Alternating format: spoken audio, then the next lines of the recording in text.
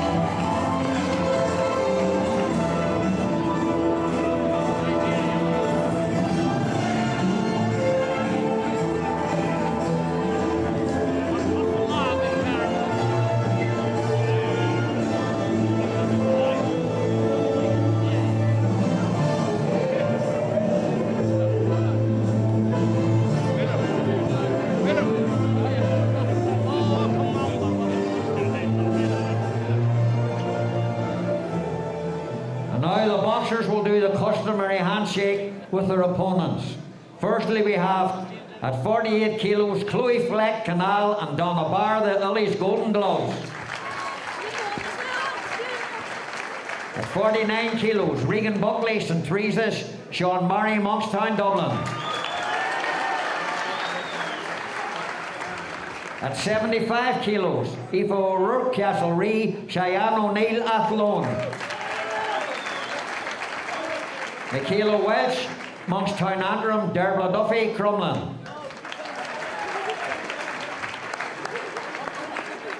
At 57 kilos, Christian Cekiso, Port Leash, Patrick Adamus, Drumnach.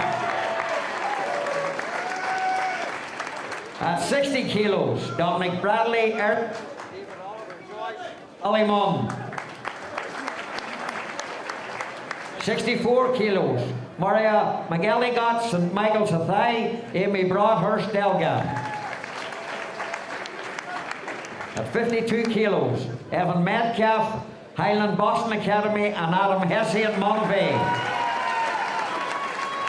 At 75 kilos, Gabriel Dossen, Olympic Galway, Emma Brennan, Glasnevin.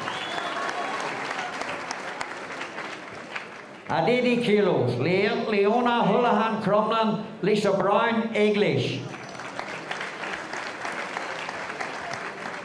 At 91 kilos, Anthony Browne, St. Michael's, Dublin, Kenneth Okungbowa, Athlone. At 51 kilos, we have Charlie McCall, Holy Family Golden Gloves, Niamh Early, Royston. At 63 kilos, James McGivern, St. George's, George Bates, St. Mary's, Dublin. At 69 kilos, Christina Desmond, Fowler Horgans, Grania Welsh, Spartacus. At 81 kilos, Thomas O'Toole, Celtic Eagles, Tommy Hyde, Mayfield. At 69 kilos, Kieran Malloy, Uk Gerard, Patrick Donovan, Our Lady of Lourdes. At 60 kilos, international contest, Kelly Harrington, St. Mary's, Jaleka Jiltcast, Sweden. And at 91 kilo plus, we have Dean Gardner, Claude Mell, and Martin Keenan, Rathkeil. And we have two female tonight, Emma Flannery, Baldoyle, and Nell Fox, Rathkeil. And now I'm going to ask the Vice President of the Irish Athletic Boxing Association, Joe Hannigan, to shake hands with all the boxers.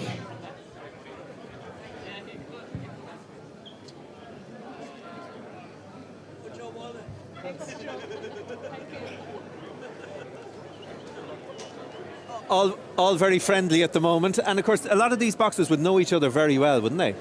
Especially the guys that are in the high performance, they're training 4 or 5 times a week together, so they know, and they've been sparring together regular as well, so they know their tactics and they know their skills, their strengths. So you know, it's going to be a tough night at the office for some of these lads that are high class, because it will be percentages to get that win. Other lads will probably feel comfortable enough in there. They're just a bit too superior for their opponents. But a lot of these fights are 50-50 fights, and I think it will come down to who wants it the most, and just who has their heart at the end of the day. And if you were to pick out one fight you're looking forward to in particular? I think the heavyweight. I might come back to you about that in a moment, Ken. Just we can have a little think about that. Of Rivishin, mar chlushin shib and son here Sachro, beg Auron the Vienna going.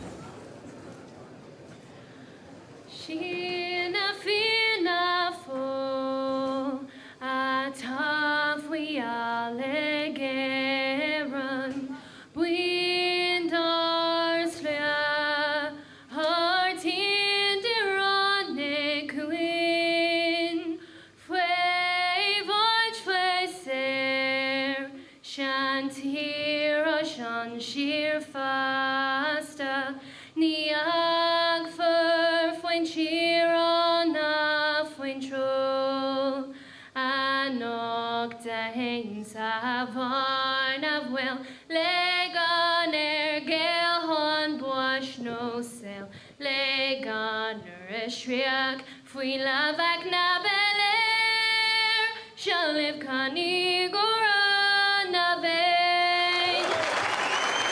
Halling ar fád agus mar ag sib tá slua an a bhrá bailithe stachan so go dtín stad náisiúnta Hanahain. Ken, I was just asking about your fight of the night. What are you looking forward most to seeing? The one that I think is a total 50-50 fight is Ciara Malloy and Patrick Donovan, 69 kilos. Two young fellas. Two young lads, both at the top of their game at the moment, even though they're only, you know, I suppose late teens. But these guys have Tokyo right on their list. And I think the winner of these two tonight is going to go on to do big things. But again, it's going to be a long year with the European Games and the World Championships, and whoever loses would still be in there with a chance for a possible box off later on in the year because of the two major competitions. But this is the one here that's going to be a cracker from the first belt to the last. And does that mean, so the national title is a great thing and you've 10 of them won, but in terms of putting yourself in the box seat for Olympic qualification, going through the Europeans or the Worlds, you really have to win tonight to be at the front of the row for that, do you? For me personally, the senior title was what it was all about. I loved representing my club first of all, coming to a senior championships and winning the you know, the event, full stop. But there's a lot of lads that are kind of, it's not really on their list, on their to-do list, which is a shame really, because for me it's the starting block in Irish boxing. Once you win your senior title, then you go on, then you're selected then for international duty. But it doesn't say that if you're not performing on the international stage that you can be pulled off. And that's what could happen. You see, so the number ones and number twos here are as good as each other. So you have to be on your game right through the year. So like I said, European Games, if these boxers perform and do well, they'll hold on to their spot then for the World Championships. But if not, they can see themselves having a box off, you know, quick. So it could be tricky enough. All right, okay, well, Mar Cian Bader and Son Tafe here, team. So the first fight of the night, so Chloe Fleck and Donna Barr then. Fleck has already beaten Barr in the Ulster final just a couple of weeks back. So is that an advantage coming in? I presume it is. Sometimes it's hard to beat someone a second time because I think the loser sometimes always picks up a bit more in a loss. So she has to be careful in here tonight. You know, that's not going to be 2 out of 2. But please God, she might get one up on her. But it's all down on the night. Senior final can do strange things to people. You know, the excitement, family, big crowds here, massive atmosphere. So it's going to be a hard fight for both of them. But look, it's going to be neck and neck, I think, again in this one, and it could go right down to the wire. And again, just to bring in the Olympic reference, 2 extra categories in women's Olympic boxing. So again, everything to fight for maybe not all the bouts tonight because some of them aren't going to be qualifying for Olympic Games, but that said, it just goes to show the profile of the women's game is on the up. I think women's boxing is getting stronger and stronger. As you said, there are 2 extra weights coming into the Olympic Games is brilliant, and please God, in the future there's going to be more and more, and it could be the same as men and women, please God. So hopefully that's what we're going to see in the future. Alright, so Kimi Dling mar sin san chéad chaibblint tá na Dornálaíocht stig agus beagnach ré Chloe Fleck agus Donna Barr tar midaig mar sin Gro agus ar drochtere Cárthach Ban Breathnach. Gurmíle má a bhí agus mar tú Donna Barr gáineal chom agus Chloe Fleck gáineal Darren agus réitúna se canta marta cup hol tíad na réalach I Morrison dúil sna críomhach agus né about Dornálaíocht an Verta Cup réile is tú sa chuid leis an gomórta seo mar de mar Donna Barr agus sa gáineal chom agus an sin Chloe Fleck sa gáineal Darren mu benach réine is tasú. Cárthach 8 kg tá marta cup agus de súl le sáchaidlín san chama bhí sibarrá in sin níos túisce agus Donna Barr as Tyrone, Chloe Fleck as McGivern agus an Verta Cup fantan seo go fáideach go méid réile tasú gon chéadbóta seo a gríomh na héireann in seo sa Stad Náisiúnta agus bhfuil sú go mór leis na caidlín ar fad atá le tíocht an trúna seo agus slú bra bhí stechan seo agus bhfuil tíocht benach fáilfií ré an chéad bháltain seo agus an mar Donna Barr agus í fithe sé bliain díos agus Chloe Fleck beg níos óigean na fithe híana atá sí agus beidir go an taithí sin mar se táhachtach sa críomh náisiúnta seo lá speisial de lá mór chun Verta Cup seo agus iad nervhí seo go má beidir agus mai cinnte nach bhfuil an písa ama seo chuidiróbach chun Verta Cup fós a cain leis na treinaí cain leis na coachaí an dáhíomh Donna Barr cúpla coachaí ceach Stephen Free, Léman Duffy agus George Gormley agus an tíomhheil sin atá Chloe Fleck agus mar de bud a fannacht tá 5 bec technúil an sein agus mar Egan am Dornálaíocht so camuid choirta bheith na gceart bh hosna le bheith férs go Dornálaí ar fad agus tá cinnte go mééis se chuirta ina Cárthach Cup rih sin nach tríhóta go tríúma Dornálaí na bátaí seo agus muidir súl leis an báta seach choirta bheith ceart go na scónaí ceart agus choirt tóiste ag locht Dornálaíocht na héireann agus sin ina deachreachtaí mai hepa go ré agus tá ré leis tús a chuir leis an chéad freit. Marsin, fecinn tú Donna Barr sin sangorum agus í beidir a Houlihan cín go chéadú agus in chéan caitetastan sin agus Chloe Fleck be níos tóisteachta sí a Houlihan cín ceann dasfátin sin ag Donna Barr isteach san gongog chéan agus ceanálan sin ag Donna Barr díadach stachar in níl Chloe Fleck agus túsmá dinta ag Donna Barr agus í tóiste ceann das catain sin ag Chloe Fleck comá agus a verticub a bótal bulín seog sa géad Secha second, cínta go lenéir go fóscarás ar a verticub bacha a verticub tóiste go dasan sin ag Chloe Fleck agus ceann das isteach ríist agus a verticub tóiste láb crochta mar sundú agus bheitú cínta ceann das pultin sin Donna Barr agus achta Chloe Fleck a Houlihan cín agus í ggéire an lásin a lob an das go chamach agus ceanítach an sin ag Chloe Fleck bhfuil si díadach isteach ar an íolaí agus Chloe Fleck in Houlihan cín agus cúpla ceann das caitin sin aice mar dúmid rána sí ceanálan sin agus sí ggéireann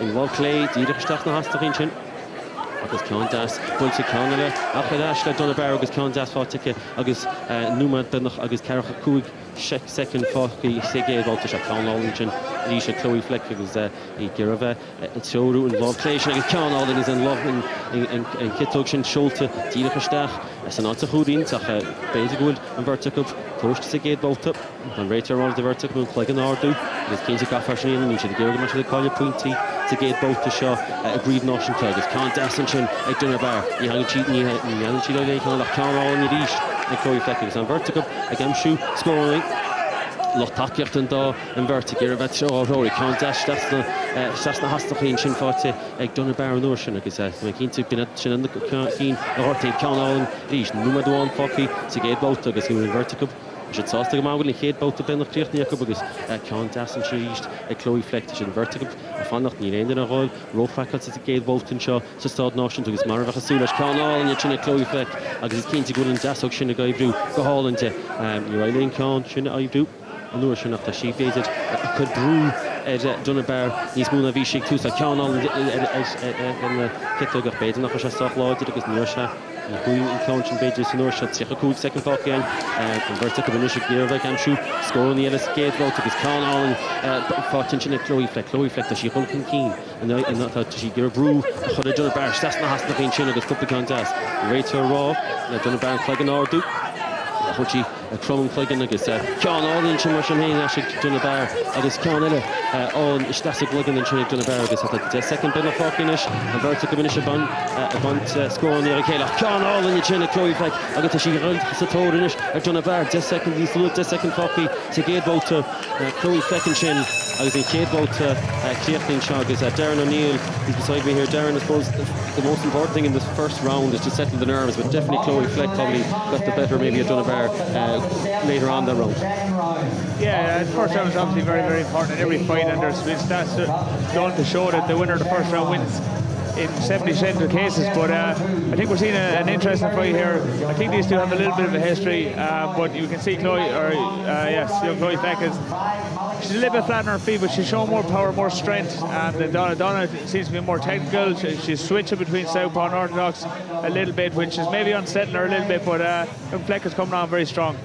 As you mentioned, they fought each other last year in the Ulster Championships, and that has an impact when you're fighting in a big day like this, that you know maybe the weaknesses, but at the same time that you're maybe concentrating that too much. Yeah, definitely. I mean, there's a history here, and these two have obviously sized each other up, and there is that mental edge as well, so it'll be interesting to see how it unfolds. Yeah, we'll go on to Darren Dara about the Tussy, and with Darren and Shinta Tahi agus started in virtue agus and stíl de full stíl and Shinta tá Chloe Fleck agus Houlihan cín ach mar sin héin tá donna a gaí le beidir cúpla bulla deas hall sa géad bhálta sin nach cínte mé Chloe Fleck agus an dáchan pa beidir níos ásta ceann deas an sin ríist Chloe ach gur Houlihan cín ag an kitúg snús a dús agus seoúisteach a spásíanna go lábhile ach tá Donna Barr tá sí beagla níos gnóhína bhí sí sa géad bhálta le 3 second mí sa géad bhálta seo agus an verticub tóiste ríist agus tógad námach is cínta go bhí Chloe tá Houlihan cín cholór agus I ggéireadh brú Donna Barr agus sin ceanganódaí chonig muid an nóir tam seán agus a thread a gríomhol na Chloe sa Derek Domhnaill agus Donna Barr san orm agus is cínte a count asáil in sinna Chloe Fleck agus is cínte nach Donna níor sí réin ar an lábha crocht agus lean Chloe Fleck a más chóir chut íonna agus a chána focaí in tros a dá balt agus Chloe Fleck fósáil cín Donna ggéireadh géalú a ní éidir lé agus tá sí beidir Tarsún seo agus Chloe a brúchan cín agus an lochtaceocht in seorála a brúchan cín an brúchaneáil ar fean an síú me an seoríist agus Chloe agus Donna agus Donna tá ggéireadh bedís cliste agus a catha agus íochail síireacht a Chloe a brúchan cín a gúnaí agus cuatú don das mar a chaisi cúplaúir sa géad bót agus tá sé fátainna sin tearíis a Chloe Fleck agus tá Chloe chu brú damananta ar Donna ggéireadh géalú a lína éalú gan Európín tamsin choil isteach a láháin ríist an seo is Stád náisiúnta. Bhain Dermot Donna san orm númed agus fi chuúdeag second fáí sa darbáta gan das a gin bhirrta go Donna a teachta eis le ceán a das a gitóg agus an réiteor rá le Chloe plugin sin ardú féidir an plugin a bheith íslú a gan bhálta agus ceanáil in sin Chloe Fleck agus tá cínta tá Donna is beidir fríomhrúacha tá Chloe a holtatóir beidir í legan síos an seo tá sí chud brú ríiste ach aíonn le Donna éalú únúir sin agus éalú ríiste agus a sí ggéirbhá ach tá lábha sinna i gíslú gúna agus a Chloe holtatóir agus cínte chuil sí gúsad suas funineh damananta sa dá báta seo cecha cúig cecha dó second focus an our about the shot agus ceanáil in catin sin ag Donna agus faoi róha ciile sin lena citóig agus is cínte béid gúil Chloe Tursú agus an réitear ríist ráúir se le Donna Barr like an ardút síocha second focus a máta dó gon treid agus tam ríist a Chloe holtatóireacht a líon le Donna éalú agus is cínte mar Darren sin gúilin stíl difriúla go marta go bachas sí Chloe tá béidir níos cuachtaí sa treid seo ach tá Donna tuachtarás agus í gamsúna scoplacán agus well scéir a bhín sin Chloe agus ní bheith tádatáún sin í chúra sin i scéirsí agus deanmid réile be ní slúil 10 second agus Chloe i ríist a holtatóir ar Donna agus í brú damantara sa máta seo agus an báta dearnach an darbáta sin agus Darren, as you were saying earlier, you know, different styles, but Chloe's definitely probably is putting the pressure on Donna. Yeah, definitely. She's standing in there. She's using her strength. Yeah, we can see some great shots from both boxers. Some lovely, great straight shots straight down the middle. And both heads are popping, but Chloe is just imposing her will a little bit more than Donna at the moment. She just seems to be a little bit stronger, and I think I'm a little bit worried that Donna keeps switching stance a little bit too much and then turning her off balance, and we can see her stumbling back a few times. We've got, you know, I suppose Donna's coming back from injury, and you'll probably see that maybe in the last round that it is tough to keep going at the same pace and to be able to keep her Chloe, because Chloe is, I suppose, the aggressor. She's going forward all the time. Yeah, it's very hard in cases like that where a boxer keeps coming forward all the time. But it'll be interesting to see how it works. You know, Donna's fitness will be put to the pressure in the last round. Darren, Mudreg an bouta dearnach an bouta cinú nach sa agus idir Donna Barr agus Chloe Fleck agus a ríis Chloe olchan cínach ma Darren an stíl difriúil síomh aithantach beidir go Chloe beganí an cín sa géad táháilta sin agus tá sí holtatóir ríist agus chu brú damant ar Donna Barr. Donna sa bheistis gorum agus Chloe dar agus mar cinnte bhirrta go í sáchaidintang an tam seán nóra agus cúibháil agus an dá an bhirt i ggéire holtatóir a críomh na héireann agus sí Chloe beidir díadach bailach an cínta bhóta seo a gathad Donna is tiach amach agus an stíl sin eistú ina scórnaí amsú beidir an chríomh a thuirt léin. Chloe Berta go bhain is a bótad láháin agus nó seo sí Donna tá bholchan cín i ggéire an ciú sinna cha agus i ggéire seóú isteach sa gleigan agus na scónaí sin amsú. Chloe is a mar ríise agus ceanáil an caite Chloe sin agus tá Donna is a diblóid agus an cúda gon chéadú trúna seo Stád náisiúnta agus tá Donna is caithí sí tuigann sí gon sí diblóid agus an standing count bhíán agus tá Chloe is a ríis holtatóir beidir ceanna le chúrach go damant an just about the dearnach agus an réitear ríiste rá le Donna Barr an plugin sin ardach tuigeann Chloe na scoil seantacha príomh na héan thuirt lé agus í chu brú damanta ar Donna agus ní éiríonn le beidir Donna an cosan sin ardú dá Chloe cáile lena citóg lena deasóg tá sí chud go leor funineh i gceist an seocht tá númad agus cearcha second fácaí agus an réitear ríiste rolla Donna Barr cai sin plugin sin ardú dá nó go réile le Chloe an scónaí sin amsú go luas amóta seo agus chuann se sin brú ríiste ar Donna agus tuigeann Donna agus an lucht takeíocht rolla Donna gaithí sí beidir holtatóirnis ar a cúpla scór amsú mata sí roll an chríomh seo seo sciúpa beidir ó Chloe Fleck. Chloe Fleck tíocht arás agus í rís Ceán scuilteach goach a íon lé a sin am siú ceánáil isteasta sa legan an sinna Chloe Fleck agus cúpla ceán isteach na hastachaí agus a Chloe Fleck chu brúhaisteach in siid Donna Barr agus os cin núma agus 10 second fáci a máta trí báta dearnach seo agus rís an réitear rólup Bishop Suas agus a dána nach rís a láháin agus Chloe Cín donna I ggéir bheith gamsú ceánáil an catin sinna donna in sin agus ceán idáil an chuite díra chuisteach sa trún nach a líst sí Chloe tá teach an cín agus beidir cuasaí achreachta súntaach go más in seosa a máta a trí go tá fáci Cárthach cúig second in seosa géad bhóta sa géad Reds in seo stad náisiúnta críobacha na héireann agus Chloe Fleck táid Donna Barr agus Chloe I rís tá sí cínte a bhád níos dígursí an chucéine agus ceanáil na rís agus rís gon dára se an dára cúda bheits an agus tríocha second fáci agus le bheith féilte ceanálainn a cha Chloe Fleck agus búil se Donna Barr díadach isteach sa srún agus sílan donna beidir ceanna go héana chará seach tá banin sin stang a rís as Chloe sí Chloe toch an cín Tá fág níos lúna 10 second agus sí Chloe toch an cín agus lochtaciach tá bécach an seo ar bhar vertacúb agus réitear róla bhla dána nach ríist agus an tá benachiste in seo agus Chloe Fleck agus Donna Barr a front Cínta Chloe Cínta go mágur se gúte agus ceapan go Darren Chloe very confident she's won that and with the two standing count it's hard to disagree. Yeah, I mean the second count was a little bit soft, but to be fair, you know, I think Chloe dominated from the start. She was just too strong, and she, you know, in puzzle well, she was very fit. She kept on top of Donna, and you could see from the start that Donna was, I suppose, under a bit of pressure. She was on the back foot, and you know her balance let her down at times. They looked heavier shots probably than they were, but she was a little bit off balance and knocked back a few times. But a good fight. An excellent fight, and I suppose it's so important to try and get that balance right. And fitness levels have a huge role. Took me to that. Ag Billy na Siobhan, ag bheicimid Ken Búteatán, Donna Barr, nó Chloe Fleck. Show your appreciation for both girls. Well done, ladies.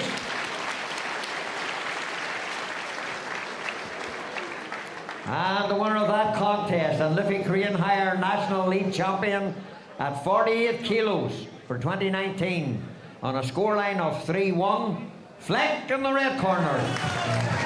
Show your appreciation for Donna Barr. Get your prizes before he leaves the ring, girls.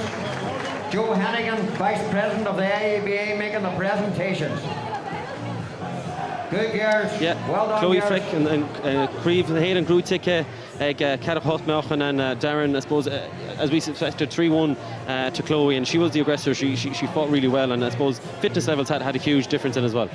Yeah, definitely. I mean, you could tell Donna has been out for a while. You know, her fitness levels, while I suppose they faded, it is very difficult. I can tell you from my own experience that if you have somebody coming at you all the time, that dominance, you know, that strong coming at you, it's very, very hard to keep in her legs, keep in her toes. I was just getting caught some silly shots. She landed some lovely ones herself, but you know, I think the dominance in the end and the strength in the end was too much for Donna. Chloe Fleck, Creed na Hayden Grúteach a bhí hilagus ní chéadbóta críochnaí an seo sa stád náisiúnta. Seaga dain gur magad a chárach agus téblam an sa studio inis tá Browne don O'Connor an tíréitheoir ahananta agus gandát bail chomá de IABA agus a bhrandáin a leart faoi IABA tá sé simú le láthar na huaire tá ceistán faoi an megnú nach meag Dornálaíocht ag na cluichí Olympacha an bhliain se chuing. So beidir just an mínótha an cúra den scéal agus cá seasamíd agus beidir cochraíoch nómíd. Right, well, tóga sé sin beidir lethúir a clíg sa bhreis.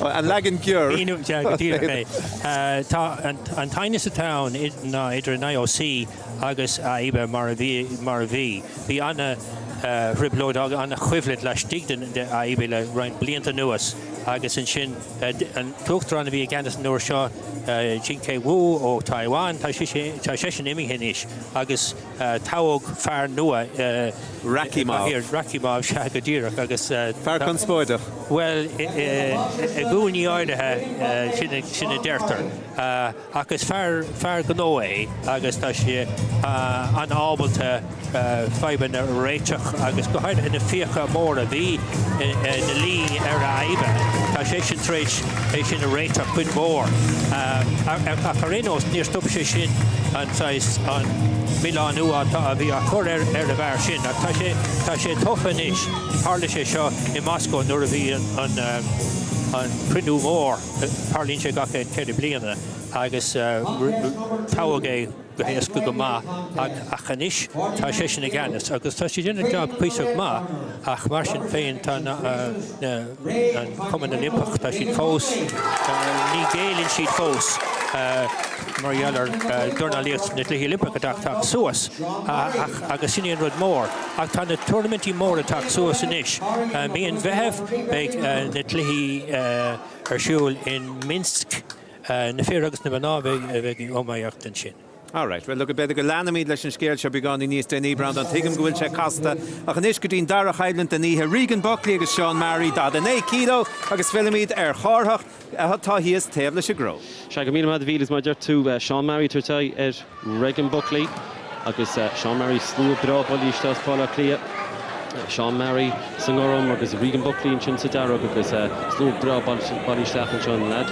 Áitiúil as Monkstown Seán Mary agus Regan Buckley as Leaf Sass agus an Vertical agus secondún difricht idir an dástíl a ríist agus an uair se Regan Buckley sa Darach tá Hulkin Keane agus contest patin sin Regan Buckley chéadú agus bunte siar beidir go Seán Mary an Vertical ggéirfa tóistí sa chéad chuteag second shot Vertical beúr funniú fósa de go an luas sa treidseach an éar go cínta chuas agus Regan Buckley Hulkin Keane a gira an kitú sinna chap Seán na láva suas an ádaige agus be sé gur na láva sinna chuineán suas a gan treide seo agus an Vertical bin is áil láháin sé cínta Regan Buckley fear bhí trades go garmú le cúpa seachtain le cúpla míonús a takeíráis agus cúpla ceáil cartisnú seachaige steas na hasnachaí agus ceáil sin agus a Vertical bacá cúpla buile deas a réitir an rá le Regan Buckley na bulí sin anáard agus ceáil in catain sin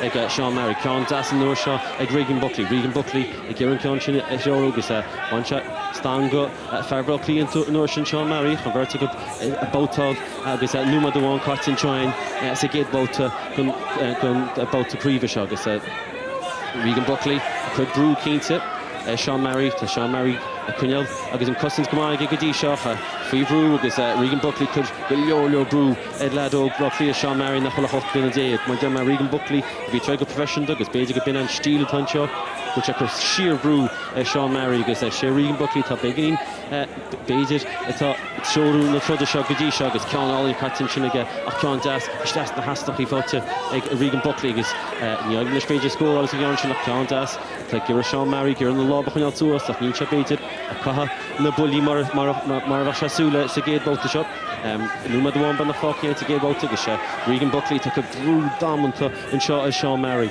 steas na hasnachaí in uair seo sin is láháine Vertical tóiste ríist agus sé Regan Buckley do Hulkin Keane gur bheith a teorúisteach agus gur spásaíanna gun buile sin níag leis an uair seo Seán Mary begin ru cliste rop an tam sin gur bheith a cáceán antrom an uair sin Regan Buckley tá Seán tá sé cosint goach beidir nach chun na bulíáil ina seo go fóil agus Regan Buckley agus Seán Mary lár agus Regan Buckley ceann das an sin a ríist Seán Mary duna cosintháin sin agus an lábhhar agus ceann das catain sin ag Seán Mary agus a bhil siar agus na cóteáin dóthaí a bh gur teorú na dógus seo Seán Mary má deach 8 blina déag Regan Buckley fósa go brúid Fithe cash is 2 second fácaí sa géad bóta seo agus Seán Mary tá cíntácin cín sa treid Regan Buckley tá cín sa treid seo agus brútinis tá Seán Mary an na rópi chuid na séalú go deas agus sé gur beidir fanat sa bháine sin in láháine Regan Buckley tá caga leor bulíonn seo ní slúgan 10 second fácinn seo sa géad bótain scúr began sin Seán Mary a níogann leis Regan Buckley éon dulchan cííon agus a Vertical dása began sin agus i chéad bóta cíochtaí and Darren very much like the first one, Regan Buckley definitely the aggressor, and I suppose that probably comes from his professional experience. Yeah, we can see there straight off he's a lot more experienced in there, and obviously he's just pushing the pressure forward. He's a lot more dominant. Young Mary's only 18 years of age. I'm not saying he's over well, but it can be a difficult experience getting there, especially against someone with a lot more experience. And Regan's just pushing forward, and we can see his experience. Cín tú maidir Darren an sin agus an taithí atá ag Regan Buckley agus a treid go garmúil le cúpla mí agus os cin blian agus Seán Mary gan 8 mbliana d'aois agus treid an seo sa stáisiún agus sa stád náisiúnta agus Regan Buckley sa gúine Darach agus fág go misce can do chain on the Hochali, I guess on Costintor, Fiacre, Holistach, I guess a vertical bray, is in Dora Baltasha, a Hossoon shot, I guess Regan Buckley. So, Gonia Darrow, agus Seán Mary, Seán Gorum, agus vertical with Easton Steel, Shinnet, Regan Buckley, Houlihan Keen, Steel Profession debated, Seán Mary, Girva Cousin, agus Keente, Gowood, Regan Buckley, Canis Orange, Seán Mary, Segade Bout, agus Big Coach Charlie, Seán Mary, JP Kinsell, agus James Doyle, Lortlish as well, with Kahatu, Hulling Lek, Regan Buckley, Samout the shop. For his second bell, second bell, Segade, Hood's Gandara about the shop. Príomh in the head is the Starsh Náisiúnta, Regan Buckley, Seán Darrow, agus Seán Mary, agus na Seán Gorum, agus my dear words, he had both in Jimbated, Gúte, Regan Buckley, Tá Seán Mary, about on his horse about the shop. Agus Girva Picca, agus Gamshoe, Botuna, Tadinta, Regan Buckley, Seán Dassin, Regan Buckley, Shasna Hasnachi, Could East, Seán Mary, Girva, on Sheesney Seashle, and Benachel, Gugad. Never Girva Gailu, Regan Buckley, good train at Tiachavada, Shagas Roo, Shiraguni, agus Girva, Gailu Stach, Idge Lovenchun, Seán Mary, agus and Tamsha Idina, Regan Buckley, Con, all in the Schlinchin, Dida Stach at the room, Seán Mary, agus Seán Mary, the Kinte, Lado, got two shots at Hero. Numa agus Cárthach second Focky said about the Con all in the chin. A couple of Con Das all the Bulletin Chin Regan Buckley, Shasna Hastapig, Tisha Brew, Darren to Shiri Shasta, and Ed Seán Mary, Vlogfleep. It's going to conscience, Canali Shillagus, Rachel Shasta, you know, to the Nilin of Hivetuch staff, because it's Doilish and Steelchin Tege, Tisha Dakabated, the gig, Shinafunion, Finnis Macht, Count all in Chin East, Regan Buckley, was like Girvat Sonish, Himpel, Seán Mary, Shabengni Sauce, which are Laura Wanya, Tasha Fish, Sheer Roofs, Count all in Chin East, Regan Buckley, Dila Stachas Room, I get Stratna Sula, Seán Mary, you said, Numa the one, Benaka, Focky and Cho, I'm out to do, a Seeking of Hard. Regan Buckley, Couplecon, Gar and Chin, Insan O'Goodish, Chin, Seán Mary, Tetadashnish, I guess a Girva Gamshunish, the Kinte, Gaha Regan Buckley, Malushi is Con all in Bulletin Chinnig Seán, because Cousin Teg is Evic Girva, a Brewer, Regan Buckley, because Kinte with Seán, begging he's got a Con all in Chinnig Seán Mary, Dida Hastachas Room, Regan Buckley, because with a Regan Tetadash, because Kinte go one Shashun Stangas, I was good Seán and Ish, Seán Mary is Buckley, is to Guni Gorum, a third, and no legend is the door about to sugar Regan Buckley, get that fucking second, and he's Con all in Isham, and Shindida Hastasna Hastachig Regan Buckley, is Gorta Shashin. Fair Buckley, agus sheer Rudish, and vertical Baidenish, Clogging a bullet Kedach, and vertical a bullet in Kedach is Con Dassity, Seán Mary, Dida Hastach, agus Navi, Regan Buckley, Gira, a Willa Hamach, second Focky, Samotasha, and Agus is Gintigund, and look back at Nisha T here convert to Dornálaíocht, agus Sar Hyde Fecky and Dara about the shot. Regan Agus, Regan Buckley, agus Seán Mary, and Dara about Cleachton Chin, and Darren, I suppose if we thought Regan Buckley was ahead maybe after the first round, definitely Seán Mary would be much more happy with that round. Yeah, he will be happier. He got himself into a little bit more, but I think we saw a little bit less, I suppose, pressure and domination from Regan Buckley around. He's tended to stand off a little bit and use his box a little bit more, but you know what, he was still very clever. He still takes some lovely shots and it's still giving the round, to be honest. We see both of them kind of trading shots, and I suppose that's Seán maybe taking a bit more. I suppose he's probably thrown a bit more shots as well. Yeah, definitely. I think the first round, as I say, you know, with his inexperience coming in here against someone so experienced, he was probably a little bit overwhelmed, and Regan just went straight from the very first bell. This time, I suppose, or the second round, I suppose, we saw a little bit more coming back from Mary, and it'd be nice to see what happens in the last round now. Yes, Keen too, and Regan Buckley chinning is a Shasasuas. He then stood at Tassel Regan Buckley, and Tivelican Gunvanya, Seán Mary, because a Sitchis, because a Ligan Ski, bout to team, bout to Darren, bout to Kinnon, and Trusses Start Nashinta, because in Tishka Shille, Buckley and Seán Mary, Regan Buckley, it each the Hultator, because Feckentoon Tishkishin, if he at Love Seán Mary, because a Shillaway, because a Botchet Always, because Lishkin Chog, Regan Buckley. Here at East, what's the tour? It's keen to give age of Rusha Kate about I guess my dear Darren Chin baited and Dara about the Hamas. So taking check with Chabajah and Keen. Seán Mary, Ladogus, Buckley, yes, Monkstown. Shah also told a Con Arling, Bulletin Chinnig, Seán Mary, Agus a Hull, Sheer and Chin, and T. Micheál, because he cut take a haul and they got Regan Buckley East. Harvard and Open Chin, Gaga Seán Mary, because he faded at Seán Mary, Yellowway. So we saw Dassen Cleggan and Chin at East. Éanú Rian Seán Mary Éalú, tá Regan Buckley I gur Bishop Shees an cosint sin, cosint lábha, tá machos cin pluggin, agus ceanálinn sin caite Regan Buckley díreach na Hession I chéad ceannach allan na yasog, chasan dar ceanna citóg, I sin ceanna chúre an uirsin. Cyda fácíon, tá honma fácíon, in seab mouta trí, agus an bouta deir an bouta cin nach Regan Buckley, fós a rolchan cín agus as a tóir a beidir couple scóirde chintos go bésan a bheith tuairteáil a críomh na héad an tróna agus is a gáineal dearg má deimar Regan Buckley an fríomhfiche dó grúteige Ís túis go mian agus Seán Mary go leorleo críomhacha óga grúteigech gan 8 agus tá sé grúteige mar ledóga agus is do clufií dína óga chamáil a couple blian nach siod teist mór, stádas mór, íhór in trust stád náisiúnta agus ceanálinn se Regan Buckley agus Seán Mary ggéirbh olchan cín agus na cótealaí á ugeocht I ggéir churchan cín ach cita fácin nua go le hartad nucha 8 second 8 second fácin Regan Buckley ríist I ggéir alta tróir na hasnachaí agus I ggéir Darren Seán Mary na lábhar na Harrington ús agus an spáisiúnas go Regan Buckley sa Darren Seán Mary san orm agus tá tegann Seán is go gahad agus in cáin an rá cahadú olchan cín ach na dhéana sé sin siad Regan Buckley tá a olchan cín agus bhéidir I gamisiú na bulí an vertical plugin le plugin láb le láb agus Regan can ceann sin in na deasóid ní aigh leis an ceann sin áil Seán Mary díadach beidir an vertical tíocht le chéile agus an vertical na cleagnáardú agus na plugin tíocht na chéile mar deir réitir Cárthach cúig second fácaí sa máta seo Regan Buckley ceanálinn caite le na lé agus le na deasógan sin ag Regan Buckley agus a go brú dámant a ghaidí na Seán Mary nuair sin cosint bhain agus ceantas in sin ag Seán Mary ach Regan Buckley gaibbrú na hasnachaí gúna is a gaibbrú í sin chuine inga na cuide sin agus Regan agus tíocha second bed na fácaí ceantas fátain sin ag Seán Mary agus a beidir fannacht bheith tóis a hún se róíornach go lead Buckley an lead an 10 or 8 bliain 10 Regan Buckley go hálinn díreach stas na hasnachaí agus an réitear rá le Regan Buckley go sé beidir ríisiil agus cínte Regan Buckley bhí sé sin begin ríisiach níl samíonna sé difrit agus Regan olchan cín agus a chu siúr I brúnis Seán Mary ggéirbh cosint ach Regan olchan cín an slua anánsá sé sábháltain sinna do Regan Buckley St. Teresa's agus Seán Mary sin as Monkstown agus an Dornálaíocht Regan ghil tasna ag Gael Coric agus Darren Regan looks like he's probably the winner there. He was more aggressive, but it would be a great experience for Seán Mary either way. Yeah, definitely. As I said, he's a young guy. He's in against a guy who's been around there a few times. Young Regan has dipped into the professional game and come back to the amateur.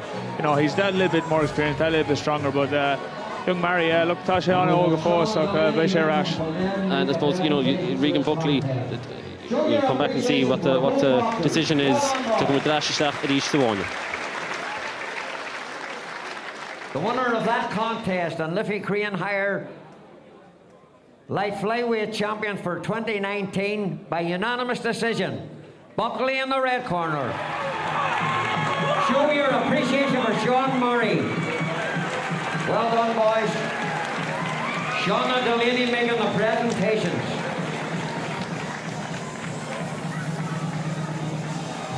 Okay, so tres límid le Regan Buckley mar sin agus an dara buas chúne Dargan sa tránúna inniuh agus tá Browne O'Connor a treis tachtar ascud chun leirling sa studio. Browne, an pointe ví tú a denna beganí níos luha Micheál ar nóchttar nua atá ag IABA sé sin gafú racimáh. Ní sé héin agus an IOC a réiteach lení chéile. Fuoi láthair níl na cluichí Olympacha sásta boxáil ágan te stig ar a glár. Ach réitófar é seo cinnte, réitófar? Caafar é réiteach. Agus ceantas na rudí móra atá mar hatíach leis na Dornálaíocht féin. Ní a bhéin bhainteag na Dornálaíocht féin in pe ainas atá atra. Agus tá bhrí sin bheadh sé an don ar fad na Dornálaíocht rééis teidir bliana agus breis a caithfh a golamhúdas na cluichí Olympacha agus tá níor faoi lá tá sé hartanis, ní bheadh sé go lán.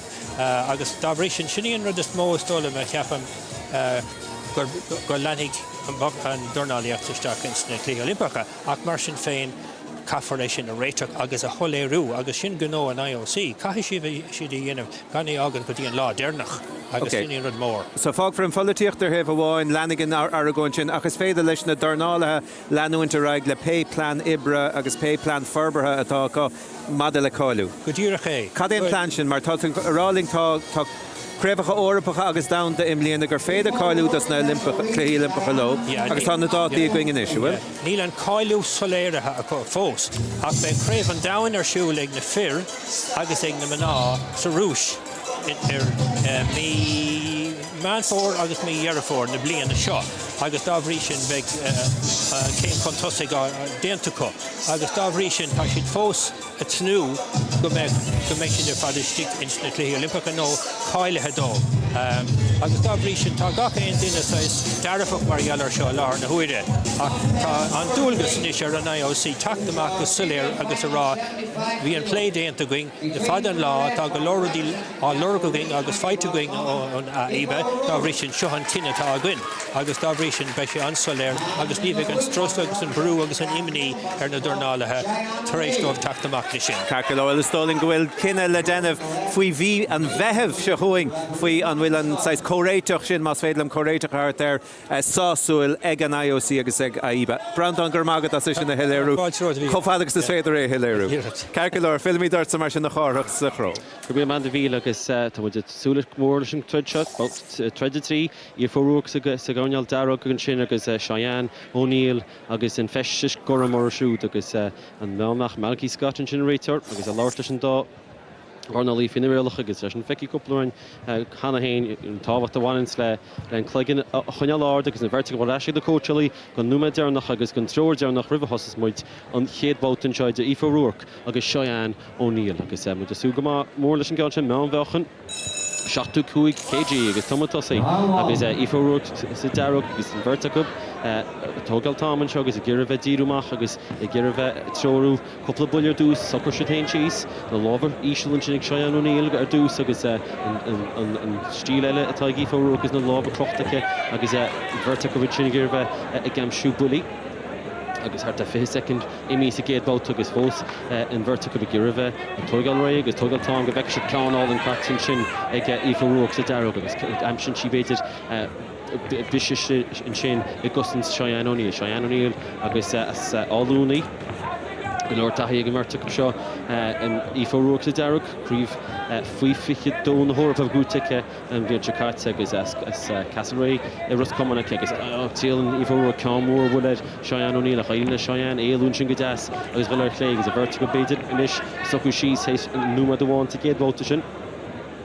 Cínta Aoife O'Rourke a ggéirbh a bunacáins cáin deas bultin sin ag Aoife ina deasóg a chaíonna Seán éalún sin agus a bhirrta go ríist díadacha lámháine ag ggéirbh ag amsún lábh íseúlann sin ag Seán O'Neill agus an teoir cána le Aoife O'Rourke níl le béidir an buile áil sáchslaachtar go nnéanú le pointí amsún nuair sin nach is cínta Aoife O'Rourke tá halchan cíns nuair se ceanáil in sin builte Aoife O'Rourke Seán agus aidín le rábhfuil deas a bhfuil sin Statíireach ar a glúis an uair sin agus an bhirrta go bisúas agus a láir bháine ríist agus an réitear Malky Scott rála a bhirrta go se sa siar na chéad chola treidir ríist agus nucha second fáciíin nó níos lú sa géadbáta se agus i ríist Aoife O'Rourke sa dearach gearcháil agus an cosint sin a visúas in orm Seán O'Neill agus bhirrta go fós cáin deas an sin Aoife O'Rourke seas na hastachaí ar Seán agus i ggéirbh crochna lábha sin agus an lábh beganí níosal fósacha i tróú beidir ggéirbh a málasteach Aoife O'Rourke agus í chuisteach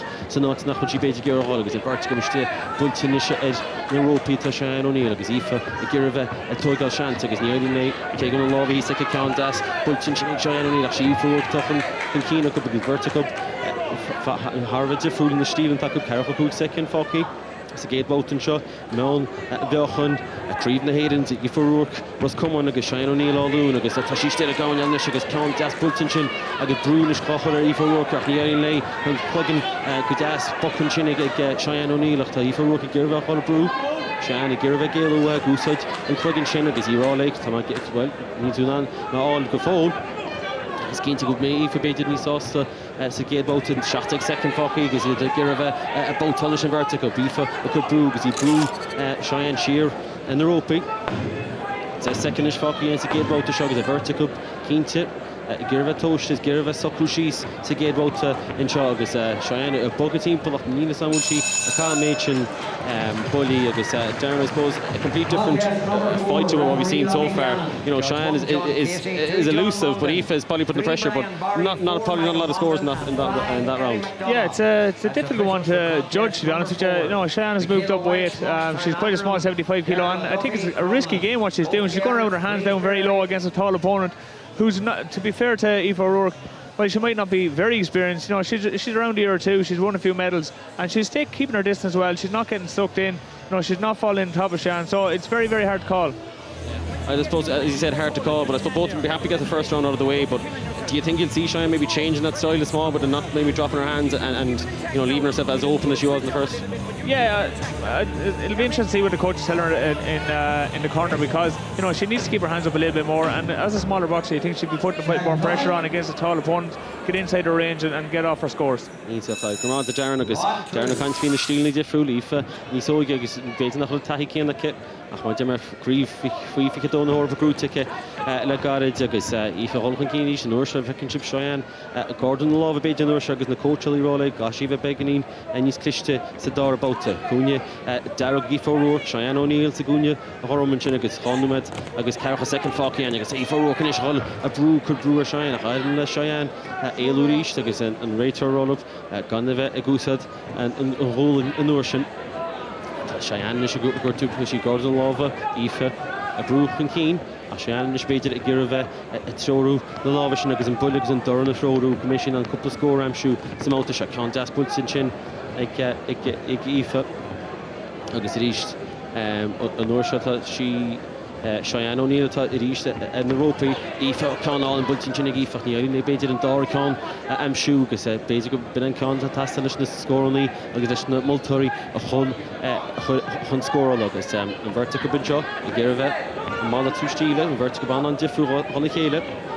Seán Reach, Marvi, she's a gate out of the Rashinish, because he doused him, Pulashi Aoife, at the Keen to Beja go Riley, Conall and Chin, Lena Dasso, Lena Kitug Mishkel, Aoife O'Rourke, because she Seán Reach, a tough rule cheer, she Girva doused him, and the cost of Beznak Nailole, and after all, you get to Aoife Reach, the whole country is Con, more Bulletin Chin Aoife, Seán, because he could free rule, Keen to go Rushi, score an ocean, Con Das Aoife O'Rourke, she squeed today Reach. Numagalle, woman is 52nd Focky, a mouth to do. Darbouta, Seekeen, Contact Das Gordon, Aoife, Seán, she Gordon the Love, because the coach will be the Raleigh, Gashin the Love, Shanard, do it, Micheál, because Aoife reached the whole tour on the score, and they baited Horsley, Creeve, the Hayden, and Chatranuna, to Stod Noshunta. Aoife reached, Girahola Brew, Seán Contact Das Katirashika, Aoife reached, paid it all in Cotton Chin, Con Love plays, Con, and then the Das Hogagus, scoring big Das, Cotton Chin, Aoife, Seán, the coach Ali.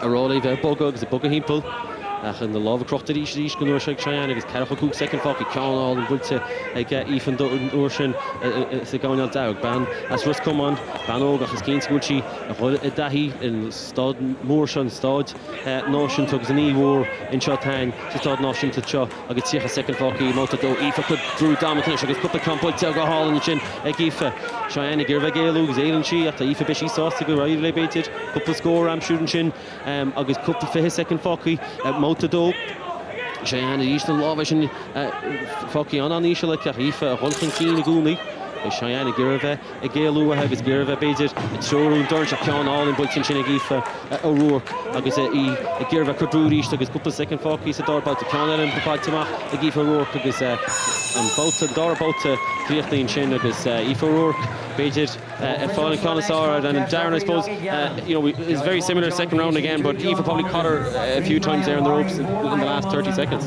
Yeah, I think again we were wondering to see what changes she'd make, but I think we saw a very similar round there. You know, Seán going around with her hands down, she's edging back to the rope against a tall opponent who has a longer reach, which is a little bit foolish. You know, she is getting some shots off herself, but because she's on the back foot, you know, we're not seeing them as clearly as we are with Aoife's. Yeah, we can see some of the shots there. You know, saw a straight left there from Aoife. You know, and that was probably in the last 20 seconds. But a lot of the, I suppose, Aoife's the busier fighter, but she mightn't be scoring as much as we think. I'd say Aoife is scoring quite a lot, to be honest. She's dominating the fight, you know, she's carrying the action and she's pushing forward. So, I mean, you know, you have to give her full credit. She's living up to what's expected of her. Yeah, go bhíonn Darren bouta Darren nach bouta trí. Idir Seán O'Neill, Domhnaill Chorm agus Aoife O'Rourke, Darragh Ursúd agus má bhí Darren arán sin beidir go lífach an cín fiácht nílas an gobéin tríú bouta seo críochnaí agus cínte Seán teachtamach an uair agus í beagnaí níos gnóí na bhí síos a géad chábhailteach Aoife i ríiste tá Seán a gúsad na géige sin na lábha sin a cosint bháin ach tá Aoife go brú dam tan isir sa Domhnaill agus cáin ádainn sin lena citóid fáte ag Aoife O'Rourke an bhirrte cup ag caithe na bhuilí go trúb agus go tréan an seo agus an bhirrte sin is ríist a láir bháin cínte bhfuil Seán go cáin sin ach bhfuil Aoife O'Rourke cínte Seán chamá an cloigin sin íslí ag Seán agus an réitear ráile Seán cá sin cloigin sin ardú Chánúmad agus fichi second fáci cánáil in sin ag Aoife O'Rourke agus cínte go bhain sin stang as Seán O'Neill an seo agus cánáil all an agus inis tá Aoife O'Rourke brú damda cán all in stas na hasnachaí cán in stas na hasnachaí agus tá Aoife O'Rourke inis ag gira an treid seo rúta de héin agus príomh na héan thuirtar ais chafadar agus cumán agus Seán gís an lábha ach níl se gaibbrú dé agus tá sí gira bheith a caithe agus í cosint ach níl se gaibbrú fin siar bhrú atá Aoife O'Rourke cán daspeg caitin sin ag Seán ach Aoife O'Rourke ríist ina citóid a caithe cupta cánáil bula deas an Darren aimsí agus Seán ceanbeg deas fátar ais a héin agus í gira brúdais Númad agus tarcha second fácinn seo móta trí a trí cín gríomh na héireann idir Aoife O'Rourke agus Seán O'Neill agus Aoife i gira an cín Seán gur brú siar ach cáin ríist agus an lábha sin na titim agus idir fáil tarseach Aoife inis i héin a fáil tarseach ach a gira bheith gamsún na scóraní beidir bheith cinú nach sa móta seo agus a dreid seo tá Seán is i gira bheith gúsáid i gira bheith gúsáid na róptaach níl si bogad mar a bhí síos a géad bóta cánáil sin ag Aoifeach ní aine beidir na scóraní agus aine le Seán an lábh a chur amach le stoppa chuir le númad bháin fácinn seo inis tá Seán inis chulchan cín agus i ggéir bheith gemsú cúpla scór a bheith cinúnach sa bánta seo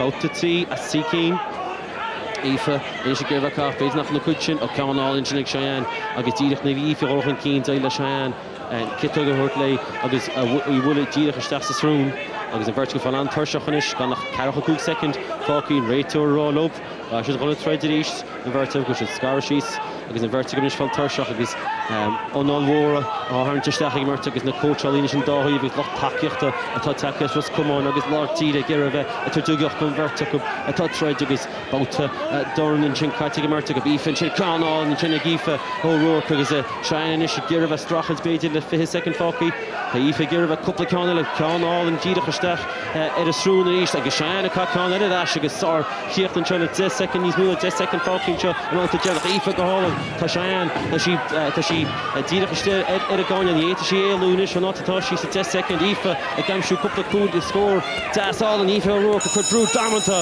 agus Aoife O'Rourke a chud brú damanta an O'Neill for and Darren, that last 10 seconds probably was the story of the fight. You know, Aoife putting a huge amount of pressure on Seán and she was landing as the fight went on. Yeah, definitely. We could see from the very first round, you know, Seán was on the back foot, she had her hands down, where Aoife was pushing forward. And to be fair to her, for a 75 kilo girl, she was on her toes. She was working very, very well. She was losing her long shots. Smothered her work a little bit when she was in close on the ropes, but from the long distance, she was getting off some lovely straight shots. Yeah, we saw some lovely shots there from Aoife while she put pressure on Seán in the corner. And I suppose that'll be it. We're going into the ring again. We see Ken Butcher Vesan, Aoife O'Rourke, as was come on, Seán O'Neill, as Alun. Contest, the Liffey Korean Higher National Elite Female Champion at 75 kilos for 2019. By unanimous decision, O'Rourke in the red corner. Show your appreciation for Seán O'Neill. Well done, girls. Get your prizes here before you leave the ring. Jerry Dory making the presentations. So buas nasta mar sin ag Aoife O'Rourke agus Trace Límid lei agus an chréibh náisiúnta sin buinteige ag 65 kilo agus an Curran á Brunna an son istig sa chró irthaí. Tá Kenneth Egan ar Ashlam so istig sa studio. Kenneth, a good win and a pretty slick performance? Hard 4-5 for the two of them, wasn't it? It was a tough few rounds, and I suppose that was deserved the winner. You can see there in the replay there, two of them mixing it, but I think the aggressor O'Neill was the aggressor. She pushed forward for the whole 3 rounds, and you know, came out victorious. Really, really good style, and fair play. Great win for her.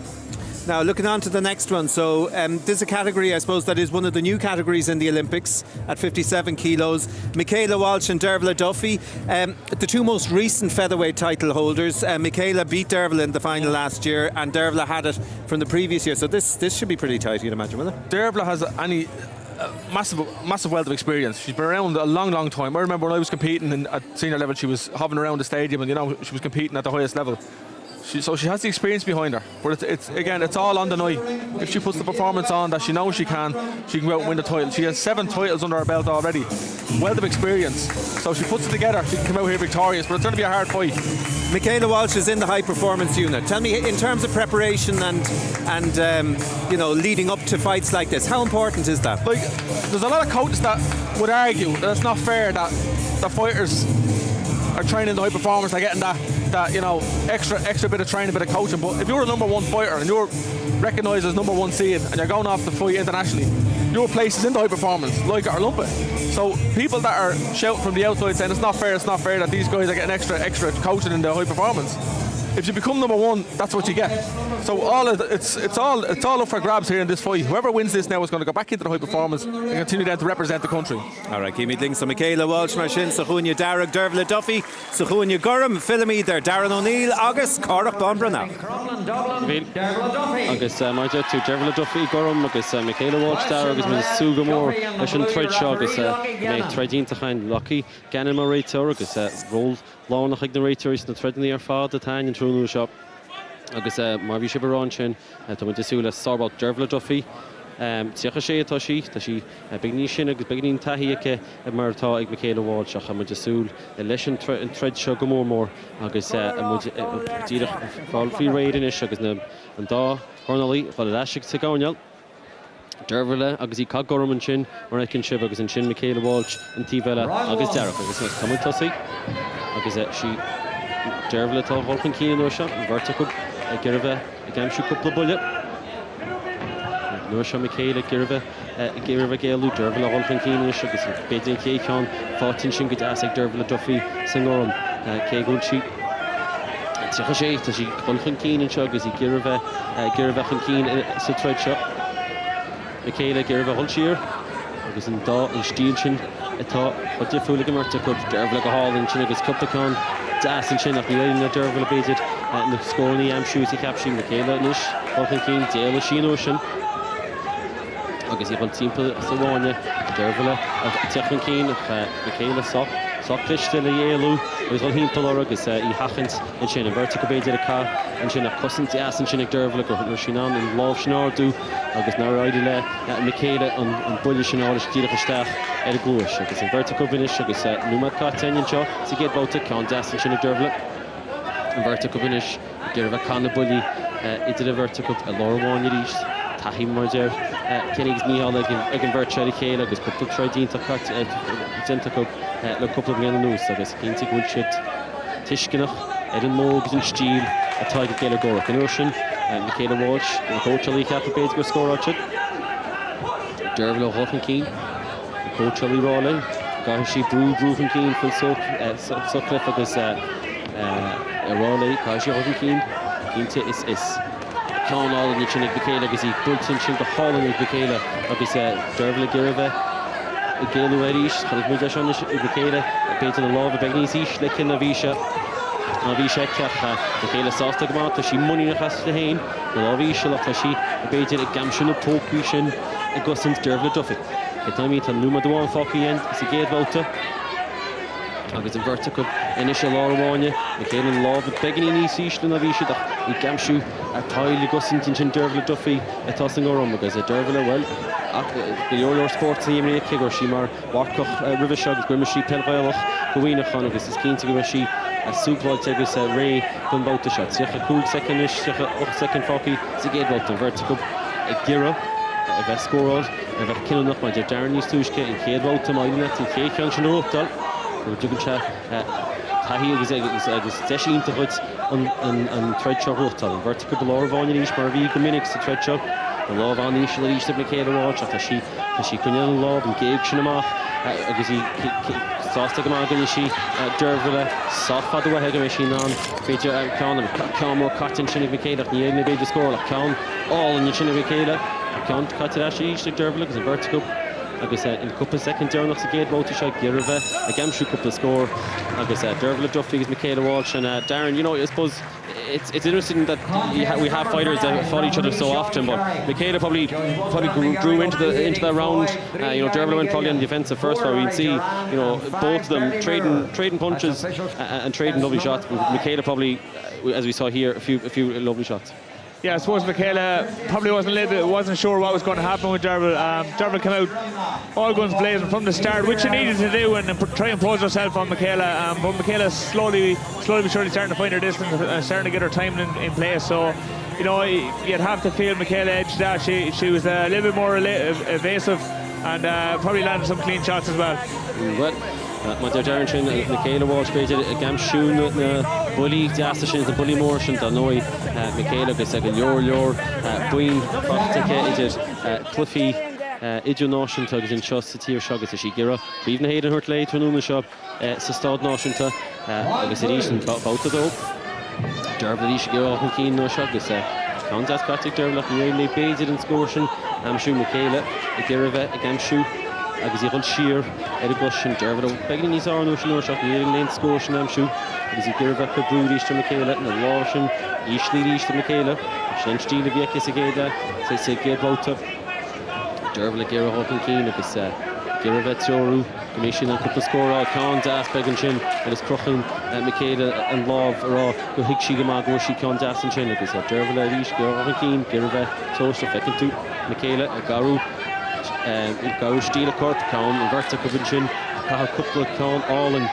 is it a vertical Count Dossen sin Dervilla it's about to show agus it is Count big Dossen is like that Dervilla agus keen to go she won his sauce na vi she Count all in the kit and sin agus Micheál béidir nach chun sí chomá sa máta seo mar a bhí Dervilla Duffy agus na brístí goramara Micheál Walsh agus an festis Darren an sin agus Houlihan fáci an shots dar báta that's T-Keen agus a vertical bríst a láháin Dervilla gira could brew down into and shot Micheál sásta go mála hé ceapan na lábhí ísisiil a hí garú stíl a corp agus a gira bheith cánáil an sin Micheál agus cé go dagan Dervilla bheis ní oidí léon scór beidir an sin Micheál sásta go má a bheith cuineal a bugad Dervilla Duffy mar dúb me Leor taí a sport na different réitear na rá well réitear roll up stuffa beidir nach chúla Dervilla nuair sní agus na póitseáil te Dervilla ráló Rálaigh bheith níos gnóigh agus a vertical díadach isteach agus Dervilla fáil cánáil in sinne Micheál súlais a cáta bheith ré agus is cinnta beidir go horta se sin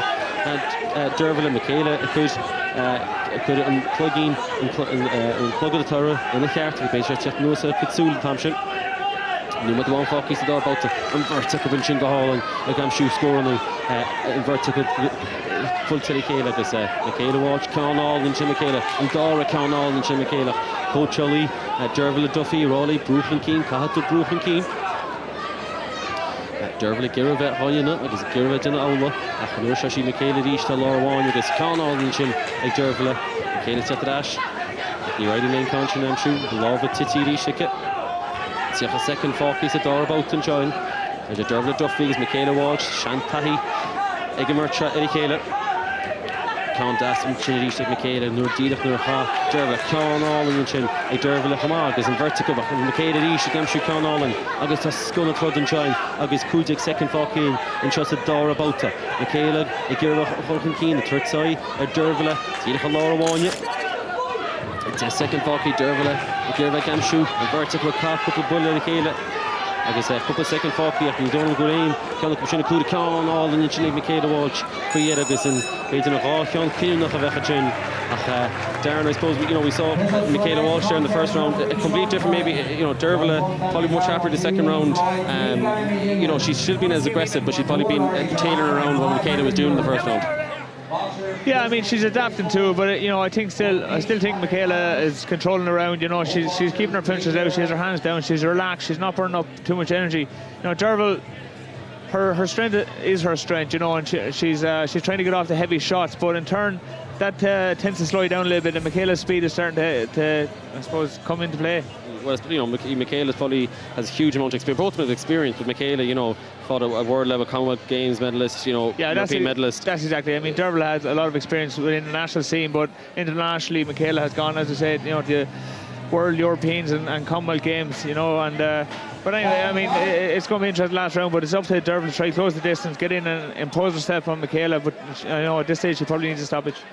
Look, mar Darren béis go dasin Derval in sin Micheál Ó Domhnaill stopach má bhí an sin go leor boin idirnáisiúnach Micheál Ó Domhnaill agus go bhfuil siad an champion down Messiano an nora agus ceann dasin sin Micheál agus tá sí chocomport ceann paid all in cotton sinnig Micheál Ó Domhnaill agus an nuair seo cínta chaisí timppla agus níor sí an hé a chosin couple ceann all in cotton sinnig Micheál Ó Domhnaill Cekiso sa mouta tí agus 6 second cartain Derval a sí fibrú Darren béid go bhfuil again coachal agus coachal agus ulas a céhén go gaithí béidir Micheala chuir síos le seantaveice béidir an príomh na héireann seo a ruachtáil an seo sa stád náiste Micheala rís go hálan háceann deas cartain sin na citóg agus compórta gomáin sin na lábha ísisiala ceart a sí compórtach agus a sí béidir ar a sábhín sóir a stád náisiúnta seo mar bhí sí ar a stád idirnáisiúnta le cúpla bliain Derval a ggurfah brúchan cín bána fácií mouta trí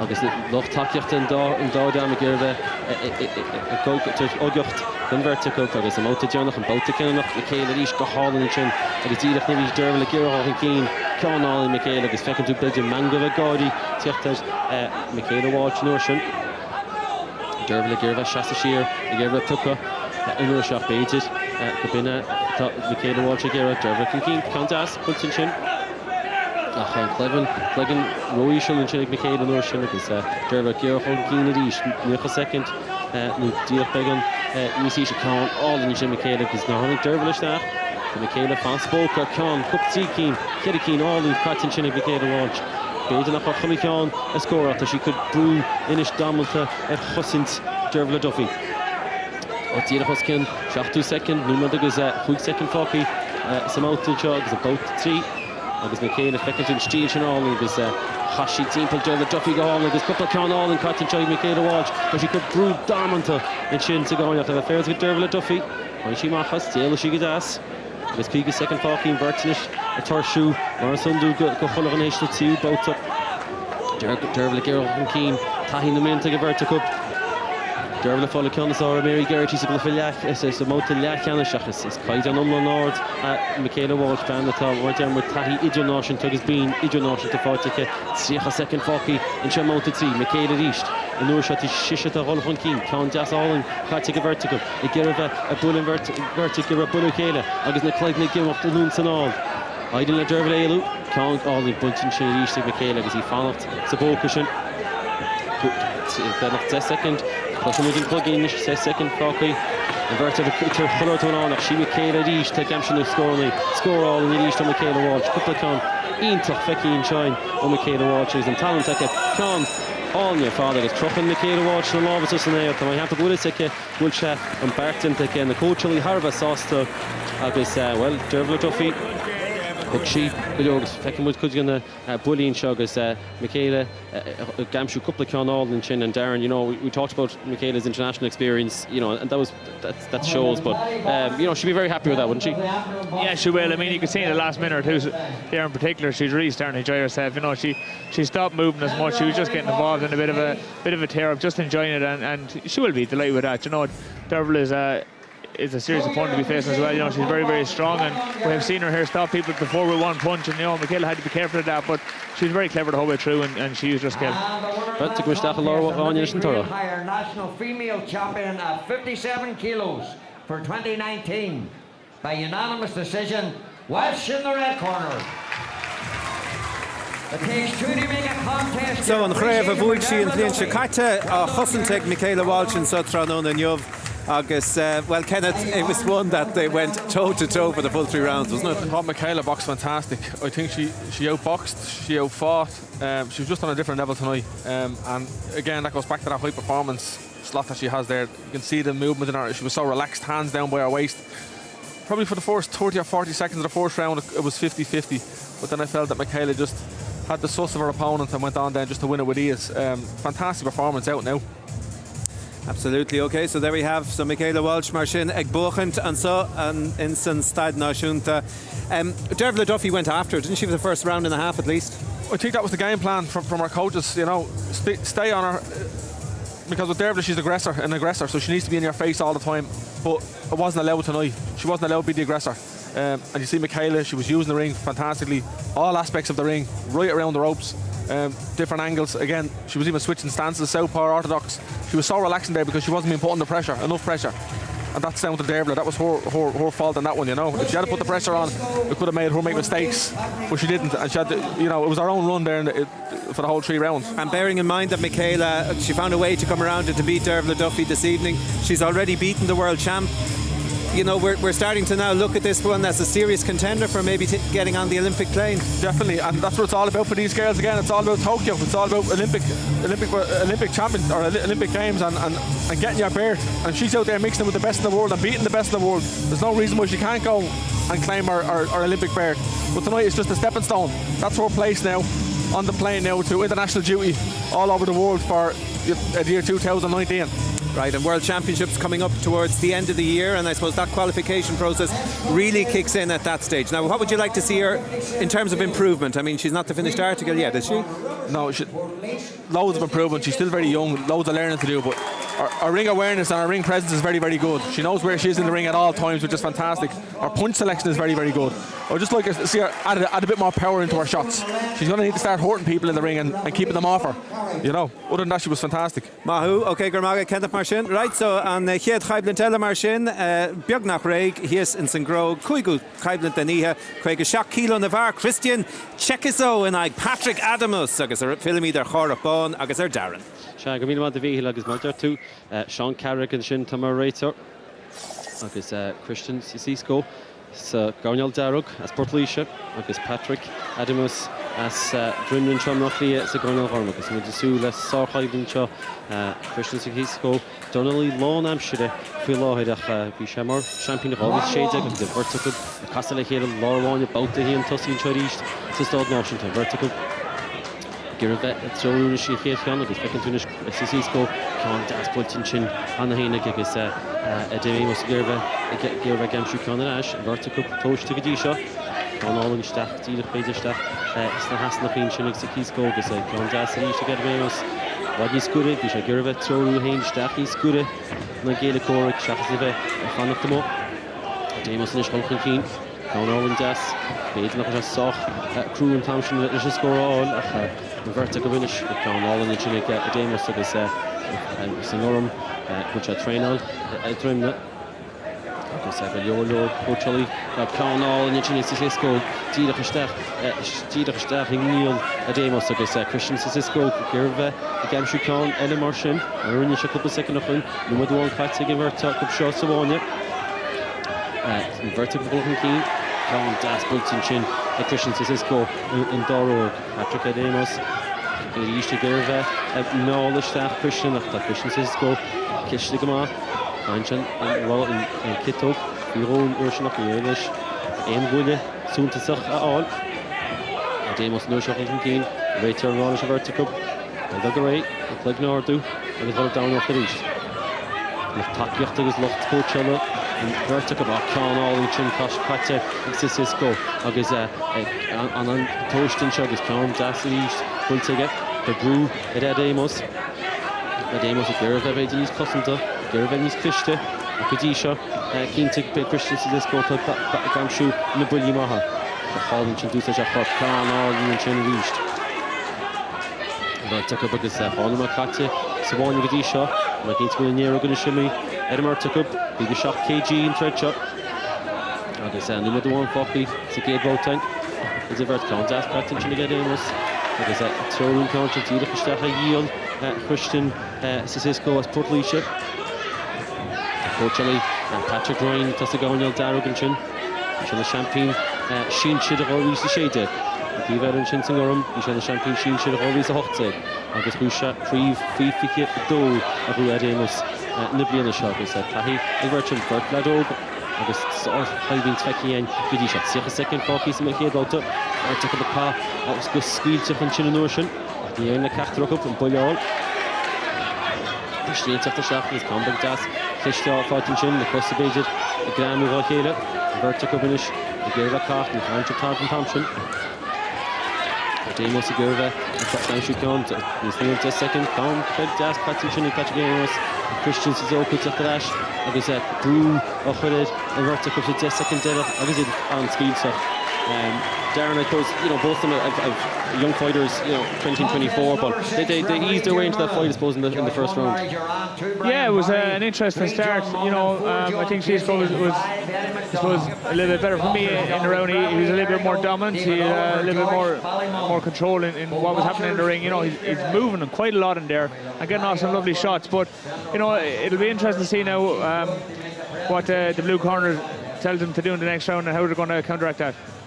Yeah, was out there and Cornell Gorham Shin, agus Michael Crute, my Seán going to coach Chile, agus Jimmy Kelly and Shin, Megan Chibik Patrick Adamus, agus Slow Baltistach, agus Jimmy Kelly, Giravet Kirkoriad, Giravet Arala, Patrick Adamus of Eboga, Michael Crute and Shin, agus he's a good Yakide and Shin Edawunyal, Giravet could stoi Corle, Eden Ladog, Nachula, Fickably and Dish, and shot a thread to start not the Marshin, Bout the Doe. Seawalter, it's a Christian Cekiso, it's Patrick Adamus, and Schuss is done off the Pigashacht, KG, and Vertic of a Costella Hele, Laura Wanya East, Christian is Patrick and Vertic. Barr is Port Leisha, Farwa LS Palaclia, Christian Nurshaw, Patrick Nurshaw, Von Shear, Darbauta, at Seeking, Patrick Adamus, Agus Festus Gormega, Christian Cekiso, Agus in Festus Darrogate, Agus Christian Modular Darren Bazit. It again based up in Keane, she can't vote to knock Europe more on into and Vertical because Ray Turnchin, Scarring the Bertha, Combat Das Cotton Chin, a Christian because Patrick Rojas and Gonchin. On the East, Kito Gold and Cotton Chin, Cekiso because Gerva Toshak, the English and Gonchin, I'm shooting Vertical, Strachas as a header, the Ray Turn Lobe, and the Vishit Gunodera. On the Hockey, the Darbauta.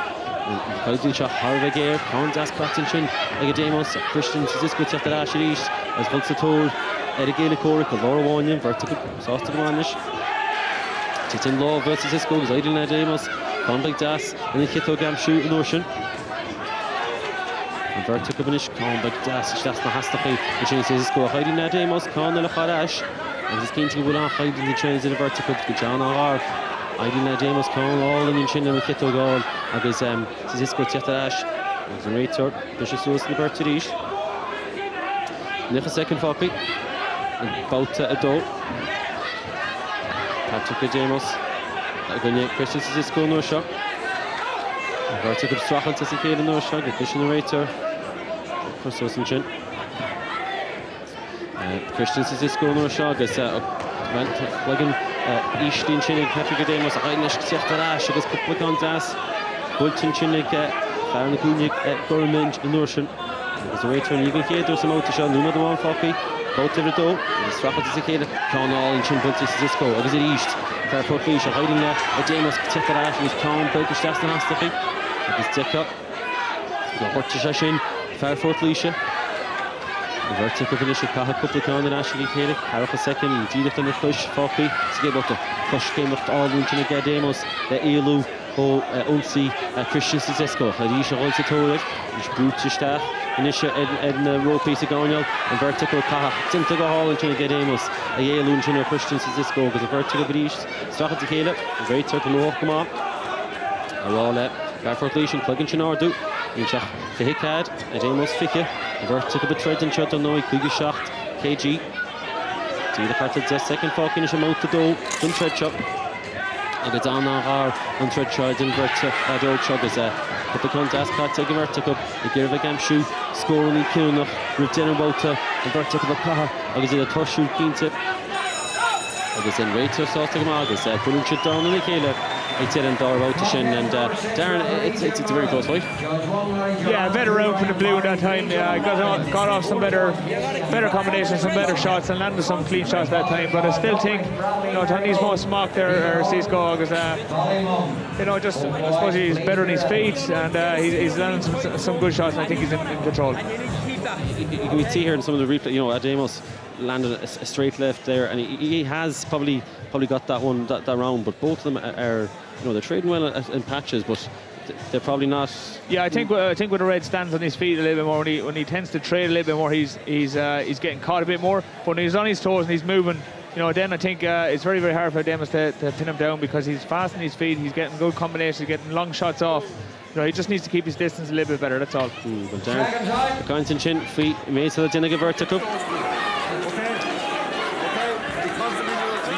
Agus Begel Breithnach go bouta 3 and bouta Kinnach Cekiso at Cekiso is Christian Cekiso agus Patrick Adamus Christian sa Festus Darug Patrick Adamus Festus Goran bouta 3 agus in bouta Kinnach I did a vertical Mary Darren Rob Easy go root Christian Egan Patrick Adoricon Kate Rose and Tiucon well office baseline Egan put the Numa down vertical Inish Esquila Leshna down in the Laura Warner Christian he's a common big dash and Patrick Adamus Sealan Chandoro Yaden Chandoro Christian Bede Rogli Go and Thompson Con big dash Katya Gervek Con Gebshu Con Shassing of Yaden Christian Sekun Con Shanamshu Took a finish Stilis good of Hela Rator Kuna Sulier and Mart Christian Kahari Shot Helish because Patrick Soster McCon and then the kick dog and chin of Patrick Adamus Marathonic wood and chin into the about the Con Dieter start of this room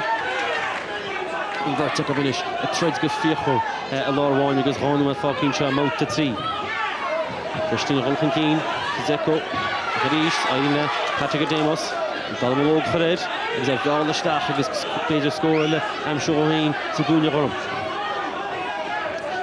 slow shot and shot made to us John McGivern to coach all because the Girva Turt it's show up in the Dornálaíocht Christian Rolfenkin and love it City begging in it a Girva Brew right to all the Shinlish Patrick Adamus the Girva Gamshu was Connellish the Kitto Dieter session into the couple again Christian Zeko Girva Rolfenkin right to Harrington Verts Houlihan Christian Zeko Girva Patrick Adamus Bates is Rofish to Con Das for Fortune Stas na Hastri Christian Zeko is a good brew inish head fair block Vegas no shot of Patrick Adamus double cheer Christian Zeko to Darren get the Focky Dieter and he's doing number 1 he did a virtue mouth to 3 about to kill him and right to Walsh got him a turn to Lewis Christian Rolfenkin Con big Das Cotton Chin agus a bulta go Houlihan Chin Christian Zeko stach Dieter stach at a Walsh and Thompson agus it is in the hit out Con Houlihan Bob Chin Houlihan stach Dieter Soon Thompson right to force Concordia and then lads over shot see a second Focky it did a took up his Creedna Hayden plug in Nordy plug in Easton Chin Christian Zeko agus Patrick Houlihan push game slash him big das Ailuway Faircourt Leishan Ocean Patrick Adamus Con Houlihan Cotton Chin again agus on a good second day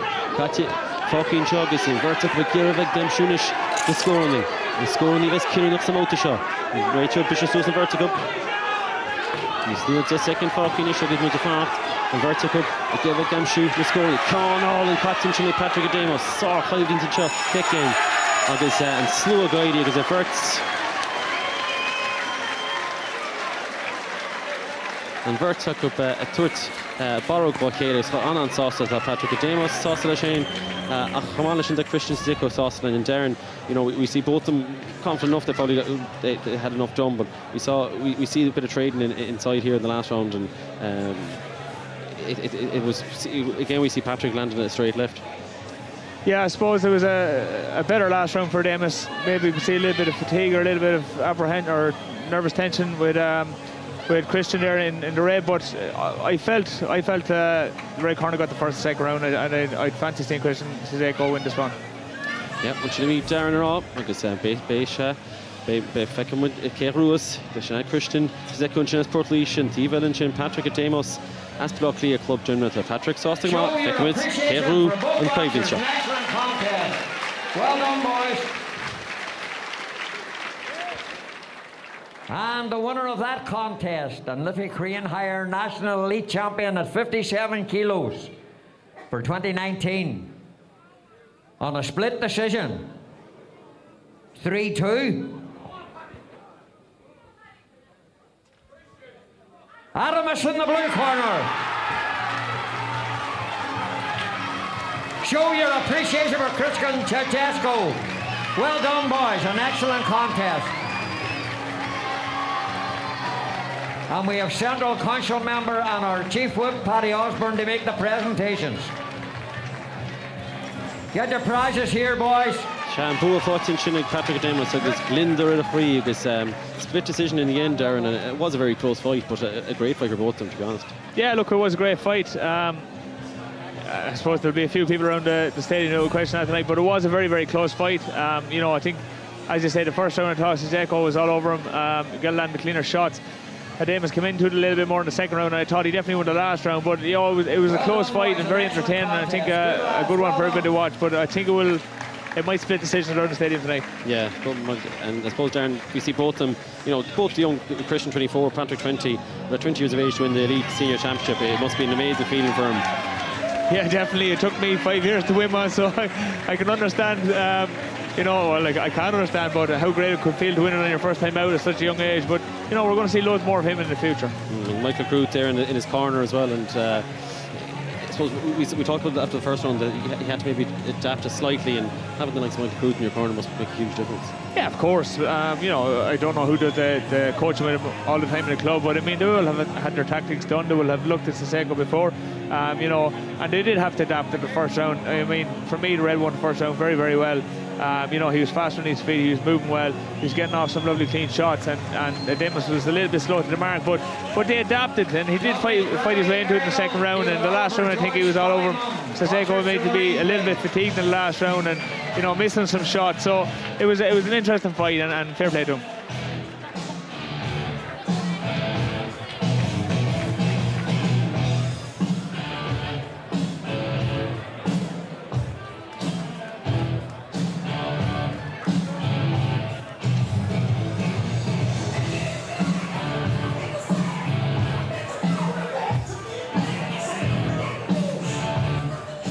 Boxers to the ring, please.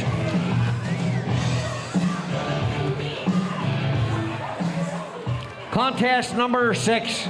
This is our final at 60 kilos. Between them, the red corner, representing Errigal County Derry, Dominic Bradley. Across the ring in the blue corner, representing Ballymung, David Oliver Joyce.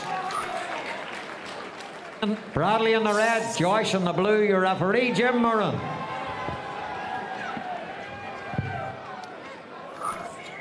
Both Canish, Creevna Hayden, Shaska KG, Dominic Bradley, Samota says Conal Darrow, because David Oliver Joyce and Shin, Gorum, Jim Murray, Murray, Turgus, and Jasula saw Hyde shop.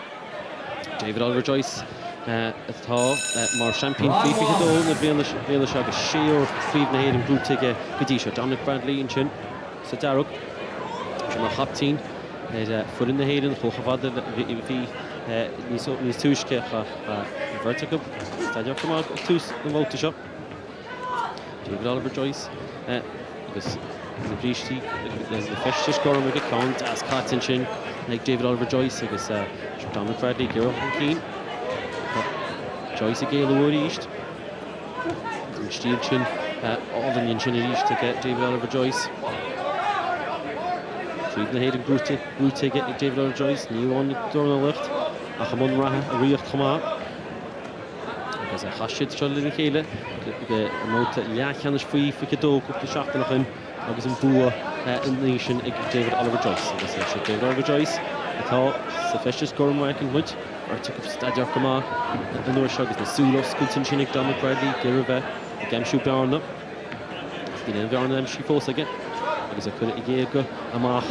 All in chin, but David Oliver Joyce Klishte, which is staff for Hossinton Chin, Dominic Bradley. Numad is started. Cárthach second for piece again, Bolton Shine. Vertical finish, well, staff is good. David Oliver Joyce in Gorham. Dominic Bradley to Darrow. Dominic Bradley, Hulkin Keen. Dermot, Hassan Vercha, Micheál a couple of shots noch in.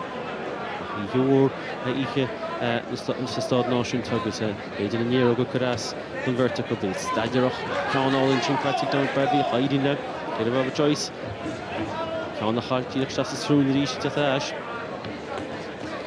Joyce and Chinny Catty Keen, there's no Irish Con a score. Bradley Shakirove, a bullet cup the counts the Hasnachite. Irish, a vertical, a Ronish, a good the guard to Flegan. Fantastic Chinny Bradley. Vertical Flegan Ordu. Squeaky second Focky. There's a Rachel Ronish, a vertical, Ron Lurshaw. John Bradley, Hain Ordu, Gonavahol Cheese, Gonavahol Ishel. Careful second Focky, contest Cathy David Oliver Joyce taking Bradley Hafada, Shahoskil Chasus and Darren the East, August David Oliver Joyce Austin Darren Chanel, August score up Baited, Seganchin. Second the Focky and out to heel. Shaska KG on the Fidoga shot right, contest Brutzinchin, August the East, Brad Joyce, August Skipit on the Lova, a Booker, David Oliver Joyce, August Bamshin Chat, contest and Chin, August Soft to one, Shane Thompson, August Coach Charlie come off. No drawings, Harold Barron. Contest East, Brandy Giravet. On all the East, they've got Joyce. Gone the East at Ashton's Norsha. They get Dominic Bradley. There's a Kate Bolton. Cliff the end. Contest number 7. Darren, you know, first round again, David Oliver Joyce and Dominic Bradley, but they fought each other 2 weeks ago or 3 weeks ago in the 2022s. They were kind of teasing each other out there for the first maybe 2 minutes. Yeah, well, I suppose Joyce was in particular. Bradley's opinion was that he finished the last fight well, even though he came out on the losing side, and he came out eager tonight to try to get a quick start, because if he felt he finished well the last night, he felt he needed to start well tonight, and that's what he's trying to do. He came on heavy. Joyce is still trying to find his range. He's getting some lovely shots off, and it's very hard round to call. Well, Feckman Chin, David Oliver Joyce, agus a foil, Lugamish Kinchin, agus a Tintigamaga Hish, and Cade Bota, and Tivella, Dominic Bradley, Shas Suas, with Darren and Chin, Cap Sugar for shot 2 slash. Bota Do Marshin, agus a Madrid of Bota Do Hasu, agus a Vert down the lead east, the Castle Kid and Laura Wanya, Gay Gushin, Ochra, Dominic Bradley. David Oliver Joyce a Clonbig Das Tishte agus Bradley could have knocked a gig of the Irish count Irish in Clonch and Amshu agus Scobig Das and Chin Forte and Dominic Bradley Notion Joyce in agus a vertical of Castle Head and Laura Wanya East as a Darren and Chin and vertical Beta Hoga Garay David Oliver Joyce Feshes Gorham Dominic Bradley Feshes Darrock agus Nasuda Shinuskid Sig Bradley Gera and the Orange and Amshu Emota Do Coach Allen is your vertical contest. East Fakta got tension. David Oliver Joyce, Bradley Giravet Soru and Love Clayton. That's boss in the gun. Das Oak on all in that's the hastation. Bunch of market there. David Oliver Joyce is count all in the east. Pay the north shot. Bradley to Trash. Bradley Fishes Darrow. Oliver Joyce. Agus Fishes Gormega. Out the dog is Honma Focky. A mountain road shine to Sod Nation to Breathnach Hayden. Shaski KG. Vertical finish. Count all in vertical Hagan. David Oliver Joyce and Keane. Hiding Bradley. Count all Ashhead. Count back das Risha David Oliver Joyce. Brandon Chapated. He's come party. Count all in Chin and the Kit Dog. Bradley second Keane. Count das. Agus Girabated Bradley. And Torek and Girava could Bruni's Muad. David Oliver Joyce. It is a coach Charlie Walsh fans. Spoke up. Good Tom. And Zifferlat. And the Irish Count back dash. Steed if I start Singulong in Chin Amshu. Vertical. Go to free Hayden Thompson. And score on. Numa Douglas. Who takes second for Keane. Mount the Doe. They did a virtue on Germany's Doja. Hasla Kayla. Shan Tahiakup. Eddie Kayla. David Oliver Joyce. Steel Southpaw. Executive. Soru. And Dasoktion is bossy. And involved Clayton. Because another shot count all in the Chin Oliver Joyce. Bradley Giravet. Cekiso and Love right. Joyce baited, like Amshin is scoring. Kadisha. Then Cárthach second Falky in the shine to Dower about the shot. Steve in his net, Egg. David Oliver Joyce, Tahi again. Sheikh Reeve, Notion Tup. I guess close in the lad Oak. And shot Imroclia, vertical finish. Verts and Rater Ross Mertical McElligot in your Lord. I guess we just cut off it. About two shots, and deal good second Falky. And each basic plug in Dominic Bradley, the Gishnu, Rachel Walsh and Lesh, Count all and David Oliver Joyce. And he's paid Amshu a second to one. It was another shot. Oliver Joyce, the Gishnu. Rachel roll up stuff up. second focus some out to shot out to do.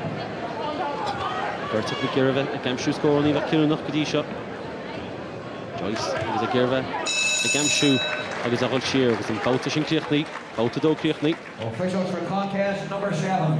Referee Stephen Kelly. Darren, you know we talked about David Albert Joyce's style. It is such a lovely style, but we see Johnny Bradley there. You know we see Albert Joyce's style. He's landing some lovely punches. He is landing some lovely punches, but to be honest, I think Joyce after settling into himself there. Bradley came again trying to push the pace, but Joyce have to find his distance. You know, he's stepping outside as a southpaw should. The kid hug stance, and he's getting the right hand off. He's whipping those left uppercuts to the body, and we can see a mark on Bradley's eye there now, just to reflect how many times he's been hit with that right hook over the top.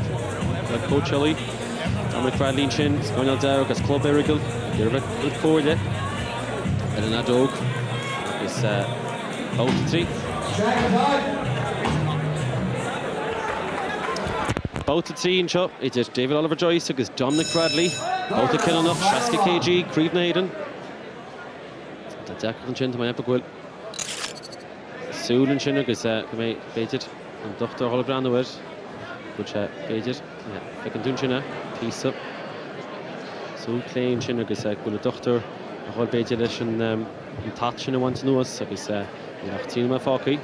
Agus Lánamach agus Donald Sharohon ach Rachel Sauslash agus Prima 2 series about to see.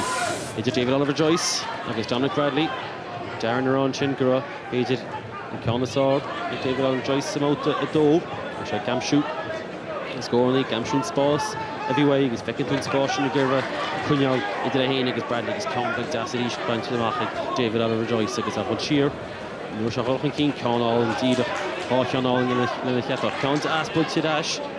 Dominic Bradley. Agus Count East Aspel to Bradley. Agus Sanchez a Torre Calmora. The coach Oliver Joyce for Shiva. Hoga Gray.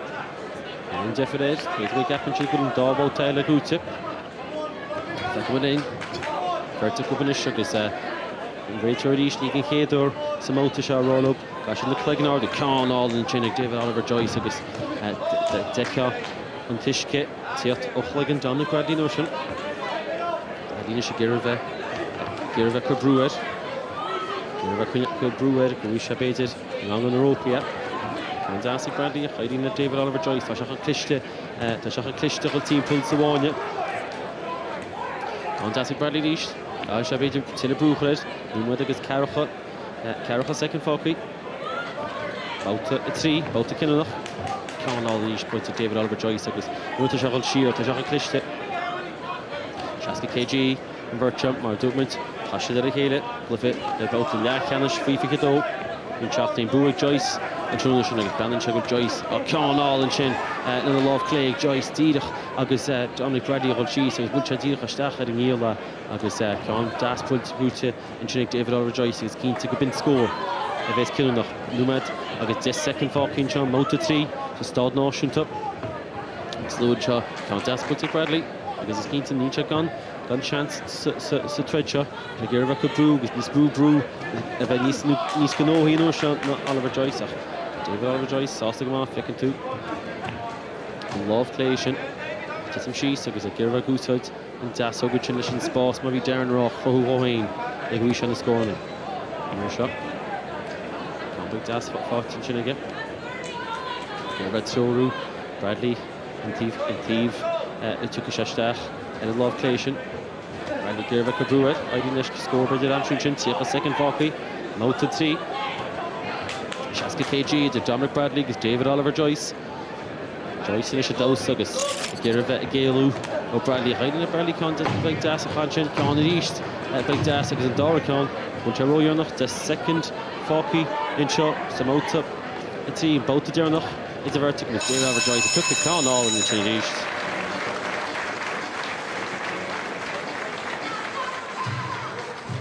Agus in vertical. Pascal Hale Lorwan, because it can't let coach Ali in dinner. Agus Darren, you know, we can see here some of the replays. Similar, you know, lovely shots again for David Oliver Joyce. Bradley tried to put pressure on him here on the ropes, but he probably didn't score enough.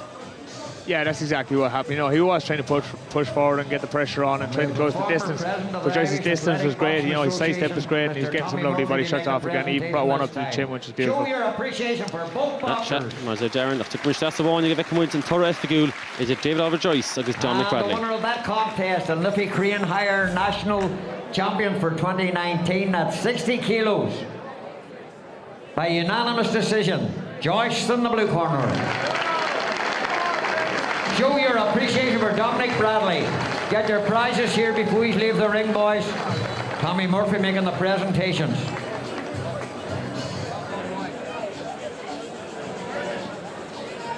Well done, boxers. Yeah, second with the chin, David Oliver Joyce. Agus remade of Breathnach and Crew take agus he went to Sula Shim of Darren or agus second could gonna 4.18 chin agus he vertical soft to come out. My Hig, David Oliver Joyce, Kun Conosaur, fought to get Dominic Bradley Leash, agus Maravi couple of shots noch in. On remade of agus and Thorough agus and cup on chin, Corin they get. Agus Breathnach and Tuki Wallinish, agus Bishop soft to come on, Chum not clear. Clafton in Chumlockley agus Marla McElligot and Amy Broadhurst, please. Boxers to the ring.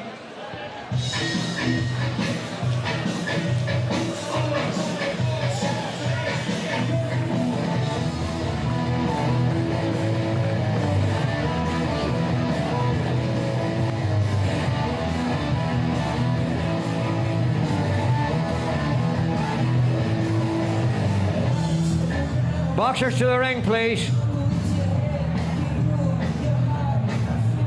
Contest number 7. This is our female final at 64 kilos. Between in the red corner, representing St. Michael's Athy, Maura McElligot. And in the blue corner, representing Adelgan Boxing Club, Amy Broadhurst. McElligot in the red, Broadhurst in the blue.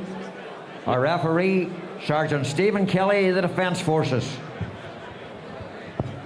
Yeah, Maura McElligot as St. Michael's Athy, Turtay, Amy Broadhurst, in Chin as Dundalgan as Dundalk. Agus Maura McElligot, Kager, Gucci, Lonnie, Gildara, Kirachi, agus Stephen Kelly in Raitor, agus Risha Turcordia, Converta Cup, the Clegnachial Suas, Ganavatarn Tazikela. And throw Hekis with Maura McElligot, Southpaw and Steel Teke, agus Amy Broadhurst, Hachi Shin, Igunya Kelly Harrington, and Norach as a Mota, if I can do Amy Broadhurst as soon Dalgan, agus Ta Shin, Frishin Conosaur, Seán Karen Mashin, both the Hean, it's Amy Broadhurst, agus Maura McElligot, Vertical and Shot, Ikira Creedna Hayden her to Wallalope. Amy Singorum, Morris at Darrock, because your Dina Taki Stafford has a vertical, Gervek Amshun, Scorny, Lewin shot, vertical couple of bullet, couple down, Kaitukup, Count Das 14 should be the game, Broadhurst, Stach, single gun as Maura McElligot, Lish Tahi Baited, at Mardach, Rushi Creeve. Sheer some main hobby shadeg, Rater, Hanain, Horot, Shmertakup, Technology Cowan, all in 14 chin a game, Bullet Das and Chin. Agus Amy, agus he can infectious Corum, Morde, can infectious Darrow, agus Hatted, and Tirach, Numa the one, Cartis Gata, Paintin Chin, Amy Broadhurst, Girva Gam shook up the score, Verticubinish, Castle Halo, Laura Wanya, Morde and Steel Chin, South Park. Tahi shoot, Ahmad Demwood, Amy, Tahi Lake, Tahi Osman, Kelly Harrington, Race of Trenton, Chunny's journey, and Nora, Shaska KG, it's with a Sudan Chug, Shaska Cad, Amy Suas, Rater Raw, Amy Broadhurst, Goshash Begging Roishal, Josh Dachtam Mach, Ed Water, McElligot, Taskiri, Trainard, and New Mihal and Athy. It's a vertical finish, second cut tip, second Falky, Mota Heel, Architecture Car. Sula the Law, Lawanya. Amy Keen to Hulton Keen baited knee smooth. Come back to Cat and Chinnicket. And Plugger than Shin. Malach, I guess it's Sauce Rachel, Sauce Maski, Leo, Leash, Numad. I guess it's a second Falky and Chas about to hear about Amy Broadhurst, Gera Hawken Keane. The Yolo Creevacha is it Kudin the Horupa. Agus Kudin Notion to go to Amy Broadhurst, agus Fleck which is Brownish, because Shiri Brew and more makers Conall and 14 chin a Amy Broadhurst. Dieter Stachel Glush, Conall Stachel Sroon, agus Conall Stachel Hastach in 3 out, Bulletin chin a Amy Broadhurst. And Grabna Sood. Take a quick second, Falky ain't to get about that. Amy Gera Hastach am shoot. Right all gone with Brew. Down chin of a cart. More initiative of it. Falsor on going on the road. Amy will the stress and has to must fade it. Heiska. Shin, because no she Amy Tabula at more the stress has to count as built in chin game. You can see a Brew at more the sheer in the ropey. I leave more the Elu. It's the second Falky. The contest could be built in chin game. Shas the host has to hit. She gear back them shoot, couple score kill. Vertical Fulton Keane, it's a cable to Kirthney.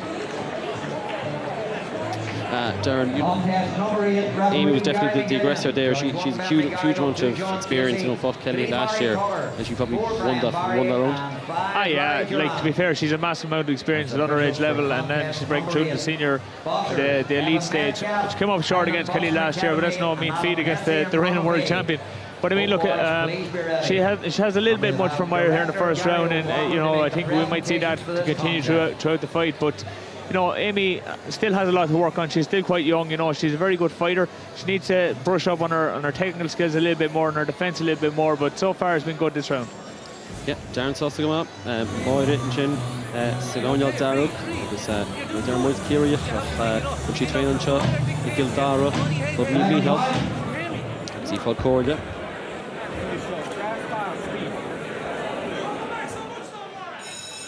Agus mit Breathnach about to do. It's a more McElligot, Amy Broadhurst. And we're sure she made it. It's a Hawken Keane. Amy Leash to give her a bishop seed, Cousins and Chin. And Darren and Chin, Amy, Gilliolor, Tahi fought to Kate. But tried to win it.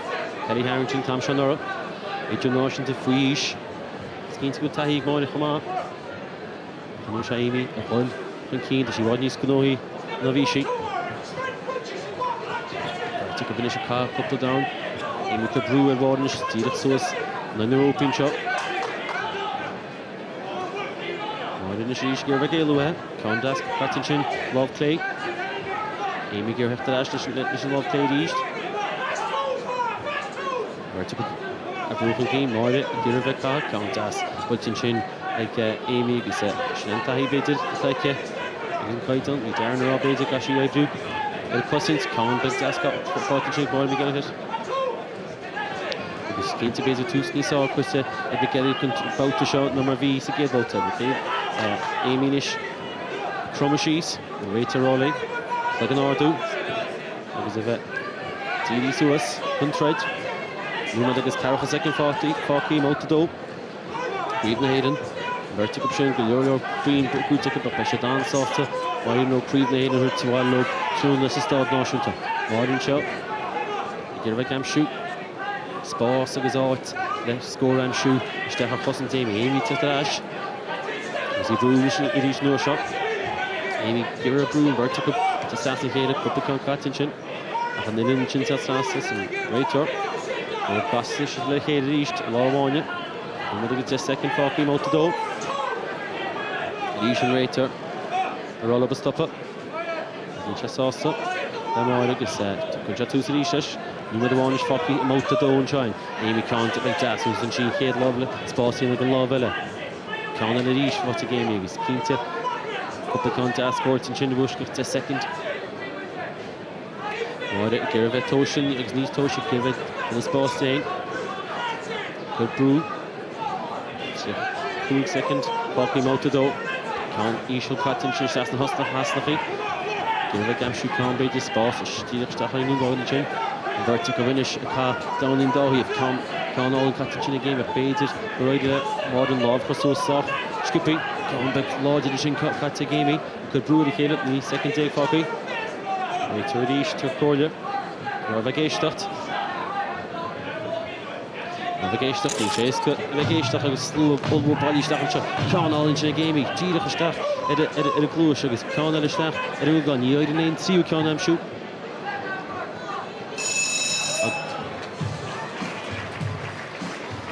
Second round just finished, Darren, and we talked about, you know, Amy and her defence. She got caught a couple of times, but, you know, talk to me about how even though she's a southpaw, she's right-handed. Well, it's a hard one for me to talk about because I was quite similar. I'm left-handed, but predominantly right-handed for most things.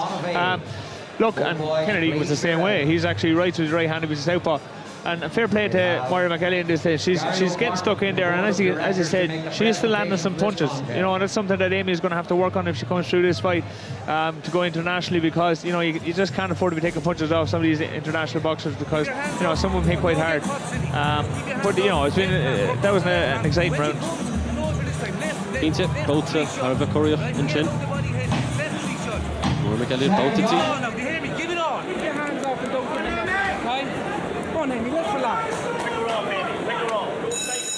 Both the team is it Amy Broadhurst agus Moira McElligot agus a vertical begir Creevna Hayden her Waterloo Tranoon and just Dornálaíocht.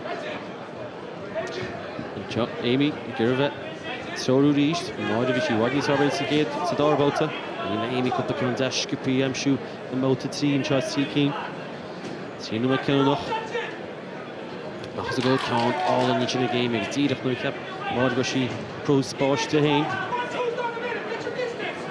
Side of leg and Concha Namshoot.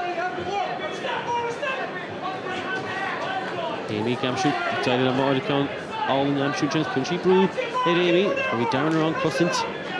They did, not Punchachama, let's go over the dinner, and Moira Girve, good brewer, because I need brew for her. Rate Torish, good call your plug Nordu. Moira Bates with Diggin Chinish, Kakahashi, Moira is brew dominant in the Hood. Amy Broadhurst some out to shop, both to tea, both to Kenneth, on the McClocky. Amy Broadhurst has done dual Dangan, Shasta Cad, KG converts. Morde, Gamshoot up a score of these. Smoke to shop, there of Goose Hood, Love Hession, Spasiana, and with Das Tidach. In Ocean, there of a fan of Hockenor, Safety, and is near a second copy. Amy count all in Tidach, just last week, went to the rate, took a shot big initial. Shot bait to shot na hasnachi Jishil generator. Takiach the border wa gashi tasuka han smooth. And don't you said he's tasuka count all in cutting in the game. Amy mish toast to the east. Taking China for new mode of his Lina Hush, Falky, road to tea. Creeve Washington. The growth to the count convert shot. And he did not mention Hacha was a visa door about the Hession, so Faltership, the plug-in Titi reached. Right to Raw, I should pass it here along. The phone you reached, it was T-Stick a quick second. Falk finish, Moira Girve Gamshoe. Cahan Amy Con Moore, Squeeze at Nearly, Talda Wood it. Moira Gale Lugadas with Thompson. Come back to the Moira is taking Morinish. The Fleck page, Cárthach a second. Just cut the score, Amshoe. The Multari, a brand new show. Just Dornálaíocht. Amy Fod come back to the east. Moira Hulk Keen. For a quick second Falky. Moira Girve Bullet. Sasna Hasnachi. Rachel Sostima. Vertical finish of car. Storm Clay Gas. And in Caleb. Good second take Falky and Chamo to 3. Fadele. Carter. Convert Dornálaíocht. Count Kiln score on the second Falky. Toss a shit bases. Cekiso and vertical finish Cekiso. Amy Cekiso Rock on all in Chin Con and Ashik Moira. Vertical begir of a Gamshoe Con of Sinead. And plugging dead Amy. It's at Amy Broadhurst against Moira McElligot.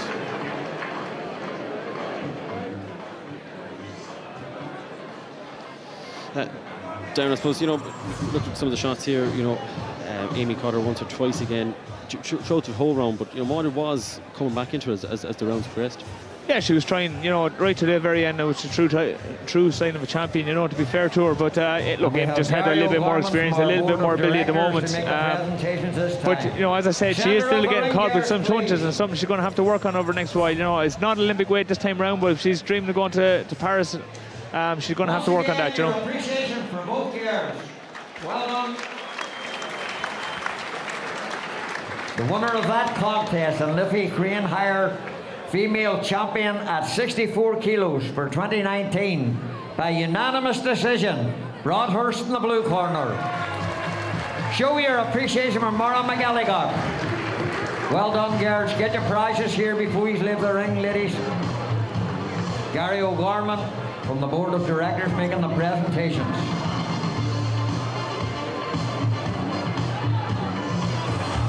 Yeah, Coach Houlihan on sauce and Shin, Tony Broadhurst and Centre O'Domhnaill competing with on sauce and Shin plus puntus.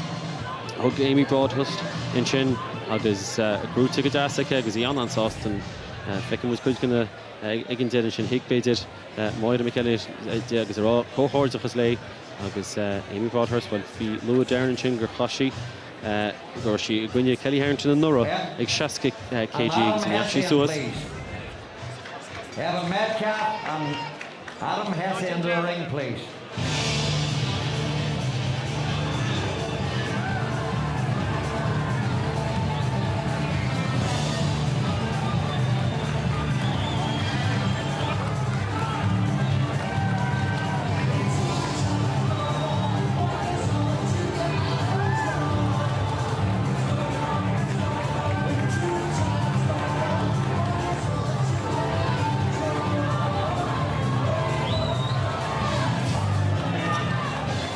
Contest number 8.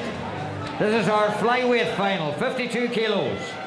Between in the red corner, representing the Highland Boxing Academy Dublin, Evan Metcalf.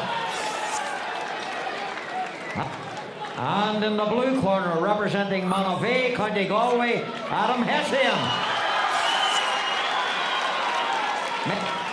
Metcalf in the red, Hession in the blue, your referee, Gary McGivern.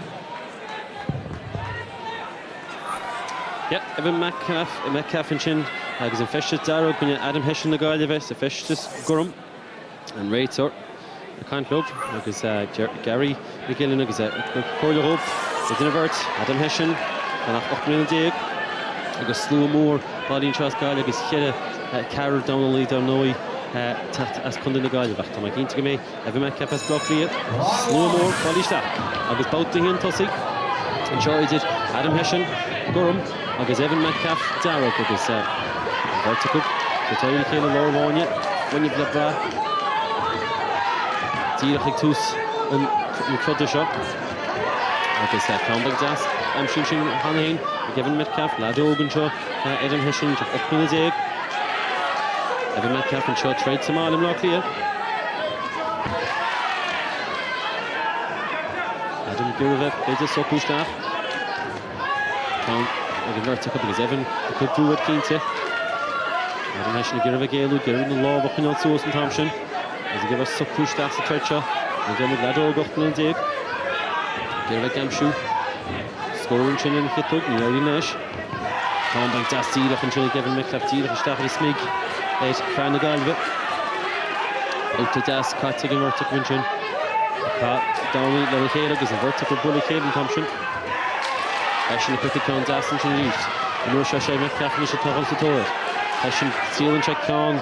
So I guess Hession we shall rod take a rate or stop up. And don't go Hula.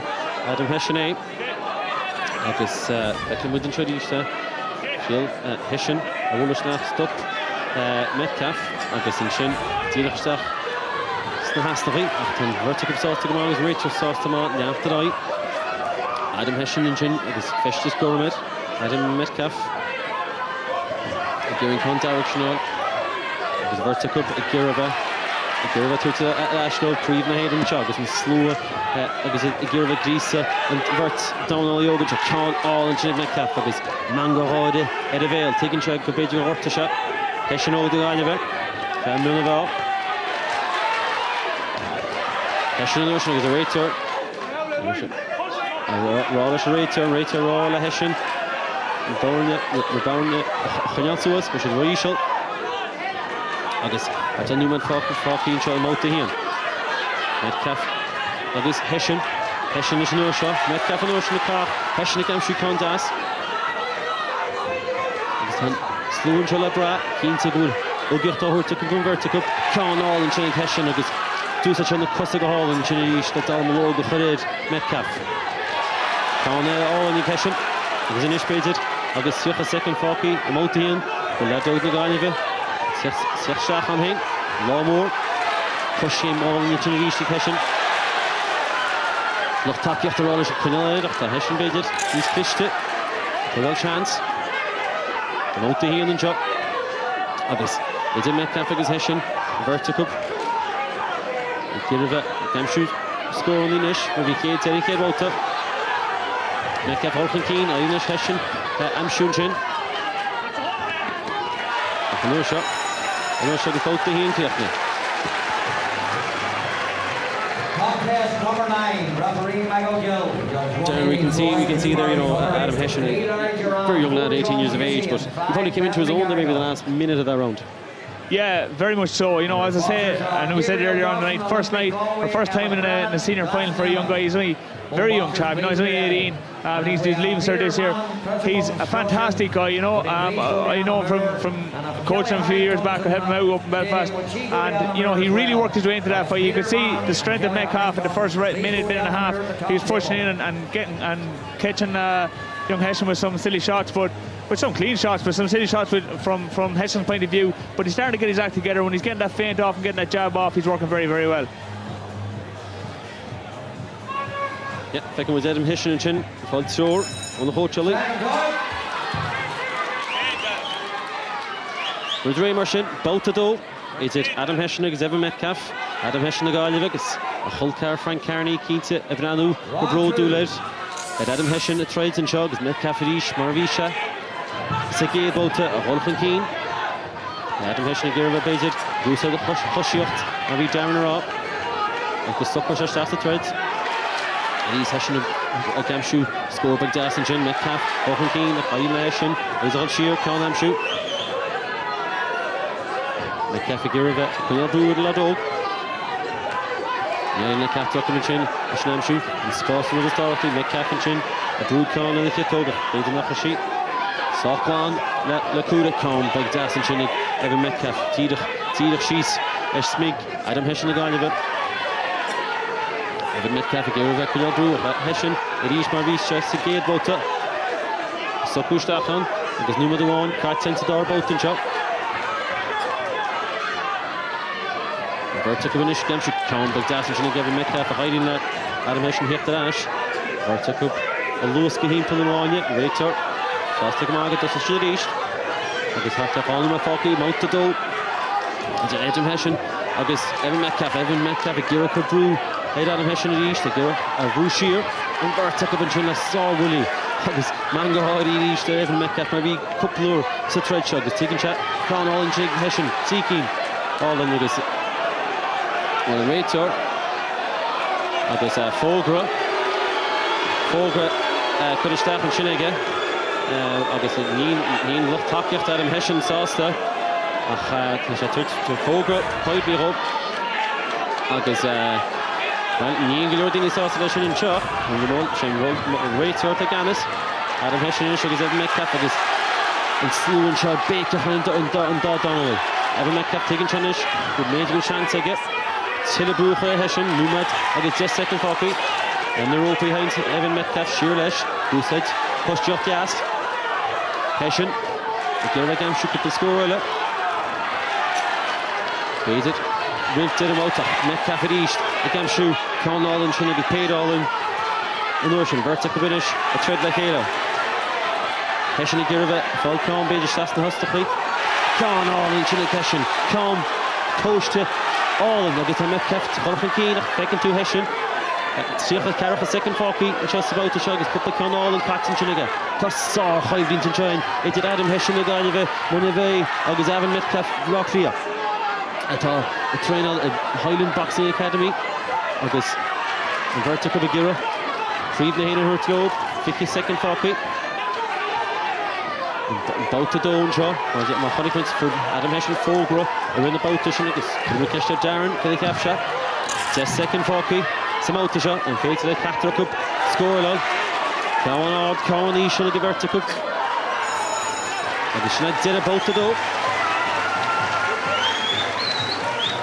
Darren, Adam Hession getting a warning there. Did you agree with it? No, I definitely didn't agree with that. It was a clear shot in the body. We could all see it from this angle. But you know what? He's absolutely boxing superb.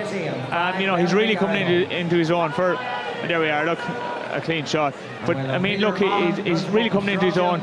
He's a young guy, but he's after finding his way here very, very quickly. He's energetic. He's letting off some lovely clean shots. He's moving well. He's sidestepping well. It's fantastic display so far. That was, I think, we have a chance to see some of the shots there, and it's going to make a difference that warning, isn't it? Yeah, I suppose it'll be up to whether it's actually given or not, but it will make a difference. You know, Adam now needs to just keep his head and make sure he gets back to his box, and he doesn't get involved in a brawl trying to get the score back. You know, it is what it is at this stage. He needs to stick to his box, and if he continues as he's going, I think we could be seeing that until he going back to Galway this evening.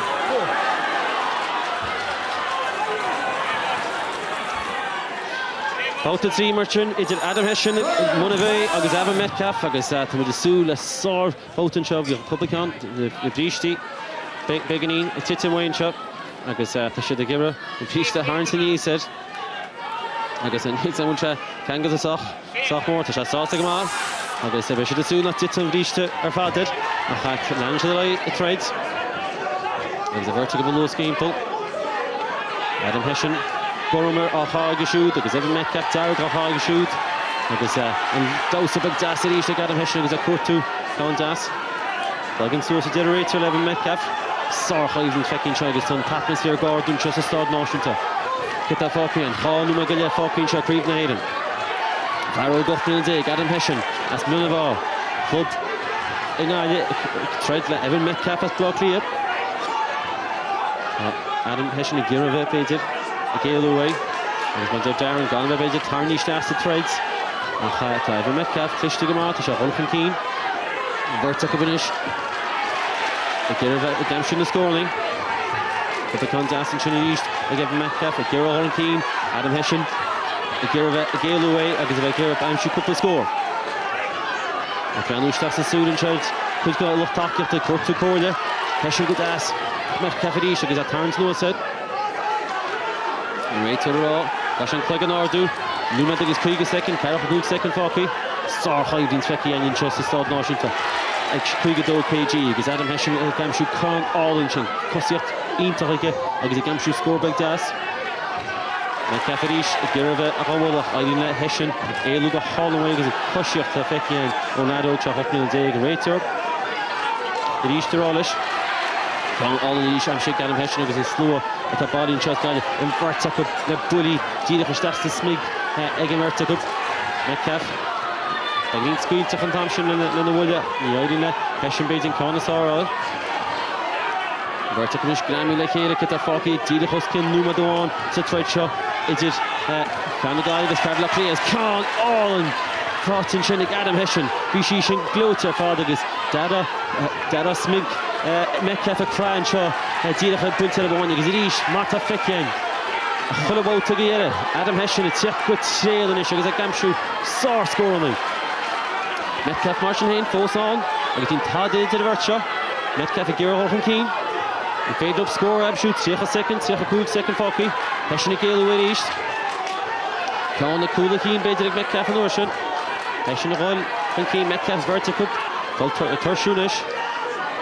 Right to roll up, plugging a high Ardu. He'll fucking it up for his second. He's a virtue fall on Tursha. Sar, Hyde in Fecky into the vert down Alicia. Adam Hession's in Orem, not gonna hook in a dig. Metcalf to Darrow. At East, the plugging the turn you know us. He knocked up the second ish 14. Fades it, Cárthach up, scores that's all. Shinam both to Darren up. Evan Metcalf keen to Gamaro Hain. Adam Hession keen to Gamaro Hain. Well, Feck winning in the second. Kay Ruiz. And vertical one on top his legs got Hyde in, Sir Hyde in Adam Hession, agus Evan Metcalf.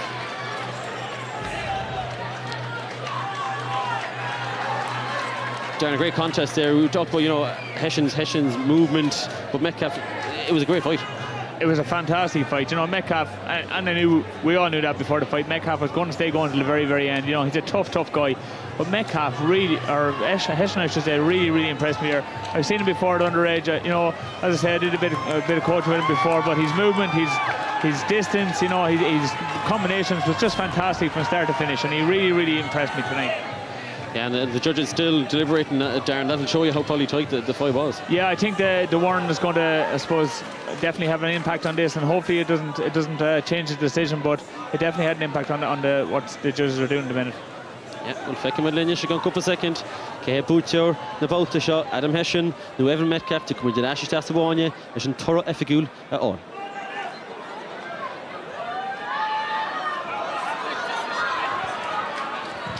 Congratulations, boxers, an excellent contest. Well done, boys.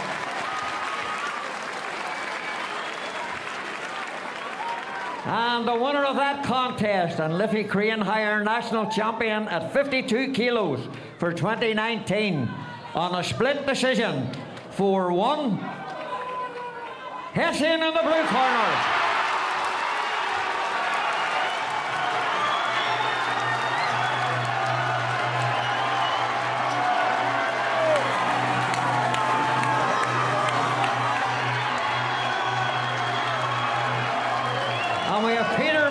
From Principal Construction to present the prizes.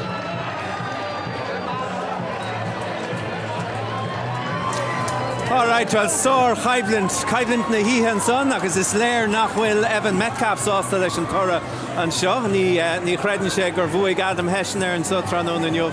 Ach well, ní lán ach cinna amháin gur féad a tart agus é sé an ledó go chun duine gaiileh a bhuain an chréibh an sotranóna. Agus, mar egin se bestig sa studio ling, tá fear nua treis lí anamh chun leirling an so sin Andy Lee an tír chora downda.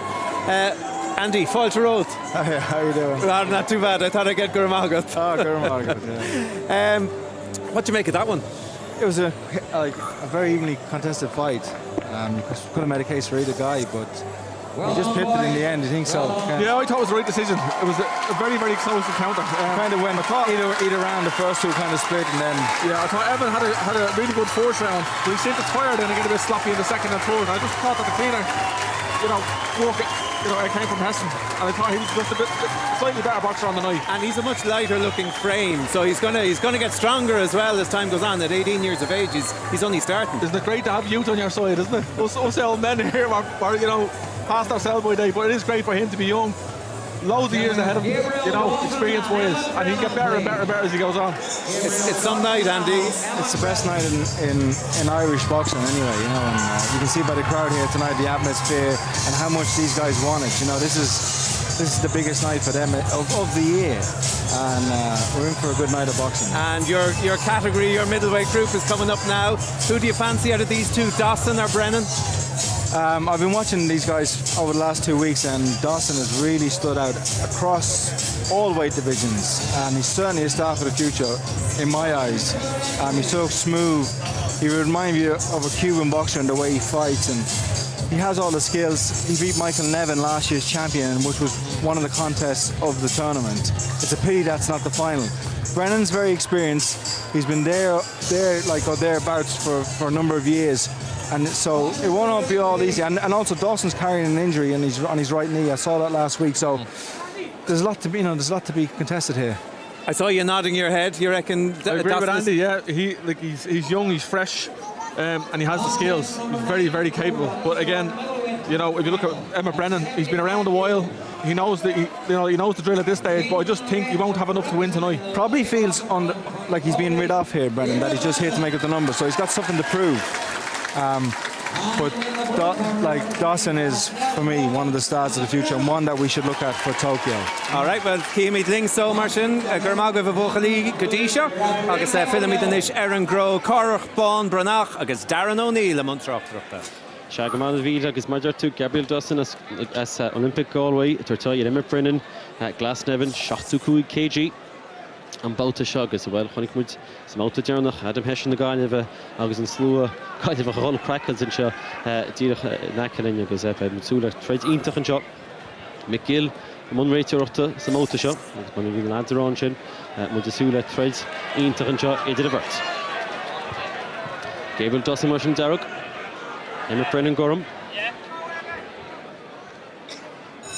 Round one. agus bouta híon tíreach tosín seo idir Emma Brennan feis Gorham agus Gabriel Dossen dearg na gáineh fear bhlach líonn sin Emma Brennan agus Gorham aige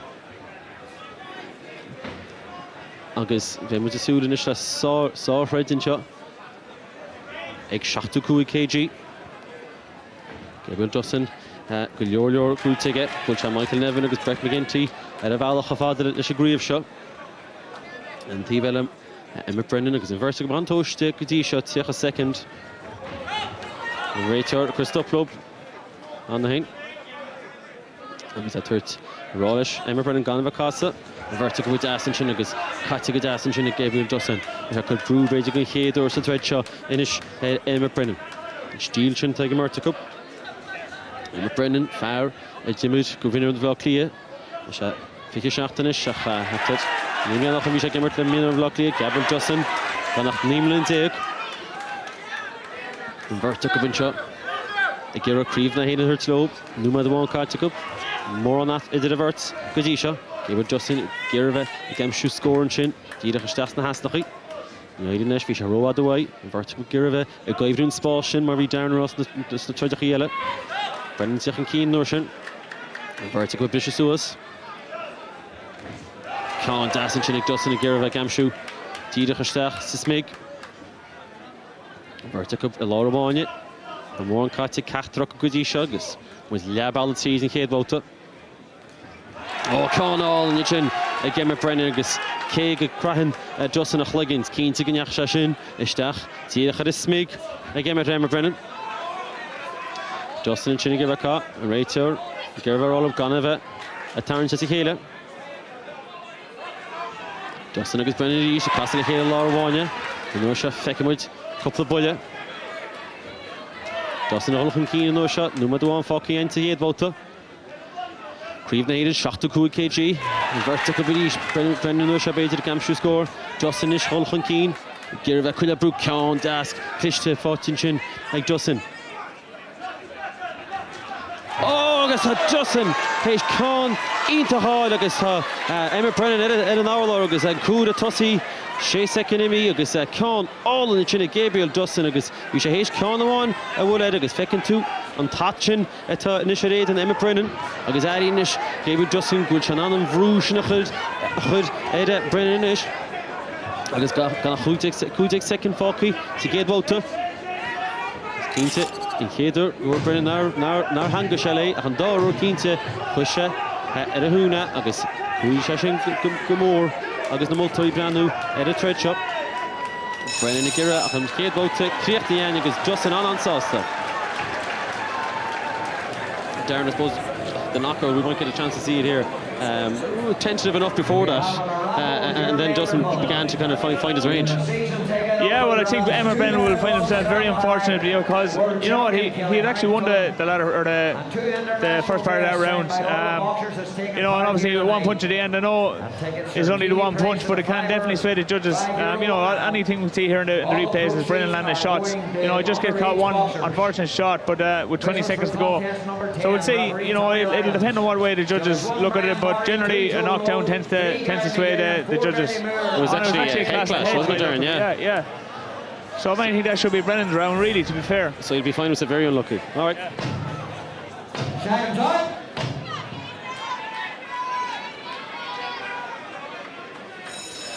Both the Domhnaill sin. Is it Gabriel Dossen, Darragh agus Emma Brennan gorum agus Marvin Midraan sin, Capmut Gura, Buile Kinunach Bultin sin Gabriel Dossen ach sin a chlugna bhfuil chéile agus bhfuil beginning go at dírechaide súd chlí Emma Brennan in seo agus Gabriel Dossen tuair sin misisna ó cínte. Tá déidir na bhirrta cup sa géabhóta, dá bóta tosí le tíocha second agus casta le chéile an dá Walsh casta le chéile gur bheith a gaibhrún spás. Gur bheith gaibhrún chluigeann ar a géile córa an seo. Dossen na gáile bheith, an teach níomlinn an déag. Ceann beag deas ar íste agus éirí na beidir Brennan tarrant isteach agus gur se an beidir buladh á héanáil. Réitear sásail scílóp agus ní chéadú an bhirrta go biste suas. Réitear rá le Dossen gúil se tarrant agus gúil se a cuineáil. Brennan inis ggéire beidir. An bóta sin chéad bóta siúd íste agus an chéad bhúile siú chéad ceann deas ag Dossen in sin agus ní se sleis chéim beag an chosa go dalam lógan sin ar Emma Brennan. Brennan teach leis go láidir an seo agus cínta ní táidir is bhirrta cup. Brennan Girva did a spás an sin. Níos go fóil. Ceán all an sin ag Emma Brennan. Ach beidir go roiile just an díadach a lábhar chu suas ag an amceart. Chuid an town Seán sin a bhaint gon mark. Agus Emma Brennan nuach a second fácaí I did a vertical agus did an darbáta. Vertical beríist. Strachad as a chéile. Gilbert Dossen. Festis Darrow an sin it. Emma Brennan ceán big desk. Díadach isteach nach a scónach. Tá mar cúda sé sin réitear a ráis vertical. Díadach isteach a treid ríist. Emma Brennan Girva cá ceán an sin. Vertical beríist. Númad bháin fácaí sa darbáta. Dossen an sin ag gnócha cá cúpla ceán as a chéile. Brennan fós a Girva níos tóiste. Idir vertical. Coachol Girva. Dossen fáil ceán dasbag stachar in gan an sin. Stachar in íal. Ceán as a ríist the vertical castle a chéile ach íal le cachtar bháíide. Ceán all. Dossen an sin. Go leog an na marcaí nach an pultí go fóil. Tríocha second fácéin sa darbáta le seidir. Gabriel Dossen le gáile agus Emma Brennan Buckley. Olympic Galway club Gabriel Dossen. Vertical finish a Girva. The game shoot couple score agus 50 second fácaí. A mouta dó. A Cekiso Dornálaíocht. The Chécan beidir a chua Egan the Gabriel Dossen Micheál an gúra sin. Vertical finish 10 second. Agus potcha muid an clogín bag 10 second fácaí. The vertical gur a couple score and a couple bulle Cian nach áil in sure Darren darbáta. Seán Dossen ceán Joyce beidir ceán na hastachaí. Brennan comfort a cumá. The Tira Taki is in darbáta.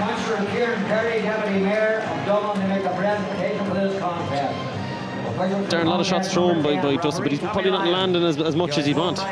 It's a very strange round to score because, you know, I think Brennan actually landed a better shot there, but Dossen is that bit busier. He seems to be controlling it or trying to carry the fight a little bit more. But as I say, he's not landing anything really clean. You know, anything it's just a straight jab or a backhand that are barely touching Emmett. But you know, I mean, it depends on what the judges are looking at and what they're seeing. Okay. Yep, Fleck with the chin. Gabriel Dossen agus Falfi Raid. We can both the Jarnach. A dog name in the dig. Cola Jarnach on the Hochali. Emma Brennan.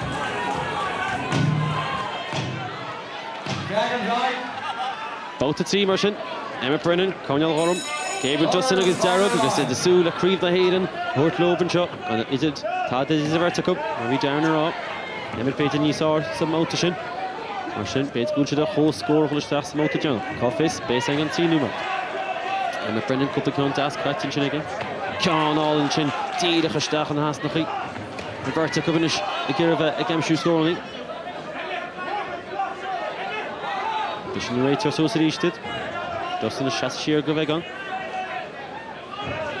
Roberta cúpla cá ceán scuilteach an sin, iarn le ceachtar a cúp. Scór an nuair sin. Rís Brennan, isteach a láimh. Tá sin cadí Dornálaíocht. Costin Tiastin take Dossen. An Dassen sin ag Dossen isteach an gan. Sílan se. Emmertal nuair sin. Ceán bag níos áirne sí Dossen nuair sin. Bána me fácaí móta trí. Riomh na Hayden. With a Gabriel Dossen agus Emma Brennan. Dossen rís a cá a bhfuilach beidir nach tí gam siún scrub. Verta go begaí. Sciar go bheith an. Verta go cleigine. Pas le Hayden réitear. Well, this is sheer, this is lash, and it's rís. The Barr devil Gera, a run in like a vertilach, the eye like Cárthach, and will soon to the hall. Dossen rís a car and loved it and Dassen. The English one soft dog at Brennan. Brennan gets Dassen chin up, Dossen sauce to the mat, the love in it, shut down to him pull. Shamoni na come love it, east again. And I could just both, begging you slash game. Brennan sauce to Vannacht. Cárthach Ban chin, again shoes scoring. Maybe Darren O'Neill around chin, beidir nach chun Cárthach again siúna scónaí Gláán.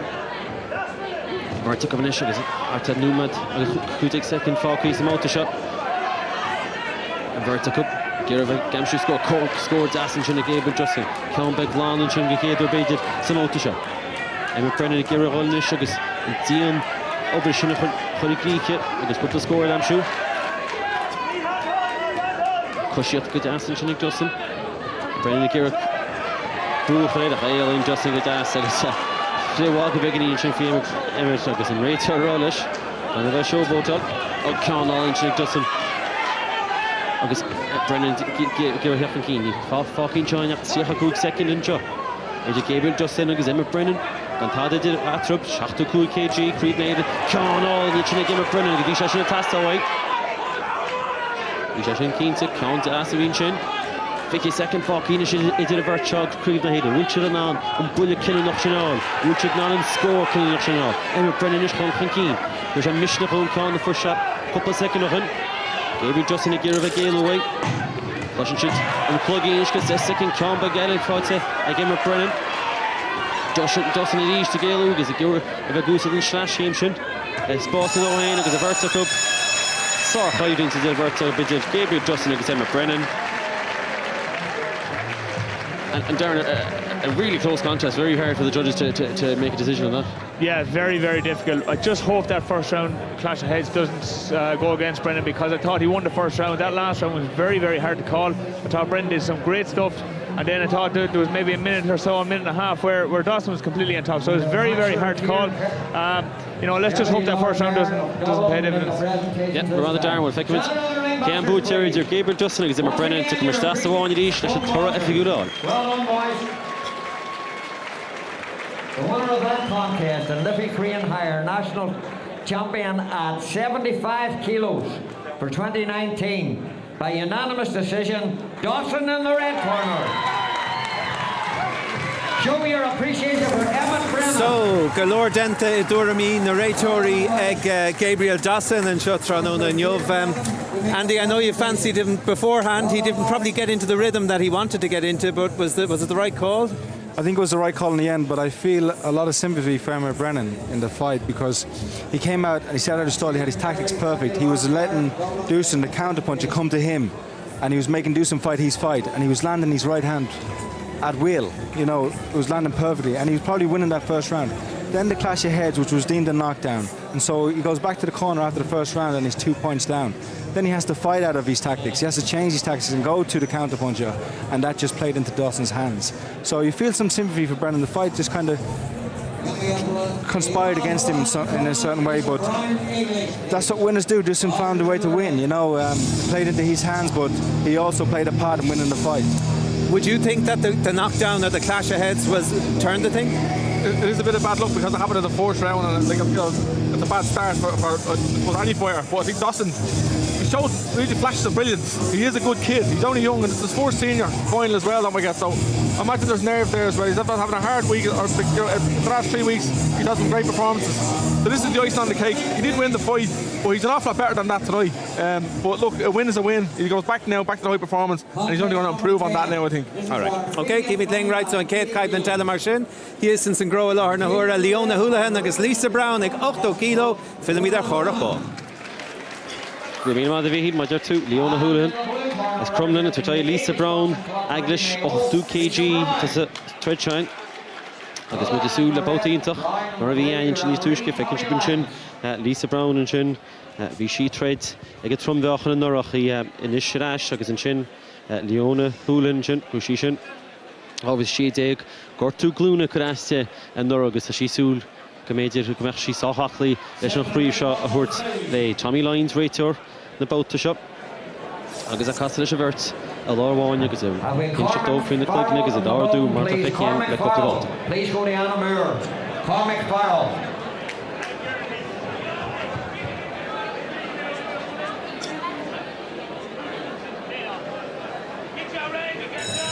Martian, Mudrella both to him. Is it Leona Houlihan? Is Lisa Browne? Lisa. Feshes Goramarug. Leona Houlihan chins it Darug. Two spades in his order to Leona should try to chug a G-shot. Got the count as for you. Hannah Heinig, Leona Houlihan. She could prove down when the chin Hannah Heinig. And not 50 seconds to me. Higmer took up. Leona Houlihan, my demo Gloom Gortieke. He tossy come on, chop it. He saw not all Lisa Browne good shot. Lisa Girvet. Suckush starts the third shot. Now we all thread. She threads. So Trumdoch on the Rocky taking us. But Trumdoch on 8 minutes. Leona Houlihan Girave, Gooside, and Dornálaíocht and Spassi and Cekiso, and Dasso Gurchistach, and Domhnaill. By the lake on Dasso Chintida Stachel Smut, all at Lisa Browne. Numa agus Puig second Focky, Houlihan. Cortes Previsha 8 kg. Agus Rish ní gan chéadúir sa móta se Leona Houlihan a Hulchan Cín, Geru Spáisina Aibhrú, Lisa Browne Geru na láb a chuneal, Sos Halsa Véta sí, tá Leona Gamsú Spruk, Dominic sa móta se sa géadbóta, 9 second dimi, 9 second Focky. Leona Hulchan Cín, Ireton ag Cínte ag Leona, Lisa Beidir, begin níos íste, agus I Girave, chuneal níos gide go Leona, réitúir a rálob, a rála Lisa, Clogan chuneal suas, an das catin sin Lisa, Leona sin comfort cuma, vertical comfort, Laura Wanya, Leona sin tuca, agus tucan an bulle das G de gestachan sin smut, can er fátike, a si cá go tubut go téan nuair seach, beidir nach chi scóral. Lisa Girva Gaelú ríist, Girva Gúsad an áine, agus an spástaice, can das sin Lisa G de gestach, en hasnach in sin Leona fós an cín, agus an fecinn chip difriocht Ireton sin. Agus na géige sin atá ag Leona, Hulchan Cín is I Girva Gamsú spás, Secha second Focky in tros a géad bótain. Lava fadan sin ag Leona, Girva Crone spás, Can das, ach cosint das sin sin ag Lisa Browne. Can das sin ag Lisa Browne. Can all in Lava Clay sin ag Lisa Browne agus. Well, man sin mar sin agus ma vín sin an bhearna sin Aibhrú, cosint wá. Nuair se dís Leona, Hulchan Cín, ní Leona beidir, scónaí amsin nuair sin. Lisa sásta go mána sin cosint tam sin. Girva, Can all in ríist ag Lisa Browne le Lava Clay. Agus sin rá Can das. Agus, well, an cúrin seáin, agus Leona, cé gur sí beidir breanú, gur sí comporta go má, Lisa ag Gamsú bhfuair a iontach in sin rúteire in chéad bólt.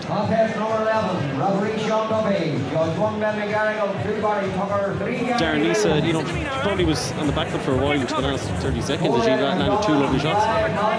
Yeah, I mean, look, Leona's bomb forward, she's using her height, she's using her reach, she's throwing lovely straight shots right throughout, but a lot of them are landing on the guards and glove of Lisa Browne, so it'll be interesting to see what the judges are looking at. But I mean, for the overall scoring criteria, you'd have to be looking at dominance and number of punches landed, number of punches thrown, and you'd be tending to side with Leona Houlihan. But Browne is doing okay. She's landing an occasional big shot. She needs to land more though. Yep. Well, Darren, in coaching Quinta, one shot Kraha as Leona and Shinagus, which he wants. Kind of a super person, Bishop Yekimo, Quinta go up to bait to Lisa Browne, and Tom shot. Now here, get them fucking hands up there. Keep hold on, don't even let me hear you. 1-2. Both of them motion. Leona Houlihan, Darragh, Lisa Browne. Gorham. Agus both of them should be done Leona Houlihan. She give it. Hulchan Cín nach níl beidir na scór ní amsú sa géadbóta as a capsí. She could sheer brú na sugar sheery brú Lisa Browne. Beidir mas bhí Darren rán nach chu amsú na scór ní has to it. Lisa wagís tóiste. Wagís réchú sí mar Dornálaíocht ag amsú. Can das a géadbóta agus ceann in sin ag Lisa Browne. Lisa Browne feiste scorum. Leona Houlihan Darragh. Lisa Adamse an cúda sin sa géadbóta chu sí. Leona Houlihan cúda go de. Harva tábhaach na bótaí sem gan an nach sí bóta. Go bhí siad na marcaní sin. Vertical. As le chéad Laura bháin ríist. Leona Houlihan. Má bhí Darren rá Hulchan Cín a cathal go leorach beidir nach chu gamsún spruc. Chomininic is hainach lei. Fortú glúm canasta den nora, mé sí tursú. Tá fáil duchan treidseáid, well, feic mud léin. Númad agus Cárthach cúil bénach second fácaí, Máltadó, ceann ríist ag Lisa Browne agus. Feic an tibid díoch fritíle, Leona Gír Hulchan Cín. Lisa chuinean Hulchan Cín agus cúpla ceann das an sin ag Lisa. Sin rud nach chun feici an godí se sa treid. Cúpla ceann das, chud damla chéile, Lisa Browne. Chud an English, Leona sin ag Girve ag Lisa hain. Take a bit there, Focky Máltadó. We Darren rá Leona sin agus an Irish dicke Céile Córa Lisa Browne. Lisa, soft to Mangus, he fell too late to thread shot. Come back to us. Bulletin Chinnig Leona Houlihan. She gave him jab, I drew deuce, Lisa Hain. Come the Tahish, put you like Lisa Browne because he's soft to Gama, Hession Conscion, Numa Dwan, Focky out the door. Leona Marvishi Hulkin Keen. Lisa, Kieran Garnish Namshu, come the Leash, Das, put you Lisa Browne with his second two, and different points being draw. She gave him jab, I drew.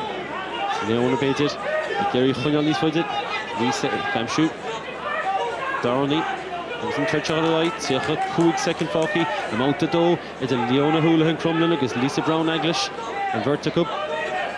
You go creep in her club, Lisa Browne at east, based on over Sheik Conscion, Leona Houlihan Keen at east, Cousin Twards into Lisa Browne, the law of Shinardike, Con at east to Lisa Browne against Hego Leona at Kaha, Bully, into the score, one Shina, roll them out, throwing trust, east Lisa Browne, Cabrura, Raytor roll up, roll Leona in the flag, nothing else to us. I guess just second Focky, Leona no shot, and Vertigo with third shoe just about the shot.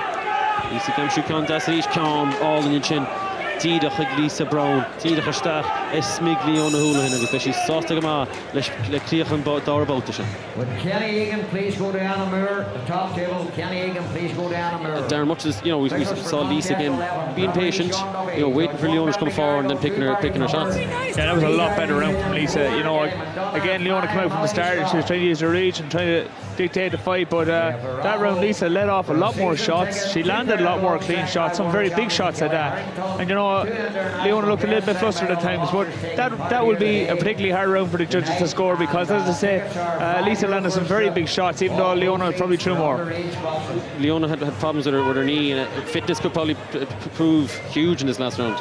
Yeah, it'll be interesting because Leona's been the one that's pushing the pace. She's the one that's stepping forward all the time, but and Lisa, I suppose, has been conserving a little bit of energy in the sense that she lets off flurries every now and again and then block and covers up. But this will be an interesting round. Third and final round. About to see Leona Houlihan's Lisa Browne.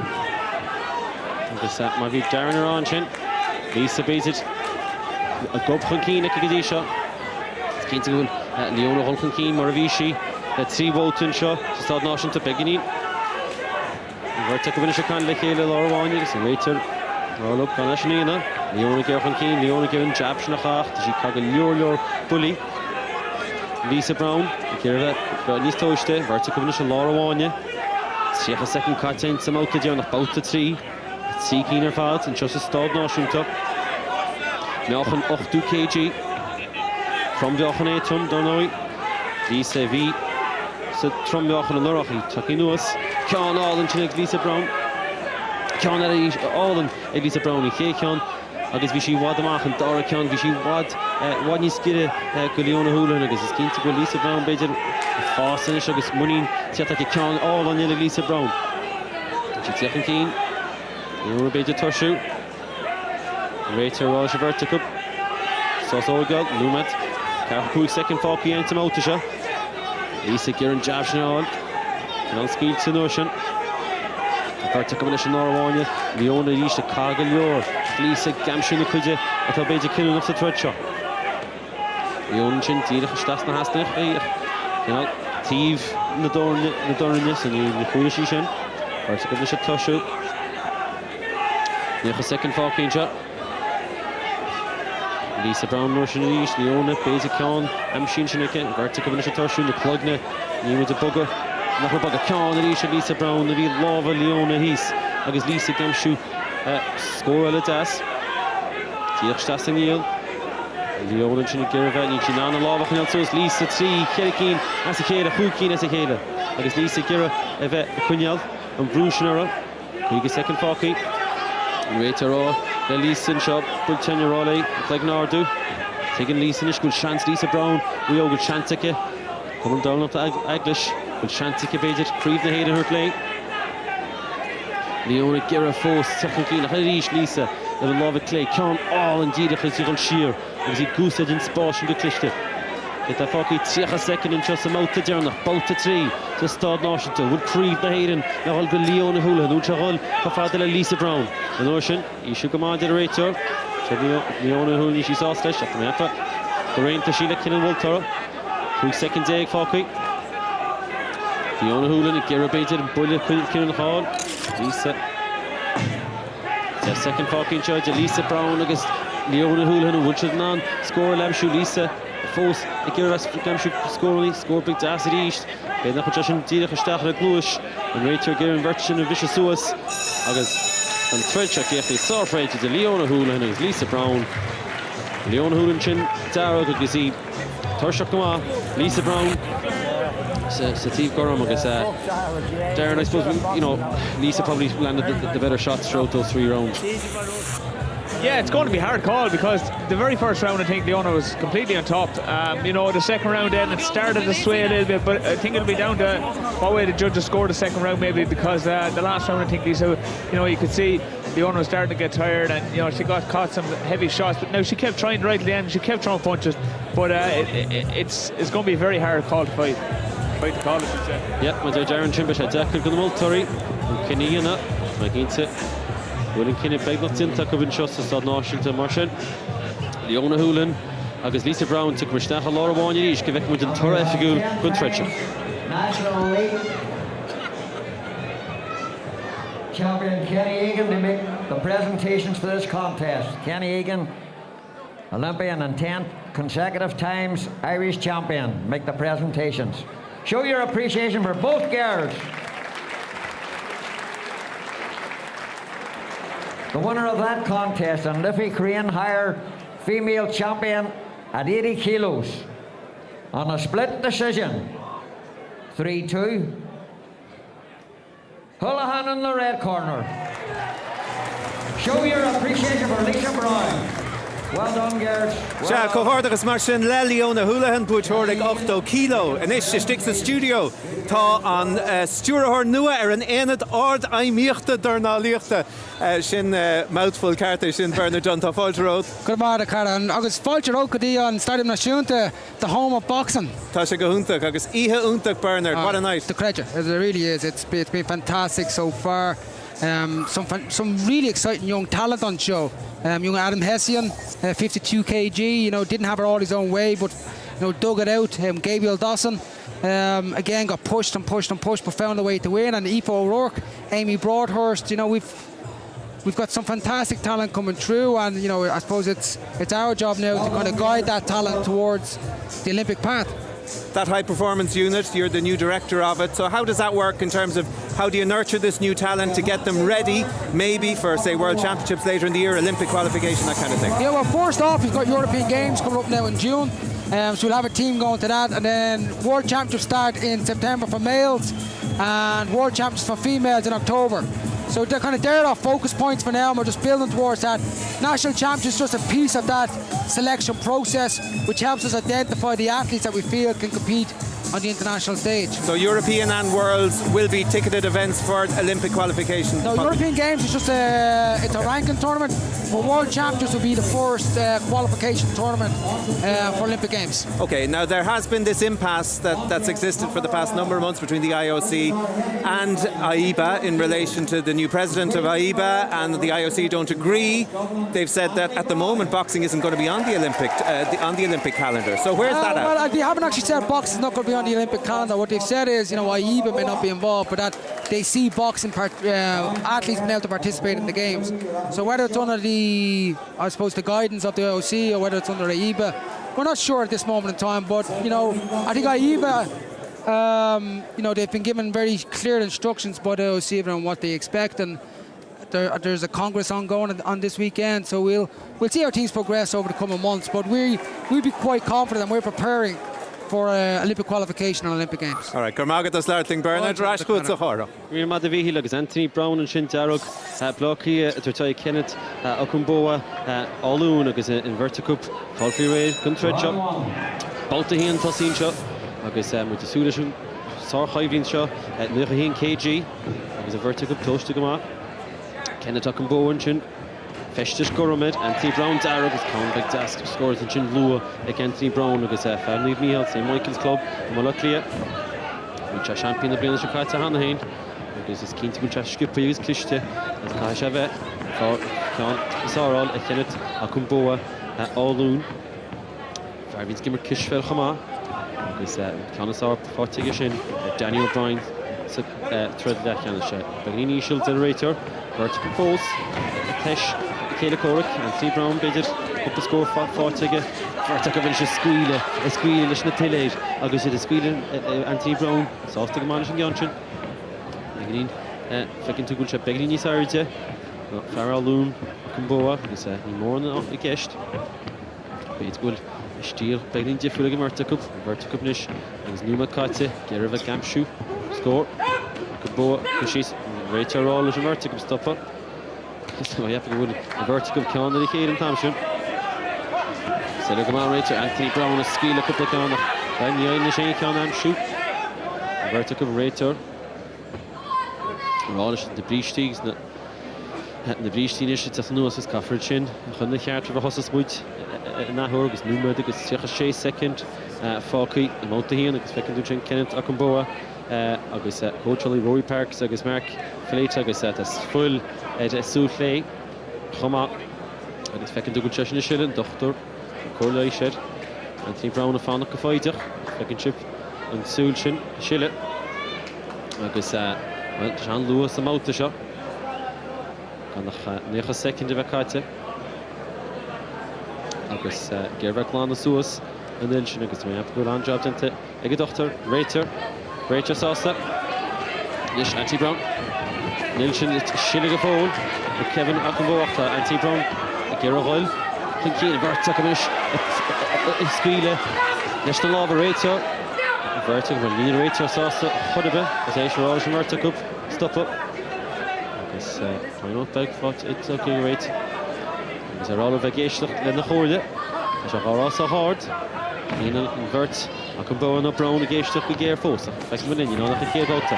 Can't ask but point to Martin against Browne. And then Shin force the Shilla making chip. Is Súlé Okungbowa. Okungbowa holding keen notion. Verticup Strachan to Cekiso. No Joyce and Shilla Rater. Because it's sauce that Shinina. Tunnel Shin Kinte. And with quick second Falky. Cekiso Walter. Seán all in the chin against Anthony Browne. Dida Verstach at a smig at Okungbowa. It's keen to Okungbowa. The blood and job it. Anthony Browne is taking shot. The worst shot. Put it all in the chin. Agus Okungbowa top off from Keen. Root to Source and I. Ropiach. Telling Okungbowa. Gadas. Nail away. Verticup Vidisha stopper. Later. Roll up stopper. Agus a roll Anthony Browne. Full sheer. Okungbowa force the Verticup. Tosurish, agus Kahasharish, agus Nilshin, vi Shille, Numa da Hen, agus Session force Shille. Should be full second dig force for Ken to get out. Agus an dochter op de stach, agus Anthony Browne full force. Alle stachse going al nodig. Maar Harlan is nu heel goed. Feckin moet een shall not to Harlan jaar. Agus na Clegna zegt like hele dus. Agus in Shin. Gaan ik moet beter. Na Clegna zegt like hele, maar gaan ik moet. Gominic in the course Donnálaíocht agus with Seán Jacobaidir in Garrishin stop a Chorlesh Zirich was Kenneth Hool you don't go check Chorlesh a right na Súl go fól Kenneth Okungbowa Rachel Sostigma you know good second Falky so get out agus vertical rail on Kaharish Lord Fanya Richt Okungbowa Gervin Keen Browne Toashte the vertical finish Shte Molcha Kele Gerva Gamshu couple score vertical finish Gamshu couple score das the Eastern Rater roll over because no shot slash she said Reem Anthony Browne no shot stopper Okungbowa on Keen Tamshin you know English baited score odd count after against Anthony Browne because I did it they're both the he and the traded Kenneth Okungbowa because Anthony Browne Donovan to the ringside please Adrian Patterson and Eric Donovan Darren, we can see here some you know Kenneth has a cut that we saw and that's going to probably have an effect is it? Well, definitely, yeah. I mean, I boxed Kenneth here in the final a few years back and I had many cuts, so it definitely plays a hindrance on you. But, you know, with Kenneth's style, I think it'll drive him on. You know, he likes to be aggressive, you know, especially against a boxer, he likes to be aggressive. And with cuts, I think he's going to drive on even further. But, you know, it's been exciting. It's been a bit scrappy at times, but it's an interesting one so far. They've kind of lost momentum, I suppose, with the two stops, haven't they, to be fair to both fighters? Yeah, well, I mean, with the stops and the cuts, both guys tried to stand up and box at the start, and then the cuts came into play and the stops came in, so it got a little bit more sloppy. And, you know, there's no love lost here. They've boxed twice already, and it's 1-1, so it's a grudge match here, you know. Well, Darren. Both of them sin, is it Kenneth Okungbowa Gorham, agus Anthony Browne Darrell, agus my dead Darren sin. Cachtawa Givertic of Chéile, Conwan Grute, Egan Vertic, agus Conall and Anthony Browne, Tidach Nivy Kenneth Okungbowa, Tichin Keen, Tailish, Love, Dasha, Con Das and Kenneth Okungbowa and Thompson, agus a Vertic of Inish. Donald who wadi source of door, both of them, Darren Raw, couple of vicious again, Con. Zakur and Shin baited, Coilug and Rihim agus a momentum of Conall. Vertic of Conall, Cream and Chéile, hit the gate of the Sherator, and just the door about up. There's a rater rod, gosh, the Clugne. Happens, maybe Darren on chin, Steel, Kenneth Okungbowa Bridget, Gamin Garchi on. Tichin Keen, Yeesh Okungbowa, Tichin Keen, Combig Das, Tidach Stasna Hastachi, Bridget scored in chin, Kenneth Okungbowa all loon. Emma Browne in the Sharish to give a hit dash. Anthony Browne give a hit dash. Egan Cader, rater. First up, is a trade. I guess, well, to shot back in. Nursha Foger East. As well, keen to Nachwell. Loch Takiacht Anthony Browne sauce and Kinishin. Achalyan Madroi, Bautado is Numad, and it's Cárthach Quick second, Fokian, and Bautado. It's a Kenneth Okungbowa is Anthony Browne. Kenneth the Giravet. Gamshu scored, Chabay just star about Anthony Browne, and Hayne Gamshu score. Vertic skill took him on, Jin. Yeah, in the Cachtarkov, Bullet Amshu. Anthony. Lord Breed and Chinnigus, Kenneth initial Lord Breed, Con all and Chinnig, Kenneth Okungbowa and the Eilish. Ray third east. It's a no shot currently. At east to Anthony Browne for the flying crosses. Anthony cock up the country, the she's Stachel Smut, Kenneth Okungbowa. Okungbowa, Tahi Warrigan. There's an initial vertical threads. Initial close to threads. Agus Rater. Vertic of Kenneth Okungbowa and Chinnigus, Anthony Browne, agus Mangarariad. Hession Conchin. With the Fokia, Cárthach Second, and the Moutado enjoyed it. Kenneth Okungbowa Arloon, Anthony Browne, Buckley. Vertic of Inish. Tried to ask, tried Matt. Maybe Darren Raw, Cachtawa and Vertic of Chéile. Okungbowa and Chin is a contest. Kishtable Tigger. Vertic of Inish. Give a throw to the Chéile. Yeah, I didn't play Anthony Browne. He's reached. Well, I know she's been stopped on. You can't do it to Nuna. And the page give a point for Grella in this. Well, for Grella and Doro. And Doro for Grafotic Anthony Browne. Do it to Rachel, stop up. I guess Lian Sharai. I guess Fleck was contest. Fleck Darren in show. And Dovik Tog. A bullet Chéile. You won't check bullet Desmond Thompson. Zedith Taki the bump to the old job. Is a Kenneth Okungbowa is Anthony Browne. Darren not one but two warnings for Anthony. I suppose in fairness he gave both of them a few warnings in the first round. Yeah, he did. Look, I thought it was a little bit harsh, to be fair. You know, he got on to Tony for holding in the first round in particular. The second round, I think we saw more movement from Tony. I think he had just started to find his groove. He was starting to move better, and he was getting the better of that round. You know, but this is going to again make a difficult one for the judges. Do they score, or who's the fight official? Do they score that as a proper warning or not? You know, it is the official's decision at the end of the day. But it's very, very close to the last round. Yeah, come on, Darren. Want to shout on our car with Fleck with Anthony Browne, Fogra, off Fogra, Jim, Dar about it. Fleck Mullen, Kevin Mullen, Seán did it.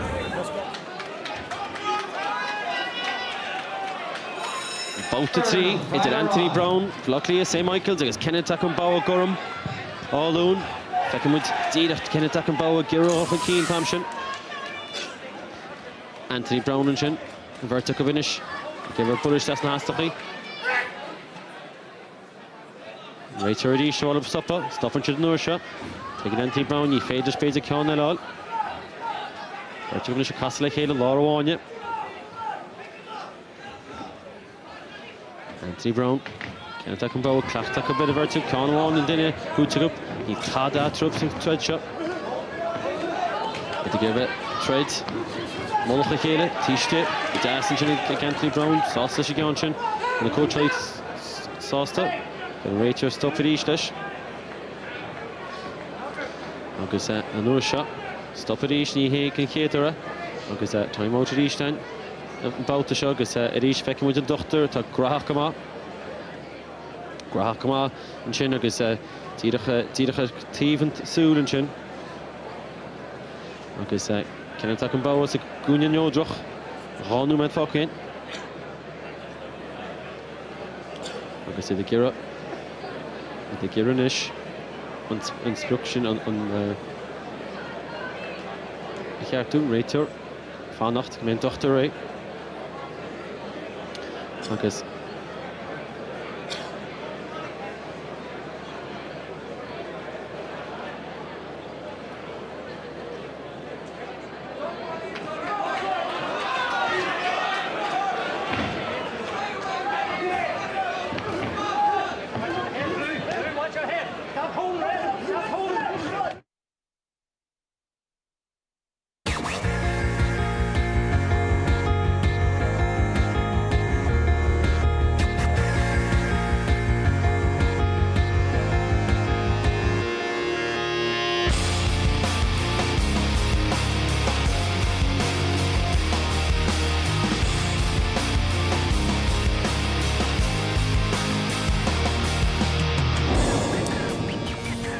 Tá fáilte roimh an sog a TG4 agus Dornálaíocht BEO, tá míid sa Stad Náisiúnta Dornálaíochta, Dossen na Creabhacha Náisiúnta agus mar raicíonn sibh tá Kenneth Egan agus Andy Lealing. Fáilte roimh Buckley.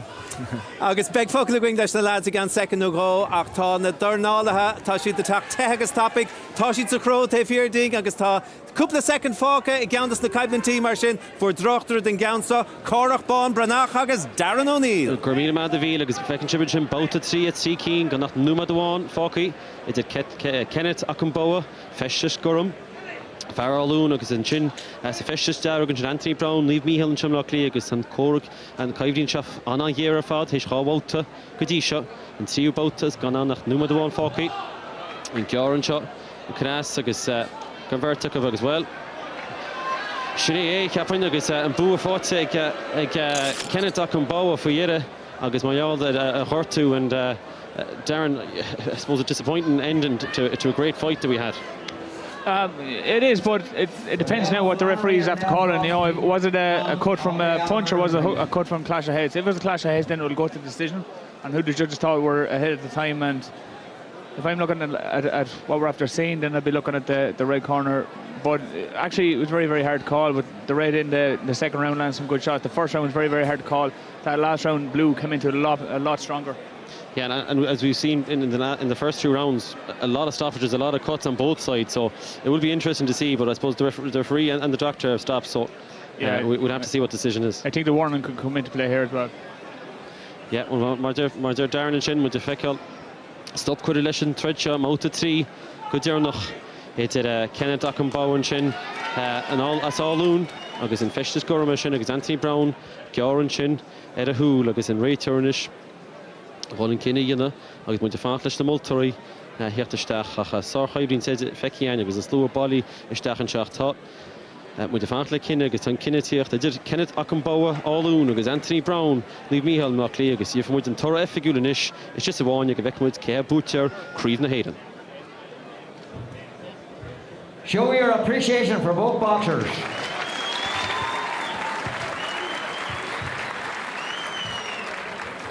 And the winner of that contest, and Liffey Korean Higher National Elite Champion at 91 kilos for 2019 by RSCI in round 3, Browne in the red corner. Show your appreciation for Kenneth Okungbowa. And we have Larry Morrison, Treasurer of the Irish Amateur Boxing Association, making the presentations. Okay, so Neil gacht in the Kinte cad go díreach a hála an son ach is dóling gur chuig an réitor nó na réitóí go dtí cláran in the score agus dá bhar gur be Anthony Browne a bhí chantosig agus is Hession an cura ag 9 kilo. So Neil Kenneth Rohosta agus so Kenneth the one go dtí Kenneth Ella. Kenneth Egan, you're reading on what we've just seen and explain it to us. Very bizarre fight altogether. The referee didn't. I don't know what he was playing at in there altogether. He was kept stopping them. He was cautioned them, he gave them warnings. It was a disaster from start to finish, and that referee made a Hames, I have to say. But the clash ahead right from the start there. Okungbowa, he sustained the cut in the first round. Then obviously went on to Anthony Browne sustained in the last round. But I think the fight was stopped, and then I went to the scorecards. And obviously Tony was ahead, and he got the decision. But the referee, I thought, he made a Hames of the whole fight. Andy? Darren reckoned that it went to the red corner, though. To me, in terms of the boxing, Tony Browne was winning the fight, but the referee stopped the fight so many times and gave so many public warnings and brought the fighters to the ref so many times that it totally disrupted the flow of the fight. I don't know the referee, and he wouldn't be a regular here, he wouldn't be an experienced guy, and to tell you the truth, he's going to have to be examined after that performance, because those two guys are in there fighting for the National Elite Senior Final for the Championship of Ireland, and he's decided to be more of a player in the fight than they are, and he spoiled the fight completely for these two guys who trained all year for this, and like the rest of their year depends on this result tonight. Now, luckily enough that the judges got it right and got the right winner. Okungbowa can be so aggrieved because he might have went on to win the fight, but he was stopped so many times. He couldn't catch any flow. He wasn't allowed to get any momentum in the fight. And, like, from what we saw, the fighting that was allowed to happen, Tony Browne won for me. But the referee was shocking. But I agree with Andy. He was the cleaner fighter, Tony Browne. He was his perfect punch selection. He was landing the cleaner shots, but the referee kept halting that and halting Tony's progression on in the fight. And a real disappointment, I have to say. Okay, so ní Hession and Slí is sásúla beidir le críocha chur le trid an sa tránó na nniuach. Tá mé rá libh tá na trid an na tréis a bheith aus suas go dtí seo. Tá éon chain déag de chaiblantí tréis a bheith going suas go dtí seo, agus cáimid súlanis na torthaí suas go dtí seo. So sa chéad trid, Chloe Fleck a buchan der Donna Barrig da 8 kilo. An son Regan Buckley Seán Mary, Aoife O'Rourke Cheyenne O'Neill, agus Micheál Ó Walsh Dervla Duffy. So sinna chéad Ciara Chaiblant, agus in Yeasan and son Patrick Adamus a buchan der Christian Cekiso, David Oliver Joyce Rovada Dominic Bradley, Amy Broadhurst a buchan der Maura McElligot, agus Adam Hession in Anna Chaiblant Gajo and Evan Metcalf, Gabriel Dossen in Emmett Brennan, Vuig Gabriel, agus Leona Houlihan, Vushi Shud and Lisa Browne, agus Marachanikamar and son Kupla second o'hin, Anthony Browne a foil Bua Conspoidach and Kenneth Okungbowa.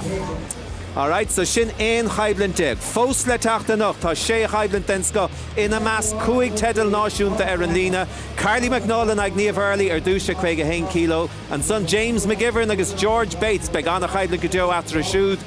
Christina Desmond and Grania Walsh, Thomas O'Toole and Tommy Hyde, agus beg chaiblant ella and son Gwyn Choma ag seascan 8 kilo. Kieran Malloy and Patrick Donovan, dúirt Bernard Dunling níos luha and so sin chaiblant le súlach amad amachto, agus Anion go bhfuil an tedal náisiúnta buairte Kelly Harrington, gan éon comórtas ina cuine, beg comórtas idir náisiúnta idir í hain, agus Yelena Yelich banna hridan Katie Taylor trád á reb, so bheith sin anna himúil, agus an son Filamid YouTube begáí níos déanaí don gailen deirnach den ihe idir Dean Gardner agus Martin Keenan na buchalí móra ag 9 kilo agus os a cheall. So we've been here for a while and we've taken in the 11 fights, and other than the one that we've just seen, what's the standard been like and what's the excitement been like? Different in different fights. Some of the boxers we've seen tonight have been at Olympic standard. You'd pick out Gabriel Dossen, you'd pick out maybe Adam Hession so far, Amy Broadhurst, all excellent performances tonight. But where they don't lack, where the standard might be as high, the passion and the desire to win is equal. And all of these contests we've seen so far have been like eagerly competed, as you know, and everybody wants to win. I can't stress the importance of this night to these boxers. And they've worked so far from last year up to this point for this, and the rest of their year going forward is determined by these tonight's results in terms of boxing internationally and representing Ireland. So there's a lot at stake tonight, and it shows in the fights. And we are at the start of an Olympic cycle, aren't we? We're 18 months out from Tokyo, but it starts tonight, doesn't it, for a lot of these? Like a senior finals is D-Day on the calendar. You know, you have to win your senior title to go on, you know, and I suppose represent your country in the European Games, which are coming up now in May, and then obviously the World Championships. So this is the night that you need to perform, and for me so far it was Regan Buckley as the standout boxer for me, and he fought 49 kilos earlier on in the night. What a performance, outstanding. Not one fault in the whole performance of the night.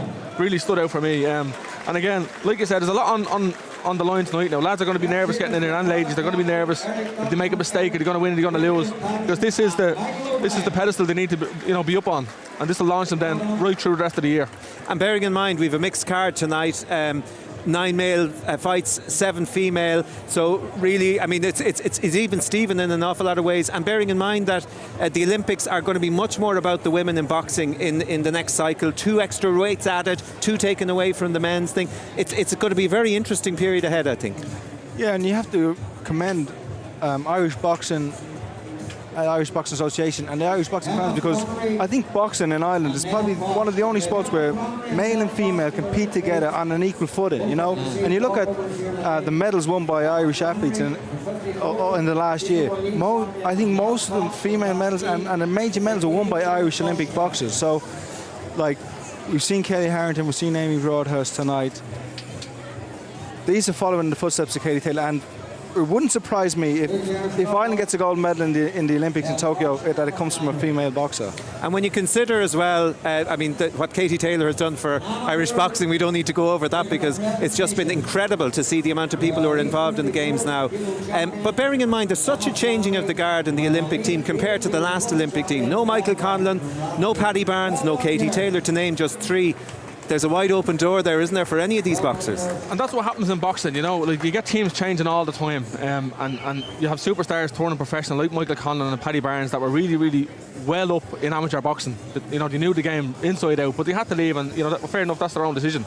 But luckily enough, we have young blood coming through, and the high performances like that conveyor belt now. We're bringing these lads through and ladies through, and they're getting better and better and better. But as you said there, Katie Taylor was the spearhead, you know.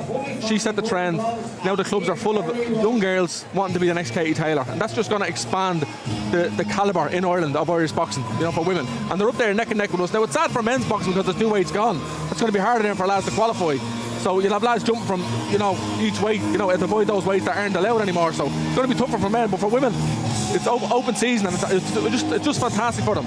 Absolutely. Okay, well, Tommy Consula Cavanish, Bertus na Homahori, a veg in Countess na Grodana, na Mochen, a veg foil, ag na Cluhi Olympica, and Blian Shahuin, Shin Craig a Hain Kilo, Shin Carly McNaul, Sahunya Darren, Agus Niev Early, Sahunya Gorham, Agus Conchivahar, Seán Ban Breathnach, led Darren O'Neill.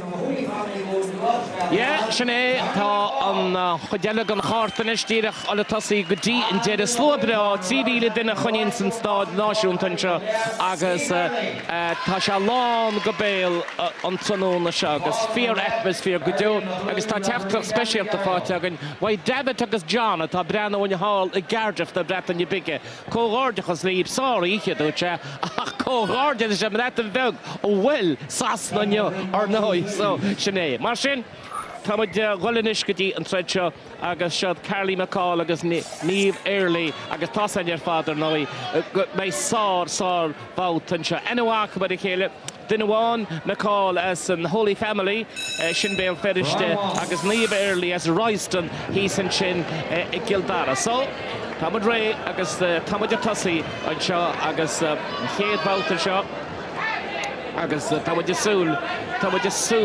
súl le trid am chrua go deo an seo mar is bertíad seo ar Fredens go bás agus is bertíad seo gon dát tá an chailinn teatra go deo. So lá an áin seo so Niamh Early san festis Gorham an seo agus Carly McCall san festis Derek Early réitear an sin bhil sí san sin agus go leor cainte an gine dearnach a hála an seo go gan íon conspóide faoi de tiile mar sin san géadhbhata seo tá Early chamach an láidlé sin de feidir chéad tá Dornálaí an trom agus an láide an sin agus chana hain tá fógra Lornáil fin gluigean agus féin glogad an sin agus is decan an clogad sin a chuneáil ceachtar nói le an chamarúpa is bertíad seo tá Dornálaí an chrua amach samach. Tá muid súla cogad ní banachar thosan cogad fós ach tá muid súla cogad an seo ar nói Niamh Early as Royston gan Darren sin for sí bún airigid sna seoisir gríomh an dám arónara agus tá an dulchan cíine fád antaigh ban an Holy Family sin Carol McCall as bail a fish. Na sin beganí cín nó McElligot hockey sa géad ráta. Philip is marán is mar a chéile. Stín nó mead Canáil an sin wa early. Can das paid an sin ní chéile. Na si ra brúis teach sa Dornálaíocht hall an sin. Agus éice a siad Kangol a chéile agus an Kangol sin steachar na dánaí Eiceal an sin agus rahan sé fadar an moltóirí ar nói cúigear acamann seo timpeall agus ní is acu ba céiméid pit ránaí tar trúr leis an giniíon agus ní bhíon acu ba riamh céhiad an trúr. So is on tach an rud seo tá mar díreach a teach gotí an dean seo cearcha second hockey agus réitear a ríist an chúramach go deo agus rála na chláigna a chuineáil suas agus ar nói an clogad a chuineáil suas a réitís go dtí teach snasúla ná mar má hain an clogad sin snasúla ar nói níice tú tá agus bíon cuidigan na Dornálaíocht. Well, bíon fashion a cuppa bheith gearad a baint an chlogad an nuas ar húla in chéile córic.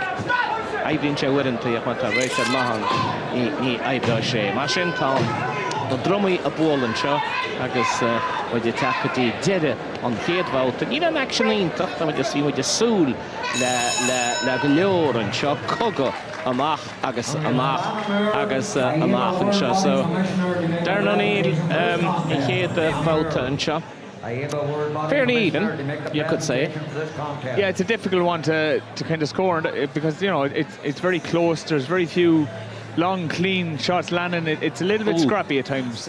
But there are shots landing, but a little bit scrappy, and it's hard to see who's coming out on top.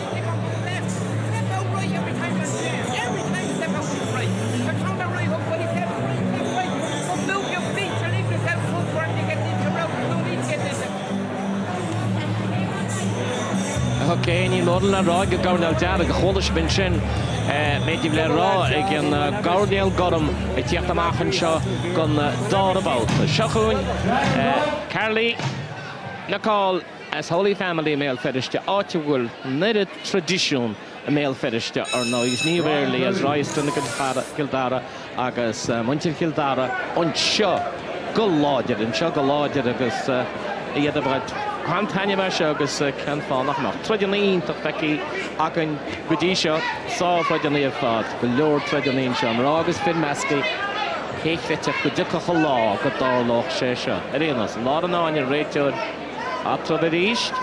So mar sin níomh early so goram níomh early sa ngoram an sin agus Kathy McCall sa Dornálaíocht deara. An tá batla godí seo Tá bhirteach man an dánaí an troma. Cán deascáil a ggéirlíonn sin an láith lé an chlichte go deo rug sí McCall agus í tíochttasteach. Power puncher a thugtar ar Carly McCall. Well, ní acha mé mór an power punching go dtí seo ach beidir go bheith muid rána méid fácaí an seo máta dó as an tríba balt. Níl aon duine fágáil an stáid náisiúnta.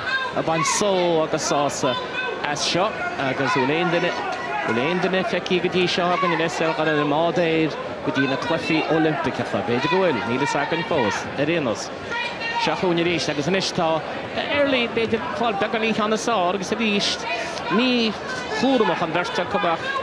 Is am a gúdan an dána sin smó bhfuil síle an tíbhil stigan vitógaí ná an tíomh amach tá sé a cúneal I chéile. Ní mór an feici agan an dánaí oscailte ach tá dáin sí ban Royston a Kildara beidir atá scóráil níos glunne, níos fearr, níos minicí agus sin é. Tá deas mar sin héin scóráilte ag McCall an sin. Nó méid thug second déag fácaí an seo an máta dó gan trí bhálta seo agus sin. Na locht an Dornálaíocht an sin agus na coranne fád thuas an sin as a gín. An leagad amach an seo ar an Dornálaíocht sa stáide náisiúnta. Mar sin, a sé a lá an áine ríist agus ní mór an Dornálaíocht oscailte feici ein dá ríide agus an bhirste go bheith scóráil pointí tíhuiste. Ben Kildara beidir scóráil níos fearr ní a réitear ráthasta leis an beár go bheith maid an skill ach ní ceachtrach go ligan mé ceanile an skill atá go hespáinte darí. Lá an áine is a ríist agus McCall a gead a bheith brú rimta. A ríist ber an early ar agus í tíochtaisteach go tá fácaí níd fácaí 5 second sa dár about an segus bhí Darren ará héis round about a hain go sé decad seo scóráil tá sé decad seo scóráil cedeic in na moltóirí well amantaí ar 9 fecinn siad rudaí nach fecinn muide a sinní cheard go díreach atá atraban seo Jacob agus ríistenis McCall tíocht chun cín Bandel feriste tíocht chun cín if there's anything in it after 2 rounds with near barely ahead very touch and go. It's very, very touch and go, you know, and you talk about Carly being strong. She is really Paz Leahy and Chucky Kachok Vralum, you know, a lot more I suppose Dornálaíocht. Yeah. I don't know, she's just trying to bully her way around and you know, she needs to stand out and use her skills a little bit more. Yeah. But so far it's touch and go and you know, Eve Early's putting in a fantastic show. She certainly is, and she would be, I believe, the underdog in this fight, I think. Yeah, she would. You know, Cardi has a little bit more experience. She's on the international scene for last year or two. Went to Commonwealth Games, did well. You know, so Early's up against it here, but she's putting in a good show. Round 3, seconds out. Chalahortre in Chas is Dornálaíocht. Carly McGall in Chas, Nancy Derek. Nai Niberly as Rice in the Gildara. Esbel finished or no, Carly. Maradut me Holy Family Club. The Dornálaíocht Vinchin, Ezio Lefata, Adam McLean, Freddie Gilroy, Johnny Caldwell, Lord Dornálaíocht. Nishtans Tom power play. It has known power punching. It has seen Nilenam, Bolagwan, Rishta, early in Chin, agus Rishtan Raytud, Ishte Atrap, Tasha Dirachas Mahoda Machan Chanish, Ushka Hafra Womansha, agus taken the law, Becknach, Ilyaka, Narab, agus Rish, Nish, Brennan, Dutch score all the Desmond Chin, Law Leagues, and Law Desmond Chin, Bedagul, McCall has scored on these stars on out the chop. Scored she paid and Chin, see keen and Chin in the Akela. Agus, well, the Suda Dunta can he now the star legend. Oh, can all in Rash, and Chin right early, Martian Hain, Hano met Parking shot, I'm out to sea. Agus, Carly McNaul, Hayden Lefad, Pasha Fadarag, less spin on and shot. Agus, Alice Tittenley, Neil Brennan, who ain't stroller, Neil early, Barida, Nilain, Darakas Arashin, Erenos, Nidrafasalotashin, come in, can't just have in Shinadi, right? McCall is studying what you take the Ashin Shaw, what is called a rate to the roll up, Chasamach on the Hale, no medical yet, Focky. Some about the shot on threads, Kang and the thread of Nima, Hakanikoid, Irish, the McCall, the Jonathan Star, Stoilum, so now out the shot, like an early Korashir and Shineke, Le Conjas, Lesson, Lord Tree, Alestat, Trial and Shin Lord Jazz, you don't go early, Jonathan Edition Ibre, so not Mountain Shaw, but she can know, but Nietzsche, a score all, a skull and she can in the Lord Clay and Shinaka Skinta, go well. Carly McCall, that's Bill finished it, Stoilum a scoral, he's motion, Haran she can is if it is shach near the rated. Oh, we're banned. How ban Hyundai Kildara for Toshach, yeah? Can Pussa he when the shike. How ban Kildara, can the Cossa Beganin log, Tagan Chiarash, a Stoilum is going to Cossa Ginnach. Is Stoilum is going to Cossa Ginnach when he early. Dira Hamachas Mahod and Chuck, Pashi Toshu, can the Cossa Ginnach, Agus Feckin Carly McCall, Hession, Edish, Tishtir, she's in Yachter. Agus Canan Desmond has got on take in more on phone in the study and early clanking score on Chishin got on Chikan Des Martian Hain what is smooth trudder at Band and Holy Family shot second day Pocky son Treadshaw early no McCall all Keen and Chin Fligan he's Gamaka or Will and leave early and on Siach no gaman show no matter will better go well Feckham with the next east or she and Nick and Rachel and Chin Tamadan Hargajoga clog well Bert the Dornálaíocht on Tramakov Achan Siva and Siva about and Chin Stoilum Gorhana Carly McCall and Ashkama. Yeah, I'd agree. Kashi Kuplik hit Dornálaíocht. Yeah. But some of them landed. Some did, yeah. No, Kershi early come through. Yeah. I'd be siding with Carly for work rate and dominance, but it was a bit sloppy at times. I just felt that Niamh Early's legs were just going there, and it's very, very hard to keep going at that pace for so long, especially when you have someone like Carly, who is quite strong, who's keep punching in top, and who has been training as an elite athlete for a long time. Here we go. And the winner of that contest, and Liffey Korean Hire National Elite Champion at 51 kilos for 2019 on a split decision, 3-2. McCall in the red corner. Show your appreciation for Niamh Early. So Carly McCall, Bócach mar sin ag 21 kilo agus Trace Lee Mead lei. Tá Brisha le tógan den Ishigwing be mid Ashla James McGivern agus George Bates ag 63 kilo. Berta Tossen Enid or Daimíochta agus a smuoine ver Tokyo. So Fanigi Ling Brisha agus be mid Ash sa Stad Náisiúnta Díreach Trace na Vógrí seo.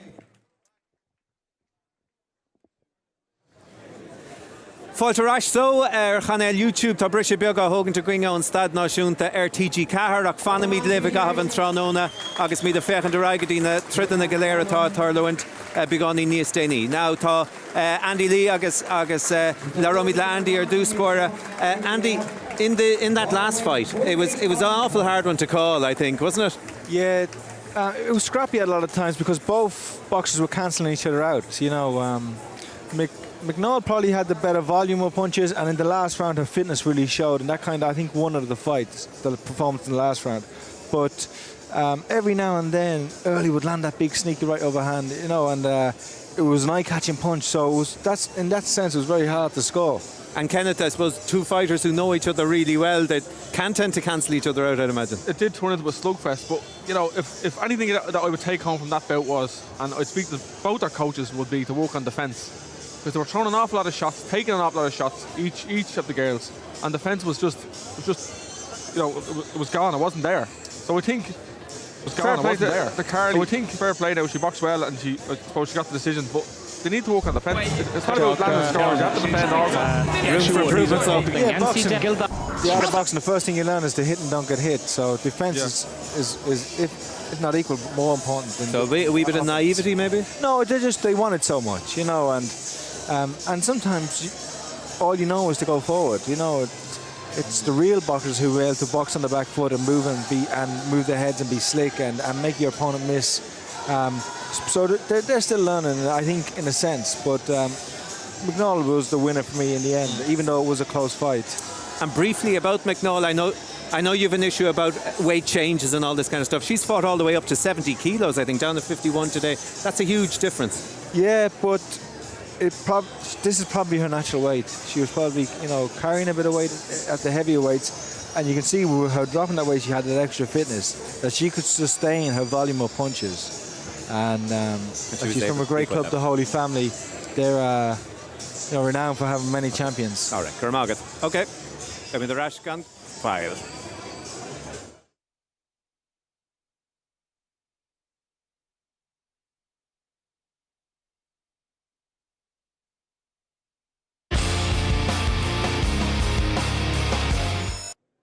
Se fáilte roimh mar sin son chéad chaidlint TG4 nach buirte ag Carly McNaul ó bhéil ferristin ag Niamh Early ó chandé Childara, so Carly sásta agus an chaidlint sin buirte ag 21 kilo. Well, Anish Rami Doragadi Shaska 3 kilo agus George Bates of Lack Cleash and Common Kelly Harrington Dulwich Gale and James McGivern. And these are two, Kenneth, that are in the high performance unit, two quality boxers, and I suppose both with half an aspiration at this moment of maybe bigger things later. Olympic Games is on their radar, and I know George Bates very well. He won the senior championships at 60 kilos twice, so he knows exactly what he's doing there in the senior final. Going up a weight now to 63. I don't know whether it's going to suit him or not. Is he going to feel the pressure with the extra few kilos on him? I don't know, but only time will tell. But for me, he's the more experienced out of the two. But James McGivern himself has a good calibre. He won a bronze in the Commonwealth Games as well recently. So it's going to be a great matchup. Really, really fantastic matchup altogether. Yeah, so Bates is the lightweight champion at 60 kilos from last year, but now it's gone to 63. So maybe just explain that to the uninitiated, what the impact that might have. Well, the reason why they would have moved up, both of these guys fought at lightweight previously. You're struggling with the weight, you know. There would be dieting and dehydration before the fight, and this gives them a bit of slack, so they can actually have extra meat and be stronger. All right. Okay, Kiwi Klinger, Magad Andy Shin, right? She's good to Jan Void. Yeah, get the contra dimension. You know, gig James McGivern, Feheen, Blian Dish, Agus George Bates, Fehaku, Blian Gage, and Rachel Loranania, Agus Tort Kachtob, no Ginchatob, Kedda, Chasulis, Tredglan or Noi, Schneider's the Multorigoni. Marshenston, Yancy Darragh, Sagarnal Darragh by Farvale Ferrishtib, James McGivern. Agus tá siad the Loranania, Agus George Bates, or Dutma as Buckley, club ní muide Buckley, so a sin Loranania seo agus bheith súla trodháin seo dáíide agus well here on the Kutya Doctor and Dakara 63 kilo iad seo, so ní dóilm go dawnama Cárthach Gurtach nervhí seo chumá ag an tús, well mar a bheith cut the fire loch na bactris an slua warranty Browne Cekiso Cehoton slua dortaíocht fecin an slua Dornálaíocht is scorer nach bíon á chorbe phantom siad am hugtar ar sta sé den seo Loranania gnéon cheola dearab da ríide scóráilte an seo go fóil an fear dearab sinna James McGivern tíocht amach scóráil deas an sin isteach an Loranania agus ceann deas an sin leis an lá deas ag scóráilte ag Bates agus a bhug se go hálan in sinir iad ríiste meisirála chéile cégannas an chéad botón ceann fadan sin Why Bates ach ní dóilm go scóráil sin ar a sí bailach sách fada cé go lád ad agus lábhan níos fuite beidir ná an fear dearag James McGivern. Cad caiitin seo tá 9 second fácaí. 9 second fácaí san Géad bhaut an seo, gan tada from Stephen and Ceann seo scóráil a chanéad mar níl mór an scóráil dintán an scóráil an ísio go deo go deasan sin why Bates ach an rug McGivern agus tíochtarteach ach Bates beidir tíochtamach be gan í chun cín in sin an nuair sin agus fannacht agus fannach leis an lád clé sin gan na sámach an lád clé an jab sin I geiríchar isteach a bus McGivern ach McGivern na gáda thuasaige chuneal áir tá na gáda ag an go deas Híleag chotíad a bheitcha sprí fí láil mór an dachar péidir deas scóráilt an sin ag McGivern péidir deas ceann bháin a réanús tíad a túl a chatará an ceann ó Bates tá an Bates aráis ina í sár ceann sin ó Bates casan fearbéal feriste casan McGivern is tí a gáirdeal agus tá an siad amach Loranania seo inis ríist Beganí le chus leanú méid fácaí san géad bhauta sin agus well George Bates an sinna breanú chun cín breanú ar a tríomh gur a cúna áilhhain gúine ní sam go ddíireach ceimtá chas sé timppla a breanú an sinna a réanús ní sam cena cóirí bhí sé dhéaratá McGivern istin sin a ríiste a sé go ríist ganín sé timppla ríist bhuiháin eile chun tedra bheith ach tá get an that got him geara tá George Bates tá sé geara sa tú is stáilm sinna fágar sé breanú go geara héin a chasan feicemuid céimé cé bhfuilíon domáistí deanta bhfuil Darren any damage? Yeah, it seems to be a small cut over his left eye. How serious that is, I'm not sure. You know, we'll probably see in the second round, but the boys are going to work on that straight away. it's an interesting first round. You know, James McGivern looks very, very relaxed in there. He looks very comfortable. He looks great in his feet. And you know, he was causing George Bates a lot of trouble for the first 2 minutes there. George slowly got back into it.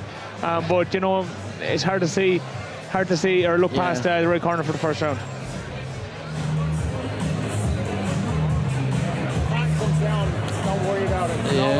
Gligan fishing, Garda. Style. Explain to the viewers what happens, Darren, if it's stopped on a cut eye. So, when it gets stopped on a cut eye, it's up to the referee to decide whether it was a clash of heads or whether it was caused by a punch. Or who's ahead? Sorry? And who's ahead gets the... Yeah, so if whoever's ahead, if it's stopped by a clash of heads, then the winner or whoever the judges decide was winning at that time will win the fight. We saw that in the last fight. Exactly. But if it's stopped as a result of if the cut's caused as a result of a punch, then the person who lands the punch will get wins. the fight. He wins the fight. Okay. Martin, James McGivern, as Bill finished on shot, 6 kilo. Agus an gansi Darren agus George Bates as Buckley leis gansi Gorum agus Stacariad is garant ó chéile anseo seo hé an darabáta anseo agus ní mór an scóráiltas an géad bháta agus iad ríiste feilir chéile agus cacha ar nói cacha Bates ba an chúdamach leis an túl sin tá sé lád clé agus ar nói fecin McGivern an gochtú an lot atá ar a túl. Agus gan doubt, go nádúrach, bheadh sé gur a bheith jabalisteach an sin, le tiile dochar a dhéanamh áthúil ach ar náin ar bhín scear beag mar sin an bína Dornálaí. Bhín Cekiso ar hen cechaí goisne me an túl. Ní Cekiso ar fí láthir se can eall láb yes, náte an gortú 10 ára agus a bhís. Come on, lads, a dúte. Tá bígí. Ná bígí cosú le rá chut a spríd he líráid beg. Go gíimeach na gur rud a cín teceáil, tá 3,000 duine seo I gur a Dornálaíocht teceáil. Tá héad gur a taran uhainte an lehar a bain taran as an gracad. Sinna tá sé ar fád I gur a anseo agus réitúir atá teachtarach deas an sin ó. Mór an tausteach ar ceann deas an sin scóráilte ag an mirte cub amantí bedan McGivern agus I tíochtarsteach sin an phlean agus béiteáil in na dhéag díreach as buchéan an seo úsce chut tragam agus gan mór an scóláile an a ríist an dá chut a bhaidir I chéile. Cean Péidir deas an sin ba Bates steach sa gúine. Far se Péidir deas an sin scóláilte Bates an sin is steach sa gúine ach na a Darren McGivern na rópiatí hir gá rím chas sé timppla cahatú sin íonna gan a bheith éis tá Bates an báta se stólam a scóráil ceanhád a bhád gís glunne. Cárthach cúg second fácín seo san darabáta agus mas tá beidir go bhfuil Bates scóráil beganí níos fearr san máta seo nach ní mór atá atrab agus chuneall an túl sin asúlaige nach neamh sé bhuiile sa túl a dusclách an gara sin mar másclín an gara agus an nil gara go héach amach. Ní bheith mór an rá ag a dochtúach leannig sí ceart go leor ní dul an go léiceir necha sé an donacht a réanos an bhí sé sa gúine sin chéad ráta a ríist lá láine bhád ní smó speád an na dánaí scóráilte anseo chanú tá príomh na héidir na gceist agus go nóra am fáchéis a maid tíoch go dtíon deir cean deas an sin bhaid McGivern a gur a heachtaríist ag deire an bhálta se stoilm go man réitú a cantá ríist san tíomh bhálta rálob tosaí Dornálaíocht. What do you think, Darren? He was right there, the ref. Come on, let's get on with it. Yeah, no, he was, but you know what? That it just goes to show the tactics that came from the blue corner after the first round. You know, as I said, McGivern had a great first round. He was moving very, very well. But what we can see from McGivern is he's a fantastic counter puncher. Yeah. You know, so what you do in a case like that, you either have to close him down, feint him, you know, distract him and get your shot off, or you wait for him because he is a counter puncher. So what George is trying to do there is he's trying to draw McGivern forward, who you know, we haven't seen much of him attacking, so he was trying to test him out in attack, but McGivern wasn't falling for it. You know, he was patient. George was trying to be patient, and then the referee eventually had to step in and say, guys, get involved. Does it all depend on the last round? Yeah, I thought that was a lot better round for George Bates. Yeah. You know, it depends on how the judges see it, but I thought that was a better round, and I think you know, the last round could be the telling of it. Mar sin an bouta Dornálaíocht 6 kilo idir James McGivern blian agus fithe gois as Bill finished tonight George Bates fithe cúg blian díis as Buckley club ní muide ar nói agus an isní fáci ach an tíbacán agus beidir go bed an bouta cinneannach scólas ag mert go gaith siad tiile eibríon agus tiide is scóráil ach mar a bhí Darren around sin, McGivern na fire ed, na hagan chesteach, na chahan chan down, the dicshatistigan down na sin, agus score all the session. They went out for a shit on Horum Gujo, Swascadisha, Tragedy more la half falls and now. Agus couple of champagne Micheál agus gone out. Kelly Harrington, Tom your father soul, Kerry Harrington, Creve, champagne and down, Micheál and Shaw. Catherine Machan CV the dinner, and you must have crack also. Nerek shed Kelly, Fichtestach Savannah. Harashkadin, Bouta Shaw, Rono Metwaki, and Shaw, Agus and Fardaragan Chin, James McGivern, as Bill finished, and I got him, George Bates, as Buckley. Lauren on Edish, can more on Roga, can Desmond Chin score on Edish, get Bates, and out of Tasha, the score all good as a Bre, McGivern, and Agus Hata on. Has major good shot. Back-on-in, Joaquin, son, Tredsha, has Deccaron. You might narrate it, Hunchurch Axagonia. The giver 9 Krish to go on the Hunchurch Axagonia. And the point is Harrington Channel on the rope with the here Ream. The Killincha Askalohen, Pagan Shem, all can dance and chin. Well, in Yahashi Stachari Giel, Ludak Yaha, Maranyaha, Hoshian, Agar, Gujo, Tamagimach, Katafaki, no better because Hook second day, Faki, some Triba about the Shog by job board, Egmoltori on the Kud, a Horlake, a good, not Trupper, Shakan Jasla, the Love Cleanchin, Egg McGivern, he Balach, Scholar, Chin, Nishirish, and East, August, yeah, Bates, Maranisha, Egg did it and thought about him. Score on Nishirish, Tebis, McGivern, Baron McGivern, that Hagan Chestach, or Amge, Flashing. You wanted the Granny in the first cup, Puke Torshach, August, Tiach Godet and a Trother Shaw, Cárthach second coffee, Micheál Bates, and Conscience, on Yado, the Canma Haventa, now that she has room, McGivern, Fanaclish, Gogasha Down, August and Chin, good to Shaheda Ash, Marvi Darren, Rawlish and Down and counter punch. Shafan Burst, spell, like a moron, Downley, Roga, Rachel, and I take a dish dog, Condas and Chin, why McGivern Chansko, can score on its counter fashion when he had that Chinahawan, Beast and Burst up. I guess moron, she had the spell, like I said, fire the gale, like I said, give up the quash, time I did Tiakati, dead, not try the shot, Seán, special, Kevru on Tredshaw. Yeah, oh, look at the two of them at the end. I'd love to find out how many punches were scored in the 9 minutes. Yeah, it was an interesting fight, but you know, sometimes we like to see a good brawl, but that was a real boxing match from start to finish.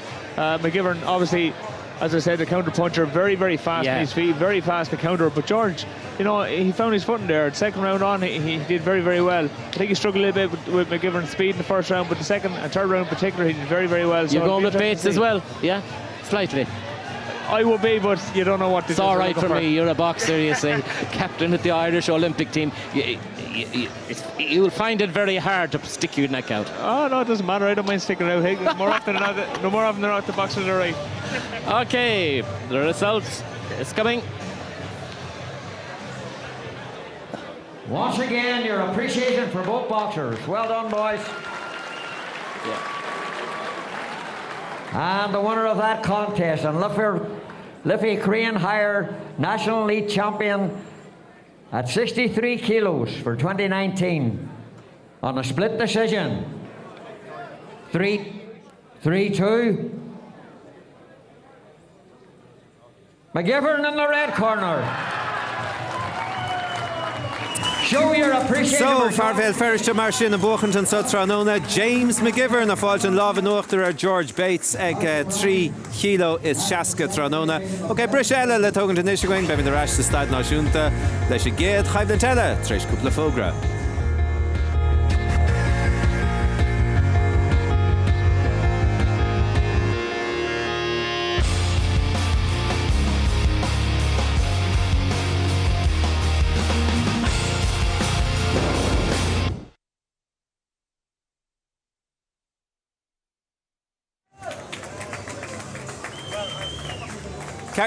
Carcalor Marshin, so George Bates agus James McGivern and Ige Chéile ag 3 kilo is Shaska, and the decision went to McGivern, Kenneth.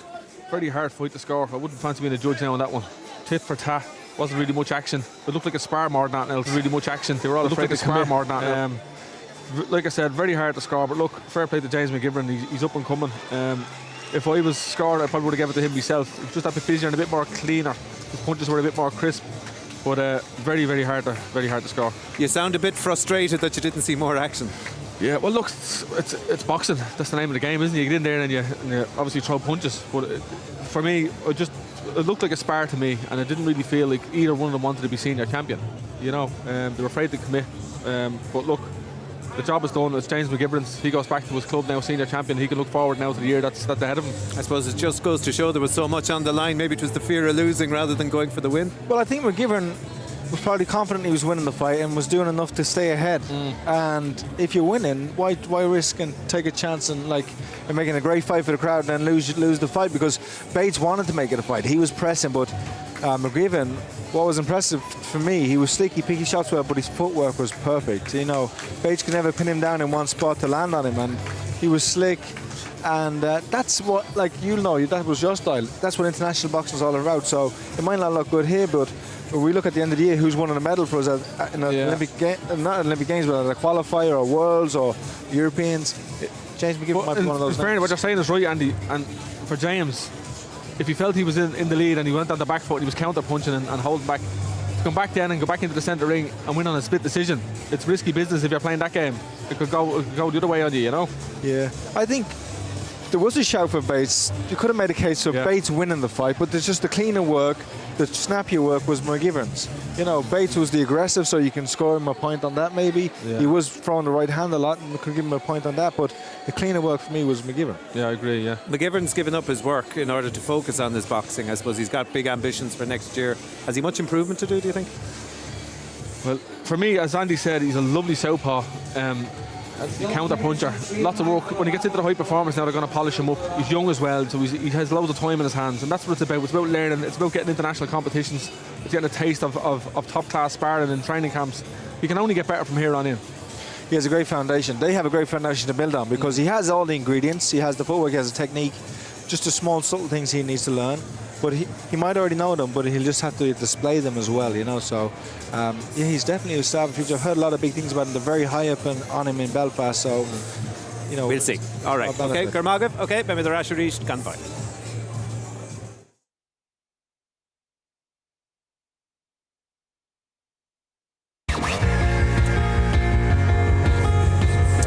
Fáilte go dtín Stad Náisiúnta Dornálaíocht agus an chéad chaidbhlinnt eile atá going is ag 9 kilo is seasca agus is cuasaí na mána ríist agus is levéil nua é seo mada le cáilú das na cluichí Olympacha agus Christina Desmond a bhuaig gách réibh ag 75 kilo agus í siúd in ag Gráinne Walsh atá treis an créibh seo a bhuachant le gá bhliain anuas. So, what's our reading on this one, Kenneth? Another 50-50 fight, and that's why I'm really looking forward to this one. Two girls have a wealth of experience behind them, lots of accolades. This could go either way. I'm probably swaying towards Christina. She looks they're probably going to pip, I think, but look, it's all on the night again. It's senior finals, anything can happen. We've seen it ourselves there, but you know, all through the last 3 weeks, upsets on the night, family here, friends, big expectations, anything can happen on the night. And what's your reading, Andy? I think we're in for a great contest. Both of these girls, they punch very hard. They're both big punchers, renowned for hard hitting. And I think this is we're kind of guaranteed a good fight here. Walsh, not to be written off, she was the best boxer of the last year's champion. She is the current champion, you know, at this weight, so she can't be overlooked. A lot of people are favouring Desmond, but I know I'm going to go for Walsh. All right, so Keimid Ling, so Mara Durt Christina Desmond. A bhíoch a Dornálaíocht ag 5 kilo is 60. Bhí sí gorta das na cluichí canis an bblin Cekiso san iadach sí páirte glacha anta son, but tá sí imethe sias inis go dtín grád áirithe seo 9 kilo is 60. Smuoineh is dócha an méid go bhéadach tarlúid mada le cluichí Olympach agus mar sin de. Agus tá bán órappach buaite, bán créúa órappach buaite ag isiú comá. So, becin trid seo go maith, Joyce na stolam. Bayan Thread Gajon Chagas Ta an Abbey Hotel le Malavurnia Lawn Gobale Agus Yadar Fad a Fechan Darren Drecha Agus Text Fotam Wai Micheál Ó Creedan in Chin and Tunera Tantach Lawn and Agus Tamadre Gobekimut and Khreev Ege Christina Desmond as Kolavuki and Loyaltocht Vus Cree Nakala Balavurnia Ravlian Agus Fehe Threads and Farther Horgans Club or no Agus Grania Branach with Sparketas and Loch Leah Agus or no Ravlian is Fe Ta Christina Stibli and the feed Ta Grania Ta Enuaka but a Kena Ta Shet Cardul Tan Cardias Artanish Martin Headvout Will Creeb Elle le gal sísca corca go gaeltocht bhúscrí an léhisha le Christina Desmond. Chaisi písa gimmart pelle fersin le Balavurniach déidir sé asa dúchi, cád sí símeán agus ar nói tá sí cuiinú ar rudháin. A bhile an nectalán go Tokyo. Well, catú tá sí náte cínt, tá clú agus cáil ar a hana hain ar nói ach tá chúd chríb déag. I gach canál gradam, gach canál stada sporte eke ní chúchríb déag sintir ar nói ach tá chríbachaí faoi ís agus seoisir agus chalahort. Mar sin Christina Desmond sin Yancy Dargan sin tíochthan cíns gáil sí can deasan sin bhíon táin sin Grania Walsh mar chu sí dána álan amach le na clúis ní le bhágal amach le na clúis blocáilte go deasan sin fersin ag Christina. Is dóigh bhí Christina rán an núdar an seocht ní dechas agad Grania Walsh na taithí ag sin I héin ar nói agus bhfuil si Gillian Duffy Dornálaíocht má ar a bailachadí an chríb an seo agus ar nói for si bún cré uma son EU, Comorta EU, agus bhí Comorta's champion elite in Chanari. Can just go out to Christina Berenchera, agus sí tíochtasteach. Mar a dúpa, en a wach bar I chéile, agus iad a lá an áinis, an chéad bhálta an seo, agus nóméid go le, níos lúna nóméid go le fácaí an seo, agus go mór an action catfalls ach méidir tá dianta beidir an lá. Diantain sin agus tá Grania Walsh gar isteach bístin sin agus for sin ceanna stáir leanna sí ceanín beg deas isteach ar Christina cean deas bhaid Christina sin beg nach bhfuil si ar a trónaíocht tá gáda áil an eard ag Grania Walsh agus tá sí tá fhaiti tá seice gomáid tá Christina garíonna scór an Christina sin lena lá lé ach tá Grania Walsh ar eise ríist derin siad ar a chéile lá an áran tá siad a taranta chéile Grania Walsh gar a obarí an istin sin ar nói I gar an hasnaich a bhóla agus well ceapan daoine nach dhéanann sin mór an difrií ach tianan.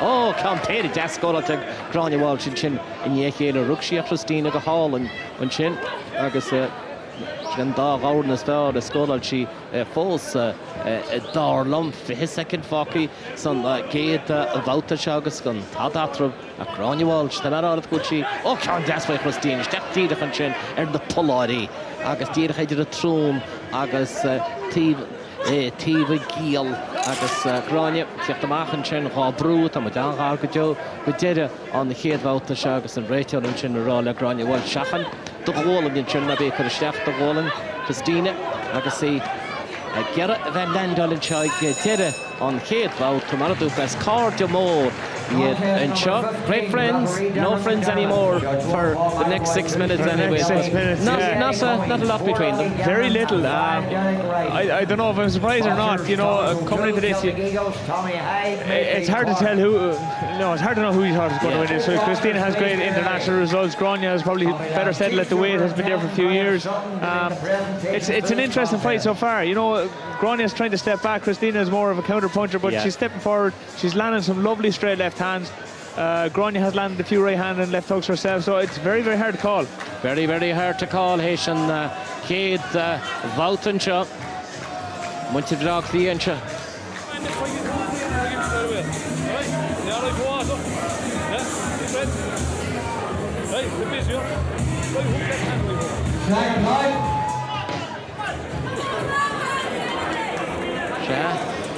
No Buckley Dornálaíocht an sin.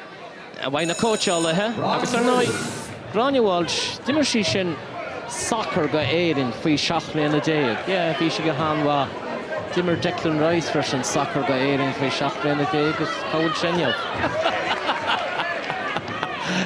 Rénos tá chun sé sin Dornálaíocht le gáí, ní san go ddíireach ceadúte faoine chud fiacla beidir na go bheáil ná cholamid cadúte. Rénos, lá an áin seo agus san dá a bhát agus treid an chorm fád agan. Christina Desmond, as cool bhócaí, Mac le ballabúr na gailteach fúscraí, I treid agus a treine le club Father Hargrans a gorca 6 kilo agus na coachalaí Tom Power agus Mickey Power is stint sin sa gúine can I Browne Brennach, Browne Walsh as Buckley an piece of play talent sin agus a líis beidir go Browne Walsh tíocht amach Barr an sin as líine dáirní mór a glána Christina I gera an sprecha sin I táice chudamach a lábhias a fágáil lán agus an sin a tarant leis an lábhlé ach ní mór an atra beríist lá an áine mas tada beidir go bhfuil gráine mas tá fan cín ach bhfuil Christina bhfuil si dám bhil fan cíine agus fan si ceann sin an rabbit punch a thugtar sin Harrington she díireachta hir gan bhuineálan sin nach ní rinne sí aontacha ní an teanna rééis gáil an Christina ceann deasan sin is teachtíireach ar a trún a bhfuilinn si tá si gar a bheith bre a Browne Walsh agus I tíocht amach ach ní sé sin éasca agus Browne Walsh sin agus a réitear le cunne suas de gáir de cunne suas de chhlagad nábí a chuisteach de chlagad rótan sin ní hennerid sin atá láscóráil an seo tá an haimlinn sprecha idir an bhirst an idir críbrach an náí grúteachab mar dir Darren O'Neill stoi leis an taithí idir náisiúnta go bheár go nach taithíháid níos fearr ag Christina Desmond ach tá sí se torte dón de péir desan sin why Desmond mar an héanaí gar alisteach péir álainn a deasin sin rug sí go deasan rug Browne Walsh go deasan agus I tíochttar deachan sin Cárthach cúg second Fácaí an seo agus Christina sin berin sin lábhias agus scolann si go deas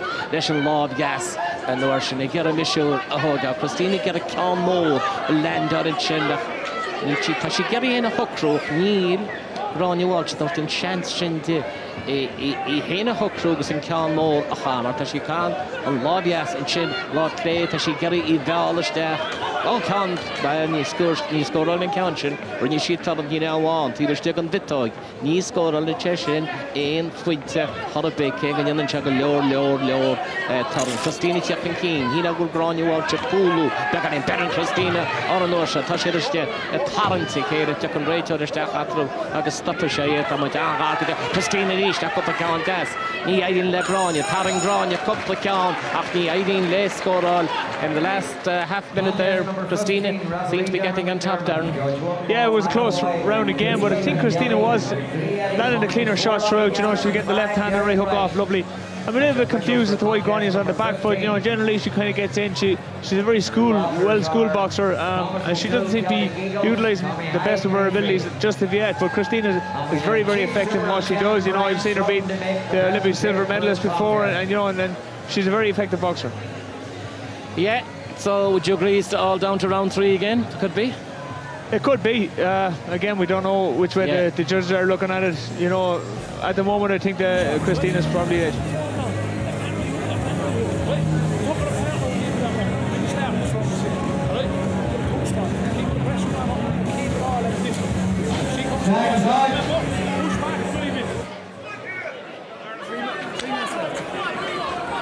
Sinne sí nó méid fácinn seo chum é an chríomh mé seail go blach lia nó síos go ballabhúrne an ggéilteachta bhúscraí Christina Desmond in seo ar nóid scoil le rion blianta go láiste ísagáin in sin a ballabhúrne go láiste rubda tan go buniscéil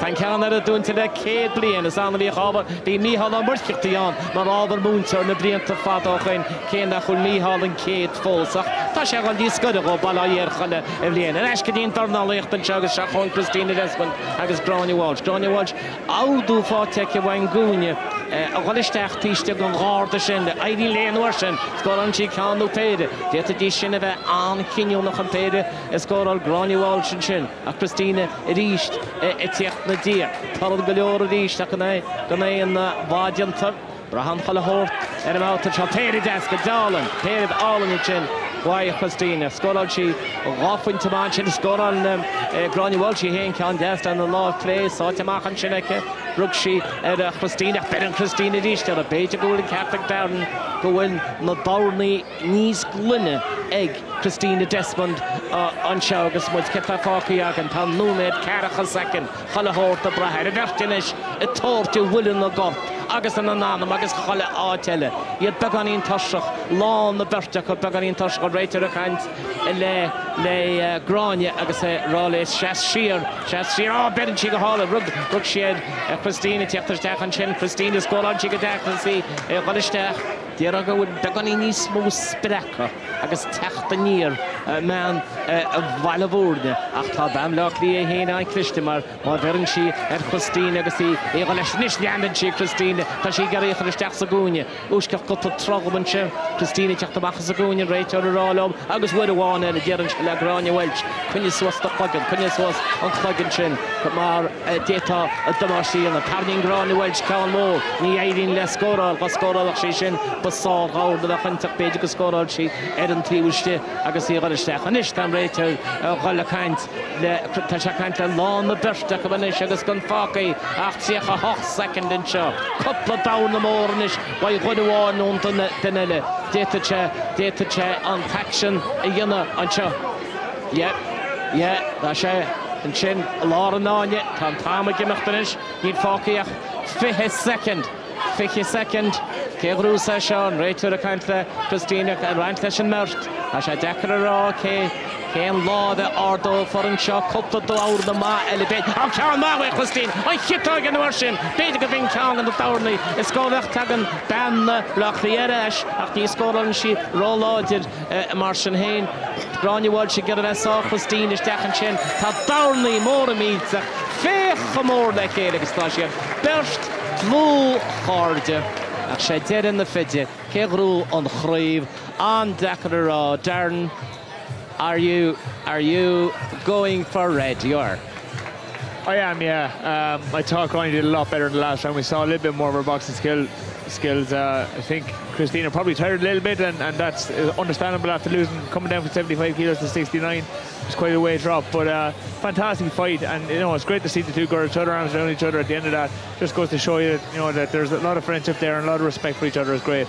That's wonderful, isn't it? Seen Tuckajo on Rudda Shin Ekal, and I that little smirk on Christina. Something tells me she thinks she's won it, but they're all like that. They think. Here we go. Won't be long now. Chief Superintendent Brian Sutton to make the presentation for this contest. Show your appreciation for another cracking contest. Well done, girls. And the winner of that contest, and Liffey Crean Higher National Elite Champion at 69 kilos for 2019 on a split decision, 3-2. Desmond in the red corner.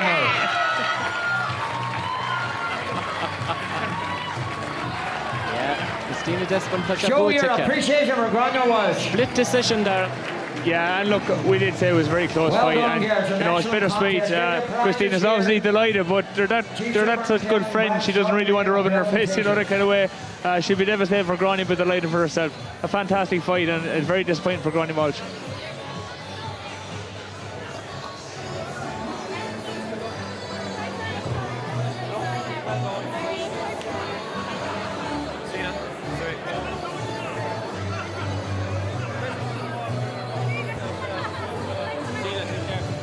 Christina, champion Hayden cohortas. Really good, my God. Tom Beach, Sasha just around. Vive Imha, I'm going to cut a Gertu more, so just Tashi Rashve. Or Tashi around kind of better rash, so Mila Break is some trainers, Tom, August Mickey, August McClellan, August Mayad Christor, Tashi Gahuntuk Savala, August, yeah, Tom, just for. Tuchasásta agus is an ítach agus slú ítach tací níos as corp professional takeíocht tut. Yeah, Tashi the Rose. Verbu le Tommy Hyde ó Kirky cuma. So yeah, Tom on sásta. Cogur sé dechar tred Carlat Gráine Walsh Carlat agus bhí sé sin eisteach, ra? Yeah, it's Colleen Untaki. Tashi the Rose agus bhíonn si trínáil an dín ar fad, so anna bhá grainne gur míle mágat. Bhí má déins cóchórtachas le, tu mu dreistú sa a bhíl. Se cóchórtachas mar sin le Christina Desmond an son agus beag maintar bhailehórna ceúra anocht agus go dtí go mé sé na bhaidin bí cinnte. So our job denta ag manóg agus an coran agus an dúis go machta bhile go bailehórna. So you called it? Yeah. One up on Andy. No, look, you could see that she came down from 75 kilos down to 69. She was the bigger girl in the ring, you know. She looked strong. She held the position in the ring. She was coming forward. She was the aggressor. And it was very hard for Granny to capitalise on that at all because she was on the back foot fighting a bigger girl. You can see it here. She was really throwing her weight around, and she was, as I said, to be aggressor going forward. In terms of their skills, they were evenly matched. Yeah. Just she lacked the size and the reach to match Desmond, you know. But Walsh is a lovely boxer herself, and you can see she's an international standard boxer. She just came up against a bigger, probably better girl on the night. It's unfortunate now because the two of them are really good friends as well. You know, they're trying together in the high performance. Obviously, meeting together now at the 69 weight, the Olympic weight. It's unfortunate one of them has to lose and go home, you know. But you can see the size difference here and how Desmond has come down from 75 kilos to 69. It might not be a bad idea for Walsh to do the same and maybe go down to 64 kilos. I know that's not an Olympic weight, but if she wants to remain Irish champion and box on an international stage in terms of European and World Championships, that's where she could find her best weight division, I think. Because you can see that she's slightly undersized, and if Desmond can wait to make 69 surely she can make 64. And for Christina Desmond now, I mean, this is an Olympic weight, so, you know, there are possibilities. I don't want to overdo that, but... And you can see the skill there, and you can see the power she has, so she's definitely going to be one of our leading lights going into the Olympics, I think, yeah. Okay, all right, okay, but Sinead, so better go be the right machine, Gudin Gate, Cianella, Agus. So this is one that I suppose, while the first three bouts that we've watched on the live coverage have been really tight, it's evident, I think, Thomas O'Toole is the outsider in this one. Yeah, he is indeed. We're all talking about Tommy Hyde this week. He's a really good kid from Cork coming up, you know, and but unfortunately, you know, we don't have Joe Ward in the weight. He's out injured, which is unfortunate because everyone wants to see Joe Ward fight.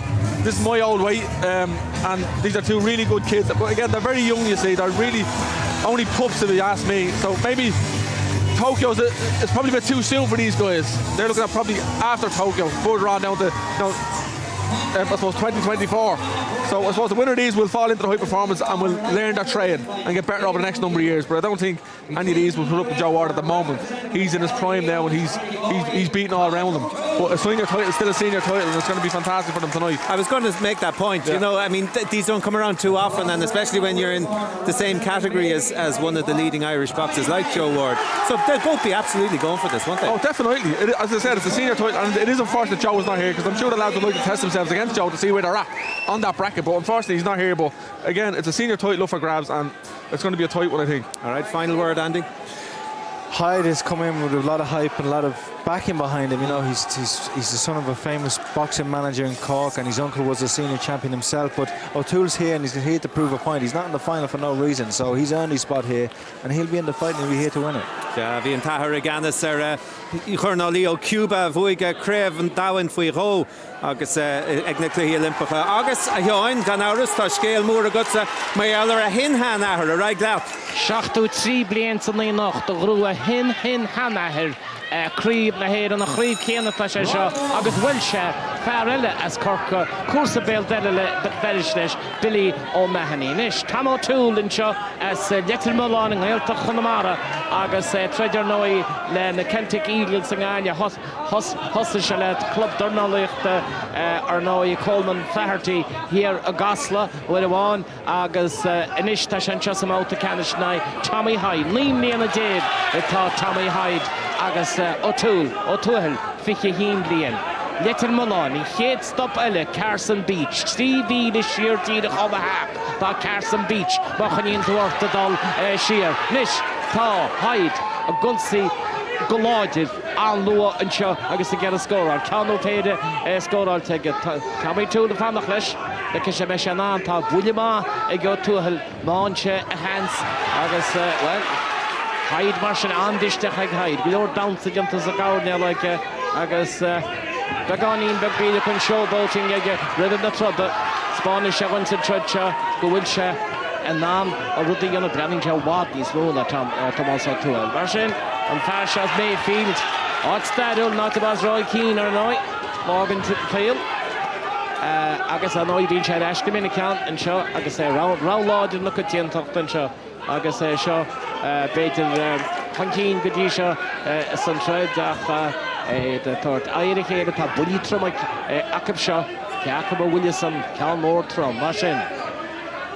Tomás O'Toole as Nitin Miláin íar na gaiileh agus éiltocht agus gan isteach an sin agus Clán descóráil sin sin agus scóráil Hyde rug sé Hyde Ceachadóir a scóráil Hyde Clán níos fearr beidir riide sin O'Toole gghearach an isteach sa gcomhairne hálar an tíhaine nu me doháin fácaí san géad bhhabhta seo agus go mór an átrú beidir Hyde na ceanna níos glúide go dtí seo agus an réitear an sin ráda Tomás O'Toole dárdach an suas Hyde teachnaí a ríist Wynta fforco go láidir in seo an nach bína gúdaí ar náid tar takeíoch agus O'Toole íte má hína náid cehead is dóilim tá Hyde is na garbhachadóíoch ní O'Toole gana rógan go háiritá tá bhfuil feartá dá hína náid cehead a chu réon sécha second forty san géad bhhabhta seo agus Hyde ige a Harrington agus ar an áráin agus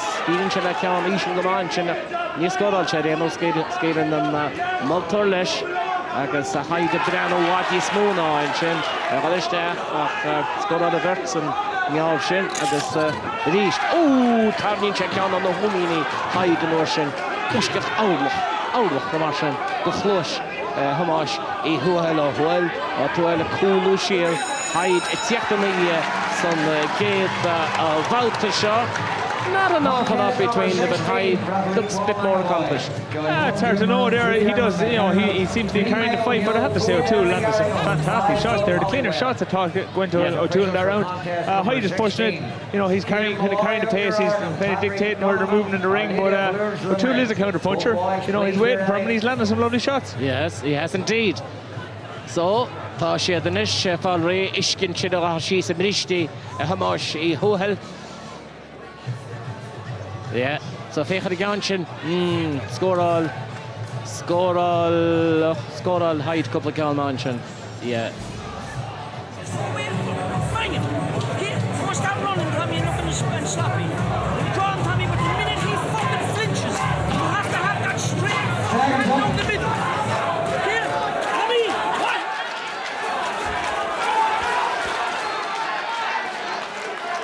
Okay, bouta dó mar sin. Tomás O'Toole, Nitin Miláin an éilteach an na mar sin ghensaí is a gabhdeal dearg agus Tommy Hyde, líon léana déag bhís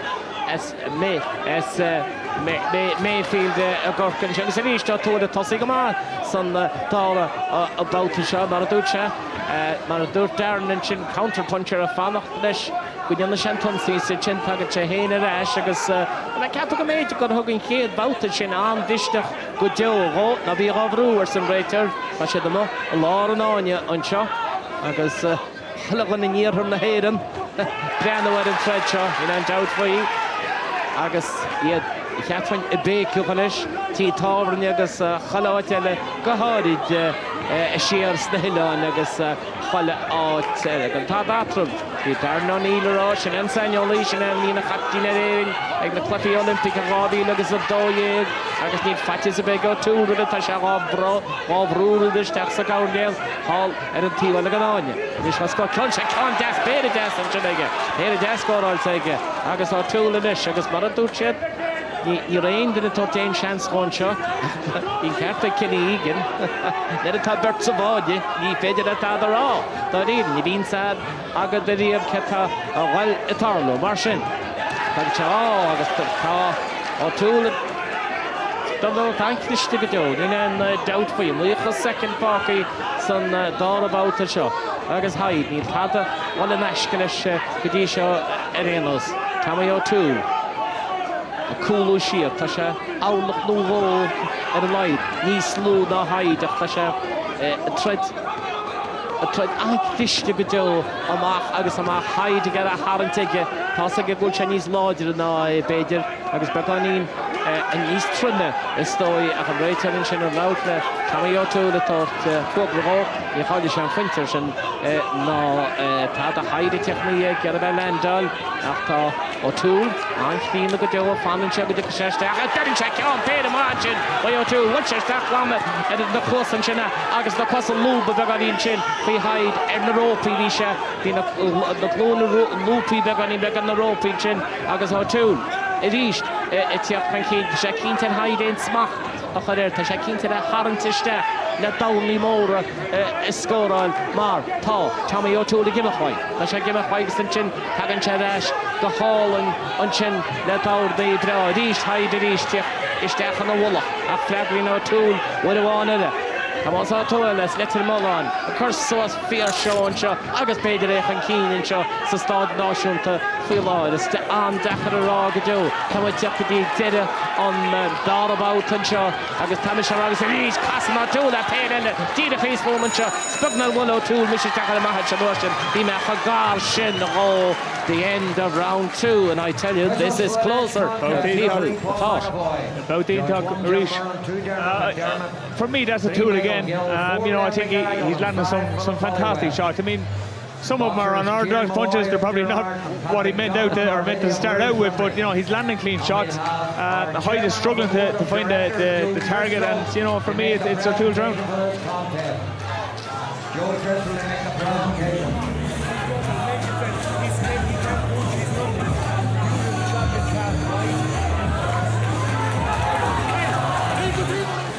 Yeah, sin much in the Guardian sin gone out. Agus sé chinna bécio. Bhí Micheál Ó Domhnaill Chinese tuisce sin chéad duine a thug Barr go Adam Hession ceann go Dornálaíocht mór an na híe agus bhí se na ghlaciige mar letín begbítecha Adam Hession a chanis se Tom O'Toole Tá más O'Toole head Milan na Tommy Hyde se hé an síba about agus a méid cainte a rinne siad sa Domhnaill le Hyde níl siad sásta le Hyde a chuíbhfuil se i Dornálaíocht do bán ná riomh ní teas agus ní dóla go sé héin an sásta leis héin a chaminid bégur hí te go treid réad a chunta seo mána man siúach mar chuidir tú fearras le an móán túil tú gan mó go mór ar ní héidir sé sin ar a rutabeh lá an áin tríb abáta ó túil a gostechan Tommy gostechan sin chuig an gagan níisiom túr an réitear fuagra rápaí sin ach ní an puinte cáilte na páta a mar sin aige tá sé ríist lá an áin agus Tommy chursúas ó túil a chursúas a gáir do gáir duna sé gearabeh blacha tá sé cínta glán Tommy Hyde éon dul chaid sa ríist beidir na túil a ceanál an counter an sin bhaid O'Toole go hálan ar fád tá sé cínta Hyde a tíiste ó sin agus tá O'Toole a teachtar eisle a gáirta ní scóráil sí sin ar chága chluise ach tíiste an dáirda a tú scóráil leis na head to knuckle part of the globe sin nach chuile pointí scóráil í bhfuil i bheith bolla leis an tíbhaiste náte tá na barilach ní chuúrin sé sin a lá an áin se leis agus céir nó bheith cecha cúg second fácaí san tríomh about agus Hyde a Harrington leis mar a feid gearbh tal an seanháda i de dhé ach tá an cáileann sin rára a cínta O'Toole ní thugan O'Toole é ná déir tá sé cuineáil a gníominn seo agus a cuineáil fan cín bhfuil in tríomh críomh bhil siar go gaile an tróna seo. Cuoine go grú Gabriel Dossen. Ó ceamán sin Hyde. Sin ceamán ó ghorta seo túla leis sin é ceart an landál se san máta seo nó lead chúg second déad. Bhfuil a cinnte ránam go ghorta se O'Toole an uair sin a se bhil siar an réitear a rá le Hyde an chuigeann sin chuineáil síos a sé gearán an dhé beidir go dtígann se go gaise tíocht nó nó le dearnach an seo O'Toole a gimach Hyde a fannach i gimach tan na cosa an lúfar go deo ag O'Toole ní an deut faoi beidir go se ní slú na Hyde ach mátá ní héad le fillhór a bhhain an fóbar agus tá an fear bug a bhaid neach fóbar in seo an tróna seo. Ní sé mór an ní slúna achtá se tá sé súntasach brenn leis an réitear ará leis le O'Toole an uair sin an chuigeann a chuineáil gláán. Hyde i gearach isteach a ceann mór mínta goháin rug sé bálan ceart go leor a ríis grún sé an ceann sin grún O'Toole an pí a backráil sin atar tá tíocht angáil go deire 5 second fácinn seo caiig sé tíireach tánín Tommy O'Toole tánín sé ceann an na húníín sin ach tíon Hydeán a lá náin is Hyde fós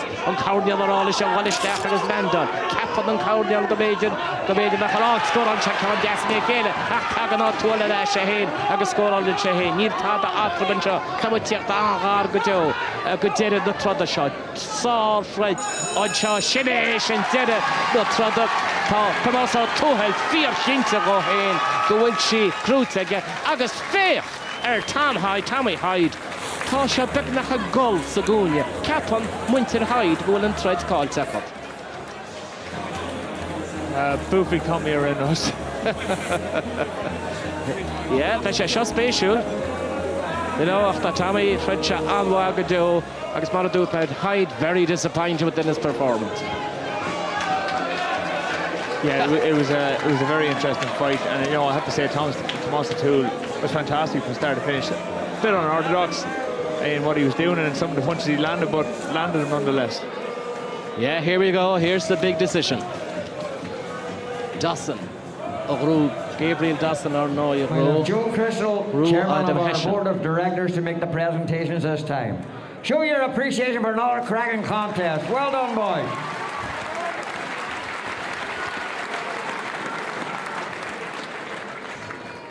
And the winner of that contest, and Liffey Crane Higher Elite Champion at 81 kilos for 2019 on a split decision, 4-1. O'Toole in the red corner. Show your appreciation for Tommy Hyde. So, beide nach Ravénia tar chance toig te sachen gemortisch, ach ni raibh Tomás Ó Domhnaill a géisteach Loha son agus an gradam agus an coran agus an tedal náisiúnta seo a dul siar go Connemara tróna in Jobh. Andy Lee, what's your reading on that? I think it was the right man who got the decision. A tough loss for Tommy Hyde to take, but he'll have to learn from this. His style is to be poised and to counterpunch, but sometimes you have to take the initiative and lead off and entice your man to punch you. O'Toole has an awkward style, and he'd probably give anybody a hard fight because he's moving and he throws punches from unorthodox angles, and they're hard to predict, especially for someone like Tommy Hyde, who's so polished and so skilled.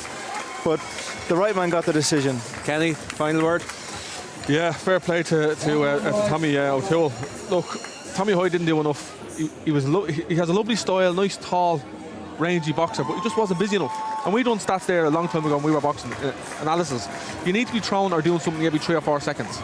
Scoring points, feinting, moving. He was doing nothing. For the first round, he done absolutely nothing. And then he was trying to claw it back then the second and third round. But fair play to O'Toole. He done the business and won the fight. But I think Tommy needs to go back to the drawing board, have a really good look at himself. He's young, he's plenty of time to learn.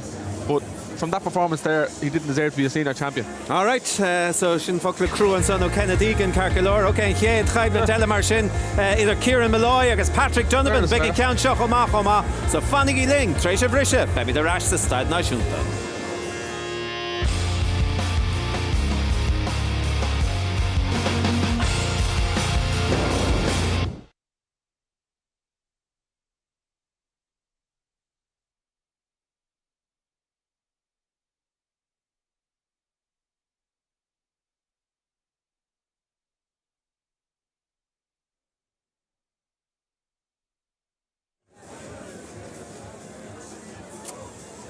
So, ag 81 kilo mar sin, Tomás Ó Domhnaill fear Connemara a fáil bua gan chuine in ag Tommy Hyde. And maybe just elaborate a little bit on the point that you were making, Ken. Okay, Hyde didn't step up to the mark that we might have expected him to, but what about Tomás O'Toole's own performance? I think Tomás Hyde was the favourite to win that fight tonight. All eyes were on Tommy Hyde to win him and, I suppose, do the business. But he just didn't perform. And it is about performances. We've said it 1,000 times on the Hyde performance. When you're going out to competitions, World Championships, Europeans, Olympics, it's about the performance. Put in a performance that when you can walk away, you can be proud of. He's not going to be proud of that tonight. Now, fair play to Tommy O'Toole. Lovely chap, I'm sure. There's a senior title for him. It's going to be a big struggle for him to compete with all the best in the world. But a senior title nonetheless is nice. But the likes of Tommy Hyde, he's young, and I'm sure he can learn his trade a bit better as he gets older. He spends time in the high performance, but at the minute, he's not busy enough. And he'll see that himself when he looks back at this fight, the analysis. He'll see himself. He wasn't throwing enough shots. I wonder, he's trained a lot and spent a lot of time in his youth with professional boxers through his dad, who manages Guillermo Rigondo and some other Cuban boxers and other professional boxers. So I think he might have spent a lot of time around them and learning from their coaches and learning from them also. And that's a much slower, slowed down style of fighting. It's a lot more poised, a lot more thinking and being methodical and strategically pacing your way through a fight. But in terms of the amateur boxing, it's the complete opposite. And so you might need to adapt more of an amateur style. I agree with you, Andy. It's a different sport. Professional boxing is different to amateur. You're in there for 9 minutes. That's all you have to make a statement. Get in and get out. He didn't get going at all in fourth, second or third round. He had a few slaps in the third. He went through a few shots. But he wasn't busy enough. Full stop. He just was not busy enough. Okay, but what about Tommy O'Toole himself? I know that you're very taken with the style of Tommy Hyde, and I know that you're saying, okay, he didn't come up to the mark today. But what about Tommy O'Toole? I mean, that was a victory that he really ground out, and he was very courageous, I thought. He came to the National Stadium, as was mentioned, as an underdog.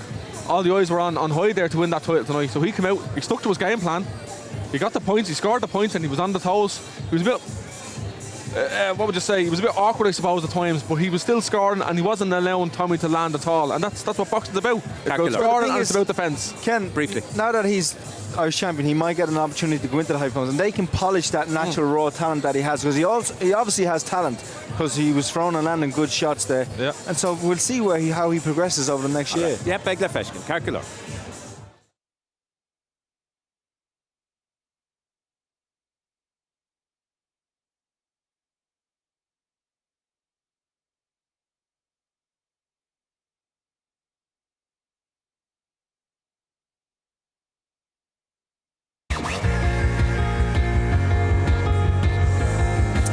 Alright, so Far Chonamara, Tomás Ó Domhnaill, Ceilúra an Sog, Will Gradam, agus Tedal Náisiúnta Fuitige, Nacht Insan Stad Náisiúnta Dornálaíocht, Kilo is 8, is Tomás Ó Domhnaill an Cora. Alright, so cúpla trid fós fága, going gan hours Kelly Harrington, Insan Trid, Idir Náisiúnta sin an Yelena Jelic, an Terbach attack begoni níos dinig le huirtra sé denú mar sin, Ribbe sin Kieran Malloy agus Patrick Donovan. Two young fellas, 69 kilos, and they reckon that this could be maybe one of the fights of the night. This is the fight night. This is what people have come here to watch. Well, this is what I personally come here to watch. No disrespect to the other boxers here tonight, they're all worthy champions, but this is the standout fight. This fight, from the previous fights they've had and the skill of these two boxers, would be good enough to be in an Olympic boxing match. These two guys are really, like, you got Kieran Malloy, who's been dubbed the next big thing for many years, and he's the reigning champion. Now he's coming up against the next big thing in Paddy Donovan. Just 19 years of age, Donovan. 19 years, so much skill, so slick, so much speed. You can say that about both guys, and we're in for a treat. Kenneth, it's early days for these fellas in their careers, but are we looking at two special talents? Isn't it great to have it here in Dublin, you know, the home of Irish boxing. These two lads are high calibre. It's all about levels. These lads are right up there. You can stick these lads into Olympic Games now, they probably win a medal. These are really, really good, and they're only going to learn now from here on in. So this is going to be a very close fight, by the way. This is going to be tit for tat right till the end. Agus is still in Gwilyn Tatmosphere, just imethe suas came nu hoa yarn Riven Council, Rashchwutza. Níl doubt faoi tá sé sin fear Kieran Malloy nóid dínar ágarú siad an Etalán sin go Tokyo le rábhlíon well bhí sé ach beidir go beda an fear is stoppach é níl sagan neachta anchála Patrick Donovan is cinnte go an bertas fear I thought I chéile agus go leor daoine sílim go rút an dílíonn sin go bidí tred mhór na híche go leor bailí. Mar sin Kieran Malloy uachtarard san Yancy Darragh agus Patrick O'Donovan Rugu Limerick san Yancy Gorum agus tá cuman Dornálaí Cárthach Ban O'Donovan sníí má bhí me cantleis sa leras hartar with a chleig óchan agus ledín álainn fáil sí mé fiaragó cechan leis san treidchas lucadúte tá enabhá go méid tá ena gan chéile dúte agus well Cekimuid Cegrús. No, ní héidir an bhana idir se hebí Ceáile sa well ní an frí sin. Tá críomh na héireann sé Malloy nóid an Curry, an Champion, sinné an Yancy Darragh agus siod an troidmhór agus iad lá an áin sin agus go dtí seo beidir O'Donovan scoráil ceann deas tag an Malloy traslan sin tá nirid sin grú tag Malloy nóid tá an taithí go deo ag níl an nirid cáil beidir O'Donovan ach Can Des on the line, Jim Berringer or Donovan Diapata, Shaneen Cameron's foul, a score on Luncha, a foul, Lucas Mahroon, Malloy, Shaw, Bailon, Car, Karen Ellis go out to Malloy.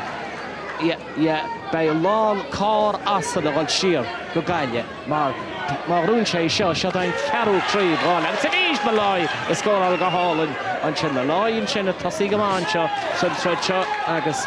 Mae Iabala Rhyd yn Gedd Fawt yn sio. Cael eich agos Malloy eich le mwyn yn y gael I fynd sio agos i'r hol sosta. Agos, wel, tigyn nach fech ar noi. Ta sied tredig y man chen eich eich agos Donovan can desgol olte ag Donovan mars yn y hen eich yn Malloy ti. I tiach na eich eich sgol ar yn sio.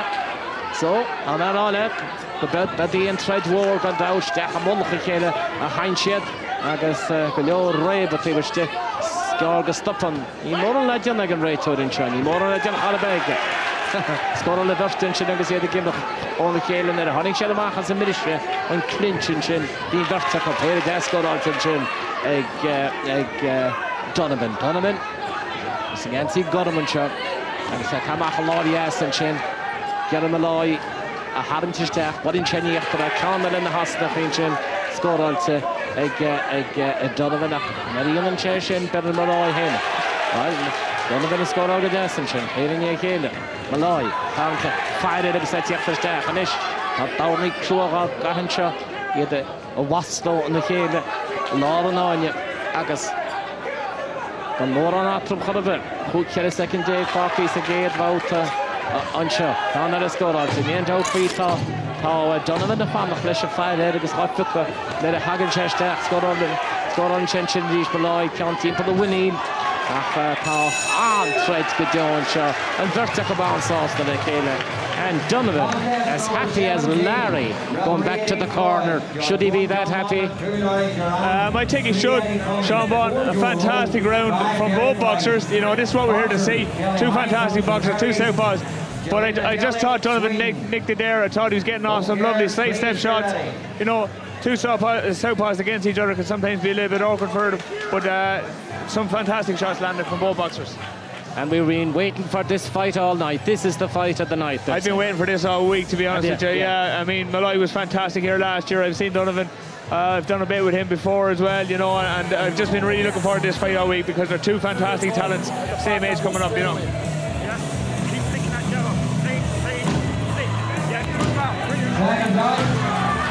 Seconds out, and thought about it, and thought after Darren O'Neill rog and made to go to Donovan. Began in Keen, some gate about the shot. Train the Brehun or no, Schneider the Dam. Who got up and chatty for an on in Charles. He reached Donovan score log of death, then Heinz Staff. To steal all in Dornálaíocht. Ego Donovan, in and out for you. I guess I come out. Malloy all in the end, it's tossing Malloy Gasha. Tiddet score log is Tiddet Ibre, a yana. Browne Malloy River. Agus Kevin and Nora, some mounted John Shahanik Malloy, Dodida, Funkin, some mounted Camish and Nora for sure. Yeah, but they're Dornálaíocht tournament in Nora. Malloy, Shimbliano, Shadano, Hagan Vina Gumi, a lot of the throne. Agus East, Malloy Norton, O'Donovan, Tom Vasco, but again, Brennan Sherish, Taylor Desmond, score also Egg Malloy, Nilan Doubtfishin, Agus. Dachas had the Hession Micheál Ó Domhnaill Gaudy in immersed. Agus are now Dornálaíocht, Cahan Malloy, Cahan more meter. Ni Heinchig few on Gar, good Donovan in version, Donovan in the East, and Stuffy Godolish and Lord Hession, Startira Sabusanchin, Walsh Malloy, Coolaway, O'Donovan in the East, and Gord the Eashel the Bahage, this how gosh, style all and you give it, and Maradupa, Can Dastinchin, Paul the Quasha, and the version of the East, Malloy take the Dashinish, you say, hey, get a score all, Agus Donovan, and Fatsabe, Erornoi, on Keen to go home. Could have Malloy, line the coach, Brennan Shed, Brennan, Rug Malloy, Calmo, Taylor Desmond, and the Ropey Hall, Eden, T-Boy Laganonia. Agus Bejigo, Godwin, Chesham, Ruddy, O'Heaven, Voutisha, Lumet, Hook, second day, Cocket, Count, Gast, and a Lord, Yasin, Rook, Shed, O'Donovan, Agus, Tiachta, Honik, the Multodi, on Count, Chen, good out, Haipeche, Ekal, Malloy, she stepped, the Lord, deed of Darren, Des, is that Henshin, Agus, Tasha, Malloynish, Lewis agus tá Donovan a gáí. Ní mór an man go gáí bíntar Malloy ach tá Donovan a gáí. Berin Donovan go hálanne. Stechtí a chlána fáil na chlóise. Sin dána deas. Sin ceanna le scóráil gon dautanse. Áitwa, Cárthach a second fácaí an seo an outadó. Sál Fredin seo. Nílan daut faoi seans go bedí ceart go leor. Tred na híe. Chalagán a fánachtan seo. Agus deasrod go se dyrnach sa. Ceart deas fa Malloy. Rúg se go hálanne ar a teachtar dechan sin. Nis tá bert a pléta a géile. Nis tá man go gáí díist. Teachtar Ó Domhnaill agus Tan go gáí an Malloy is freisin agus gon fácaí ach 8 second déag an máta dó an seo. Sál Fred Effa ceart deas fa Malloy. Tan Donovan na tá Malloy iste ar na rópaí iste sa báin. Iste sa gúne tíadach ísan seo. Le mo híh réitear ará brise géinis. Aidige as go gímachar íst. A lá an áine siod. Beidir go ben an bautas fear a chonig muidin seo. An trúnóna sin go léir. Tiede leis an dá a bauta. Darren O'Neill. What a second round. Yeah, that was a fantastic round. Kieran Wright came out a lot better at the start of that round. And Donovan was struggling a little bit, but really in the last minute he came back into it again. Just fantastic from start to finish. You know, it really is going to be such an important last round, and it's very, very hard to tell who's getting this. Indeed, very close indeed, there's no doubt about it. Tá sé den se Micheál Ó Domhnaill agus idir á go leor rodí leis tá muidir Brennan ó deis. Yep, éistin is le a tarla some Luke Arner an seo. Ó Domhnaill.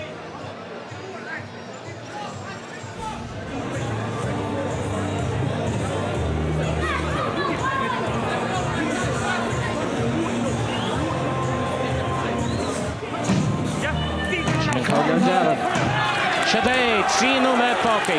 A gwynio, Ciara Malloy, is wachtar Críb na héireann 6 kilo. No manne, an fearr as Limerick. Patrick Ó Domhnaill, a manne sé an chríb dó. Dearan go méidir go mrahan sé fad an máta dearnach seo. Dyn nhw'n fearr wachtar fehe blian dís. Patrick Donovan, 9 blian a déag dís. Is cínta cuma get a harlos an seo noch.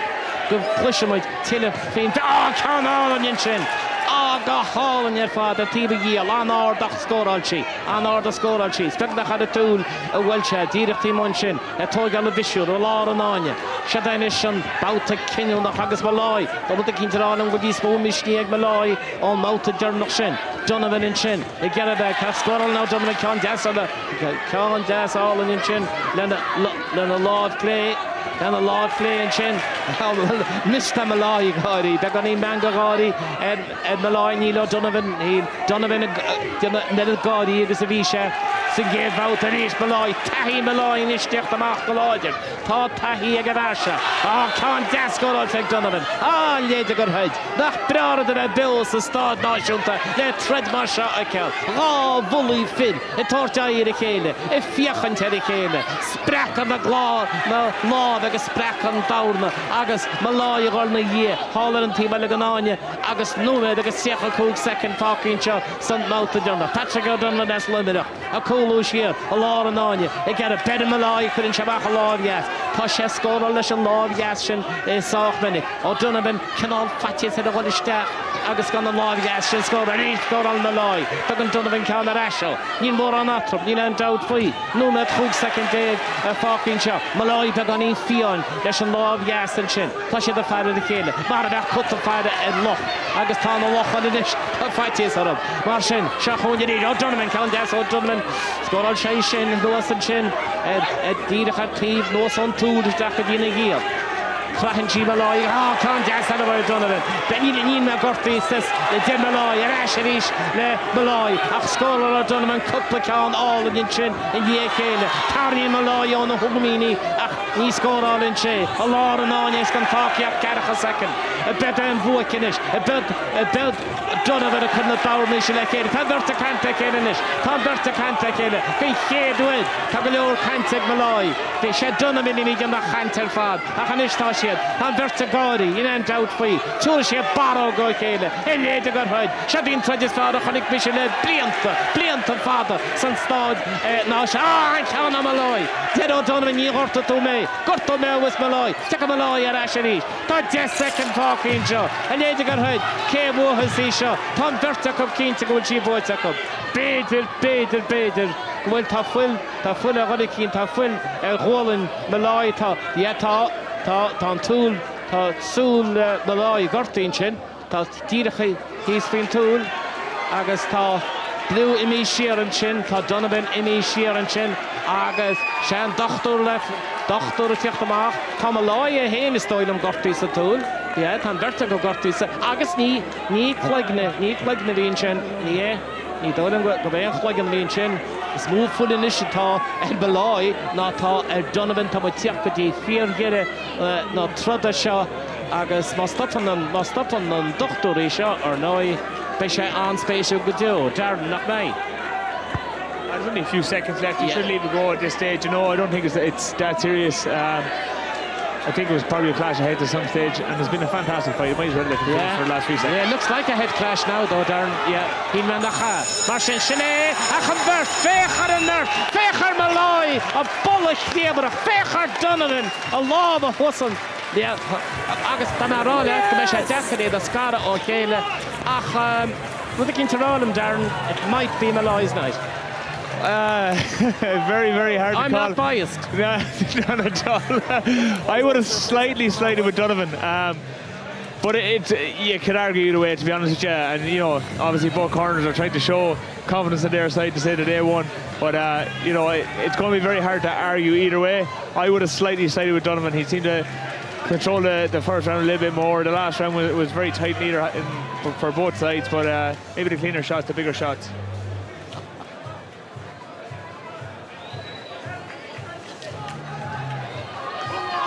Okay.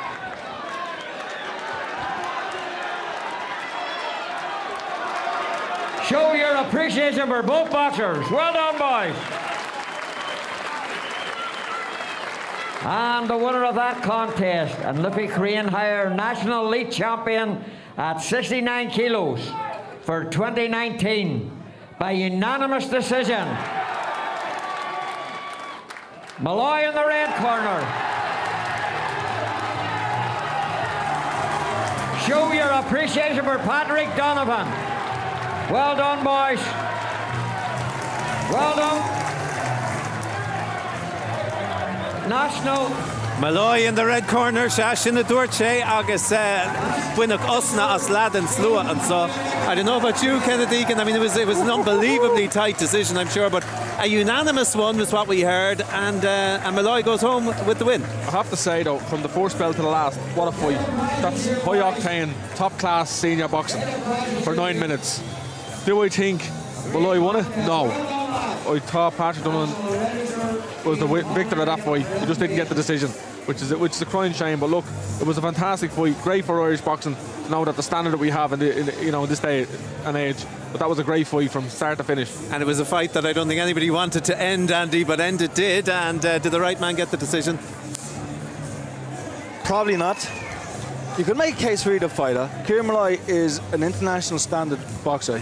If he goes on to qualify, he could win a medal easily. He's a good boxer, and he's a prospect. To me, Paddy Donovan won the fight. To me, this is not an overstatement, it's not an exaggeration. Paddy Donovan is probably the most exciting young prospects I have seen in this ring in a long, long time. And he might not have got the victory tonight, but for us, he's probably the biggest star to come out of Ireland for the future. You could just see the way he fights, how he boxes. He has that kind of thing that you can't teach, that kind of X factor, and he has natural talent. Kieran Malloy is a great boxer, very skilled, well-schooled, and probably the stronger man in there, landed probably the harder punches, and maybe that's what the judges scored. I mean, he was probably the more aggressive throughout the fight. And you can't take it away from him. He's a great fighter, and we give him his due. But for me, Paddy Donovan probably did enough to win the fight. All right, OK. Well, Kieran Malloy for Kinna, Asian Royta, Agus the session, Cora. Kelly Harrington, the top, Trace the Vogri, Fanny Ling, Bout Ida Noshunta, the Rihain, Agus, Yelena Yelich, post the top.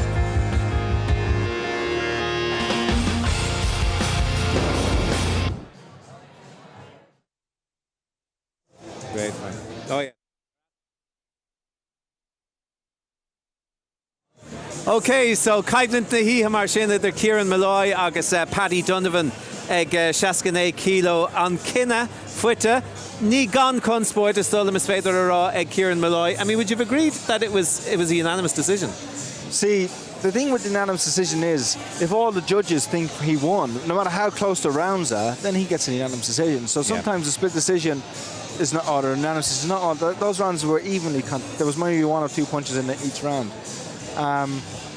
Like, I don't know. Sometimes in the stadium you have a champion and he's quite popular, and I had it in my favour a lot of the time when I was boxing that you will get points and decisions when you don't necessarily deserve them. I don't know what you think, Kenneth. Yeah, I can agree. And to kind of break. Sometimes you have to take the title off the champion, and I don't know if that's the only reason you can say that Paddy Donovan might not have got the decision, that he didn't do enough to actually take it. Like, he didn't dominate and win the fight. But for me, he won every. He didn't start the second round well, but he did enough in the last minute of the round to win it, if not draw it. He won the first and he won the last round. To me, he won the fight. I think it's going to be a case of, if Patrick Donovan now, how is he going to take this defeat? It's going to be a big question for him. Is he going to remain in the amateur ranks, being number 2 choice now at 69 kilos? Will he be persuaded to go pro? Because he is very, very good. You've seen him in that ring tonight. He has all the tools. Fantastic footwork. I can tell you he's going to be disgusted. And I know him personally. And I've already been... I've been contacted about there's a lot of people in the professional world who know him, who know his name. His name's been ringing out for many years because he's won everything underage. And I've already been contacted in the build of this fight about him by several guys in America and in England, and they want to know about him. They want to get my opinion about him, and I've been singing his praises. So he'll be offered a lot of money to turn professional, and had he got the right decision tonight, he might have stayed for the... I was going to ask you, was tonight a tipping point then for him? Maybe. But look, I don't want to be too hard on Kieran Malloy. It's not his fault. He did his job, and you can make a case for him winning the fight. My opinion is that Paddy Donovan won the fight, but it's the judge's opinion, and that's fair enough. That's their job. But as you said, Andy, him losing that fight now could turn him the opposite way now. He mightn't hang around now. He won't get the opportunity to go to the European Games or the Olympic qualifiers at the end of the year. There's a year gone. What's he going to do? He's a young lad. He could turn pro, and then that'll be him gone from the Olympic pool over one decision.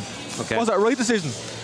Yeah, well, honestly, I know. I'm asking you, what do you think? Well, I mean, I'm not the expert. You're here for that. Asking you a question. No, I just think it's unfortunate that you've got 2 guys who are such quality fighters in the same I'm not an expert. weight He's category. not an expert. We've obviously both fought for a long, long time, and the two of us have the same decision, so. No answers. That's sport. Yeah. Calculor, okay, ben the rash gunfight.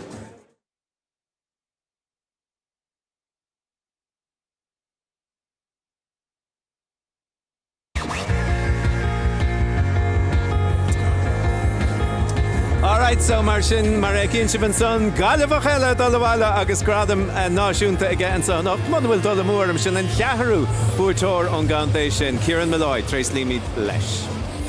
Alright, agus our góbhrón a rís le Paddy Donovan fanhard Paddy náimig pro beg seans eile agat cíimidling. Okay, now on to our next fight, and it's our last fight on TV. Of course, we will have the Dean Gardner Martin Keenan fight a little later on online. Kelly Harrington. Okay, so it's not a title fight for her. She already has that in the pocket, but an international bout against a quality. I think the consensus is quality opposition tonight. Jelena has fought Katie Turley before this opponent, but the problem is we couldn't get anyone in Ireland to fight Kelly Harrington. She's at that level now. She's above everyone else, so she would have got a walkover. Great that they have to get this girl from Sweden over to fight Kelly. Kelly is a fantastic and amazing human being, first and foremost. She loves boxing. She wants to be the best. She is the best in the world at the moment. We can see her going out to Tokyo and winning the gold medal if all our stars are aligned. She's that special. So tonight it's great to have her fighting here in Dublin. She's a real Dublin girl, and it's a great exposure for our home fans. She's a fantastic talent. And this is her first bout since she won the world title, which she said she was really nervous about. Split decisions, she said, had never gone her way. It didn't that particular day. Does that mean that she's a more confident fighter? Is that what we want to see out of her this evening? Yeah, I don't know if we need to see that this evening. This is a chance for us to show our appreciation to her, that she went abroad and she won the world title. But when you win a world title, it elevates you in your own self-esteem and your own estimation of yourself, and that will elevate you as a boxer too. So I think even though she's come to a world title and she's world champion, she will improve and show improvements as she goes on. All right, Cíimidling. Okay, Seán, chutsa. Yeah, Aideen Floyd and Rachel and Chagas Kelly Harrington on slow and show that it could fall to Milta front. Agus could fall to Milta fashion why ban a Serbia a Fredian Guntulin shin Yelena Yelik. Mashin Tashaban Shaw champion and down, ben with Jasula Tuspon to Zintach, why Kelly or no Yholomud Yellick caiinte lár na seachtainna dúirt sí Freddy Katie Taylor cupplaúir dúirt sí go láide an bheannaí Katie Taylor ach go mó scill atá ag Kelly Harrington. Well tá Kelly go má ach tá sí fannacht go méid atá dianta Katie Taylor mar ní runéine hanaríomh as éirin ná san tíomh se go dáin méid atá dianta Katie Taylor gur Dornálaíocht agus ní dóim go duna aon den réanós. Tá siad réanais agus tá siad a Dornálaíocht anseo san géad báta anseo agus gan hada atra fós ní comártas tuspáintas é seo. No exhibition a bhíceil. Tá siad an lá an dá ríide le chéile agus ba bhrá le ban Serbia haftan seo. Agus champagne a dawn a chuidirá cosa as a cúd a muintir hain anseo an Buckley agus ar nói Kelly Harrington Buckley ach go smir siars na glúnta an bhanseo. So tá Kelly mar sin tá gan mis scór an Kelly can deast an na lád clé in sin can an deas go jo ní scór sin á an fós Yellick tá gan na ham agus man go gáí sin na berte le chéile man go gáí at Harrington as paid all in by Harrington is spáinte ríist an skill seo an skill specialta tá go rí scór an in agus ní an bheagra a tíochtta eis ó ban na sirbe. Well ar nói tá bína garú tíireach inis mar ngáil glufií Olympica agus buin agus a chudahort a ní haine le daine lena sinna rá a héin tá sin seo iontacha bannaí agus a heachtain seo ar ní aon duine le áce ceann gascóil an geiricin sin ní aon duine le Kelly Harrington a shreid san nach an seo ní aon duine ús go scréad asante baríre réanos. A muid lá an áin seo agus cetá fácií tá nóméid amháin fácií san géad bhauta seo ní legan Kelly amach mór an daine ar nói dearan go bhfuil béidir é sinna dionad an tá ceann álan in sin le Kelly Steachlan bhfuil si dhearrig Steachlan díirecha fáil na clóise an sin agus na láh fáil na gé go sin itá Kelly éilín tí steach leis an láh lé agus an sin féchan é sí fadna seara haithí sí an láh lé agus an sin tríad sin ceann des. Scóráil sí se gan clé beganín an sin ach ríist scóráil sí agus bhuiid amháin fannin tí siar an sin agus an láh lé ach mar a chas sí an láh yes sin íon ceann atá chuachtainte dá riire. Lí second day coffee san géadhváta seo tá siad ciún go bá an Yellick beganín dearag íonfa do srón agus íonfa na héadn í breanú níos lú breanaíon tá ben ascarach mór míach láidir fád géagach is sé Kerry Harrington í le doubtfaí sin deiread le báta híon an seo tá Darren lum a gcónaí. It's not an exhibition fight, Darren, and it's very nice of Yelena Yellick to come and fight Kelly Harrington. Yeah, of course. It's fantastic, I think, for Irish people to see Kelly Harrington box at home, especially after winning the World title. You know, we heard a lot about her, but not a lot of people got to see the performances. So to get to see her fight here in Dublin, and you know, to have an opponent come over and fight her, it's absolutely fantastic. And you know, it's no mean feat for an opponent to come over and fight a world champion in her own backyard. What do you make of Kelly? What has she got that other boxers haven't got? Now, Yelena said during the week she wasn't as powerful as Katie. Yeah, no, Kelly isn't, I suppose, a power puncher or a strong puncher, but she's very elusive. She's a swift hitter, and you know, she's very, very hard to pin down. Yeah. Bhí go leor Omani Kilchunne agus canal switch hitters a bhíon tub sin fersin leis an gomán bhfuir amháin a réanad. Agus ar nói dimir Darren O'Neill dimir se go Kilchunne. Hession Black and Amber bhfuir amháin a bhanoch se leis béad go nach coppla ceannaige faoi Brian Cody ach Barr leis an Dornálaíocht. Nó sin chur Cody an ruigid agus ní duine sé dúine díomh.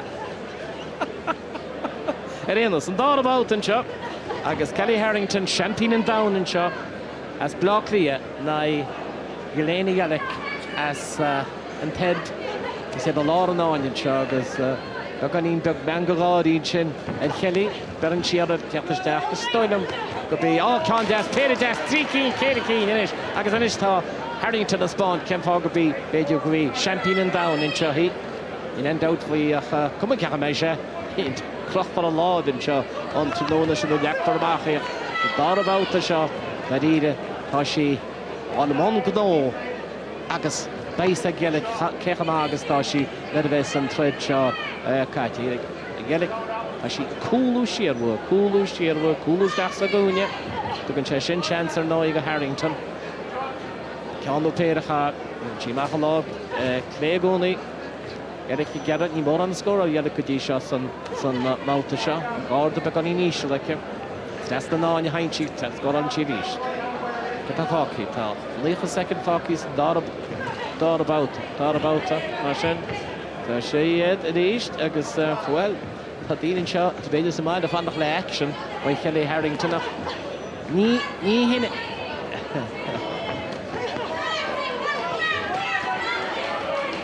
Yeah, tá. Agad ibn tá grama or a steach a ceann go na súla an sin an bhálta dearnach chunig cuid an sin nach is dóigh be fly stitches a thugtar adh sin na gúrsaí Dornálaíocht agus titin siad amach ó héinis lá nó ach cíine me a Dornálaí mór le rá Henry Cooper fadó ar ná bhí súla bhí súl anlách agus bhí siad a gúnaí a grama. What éanos?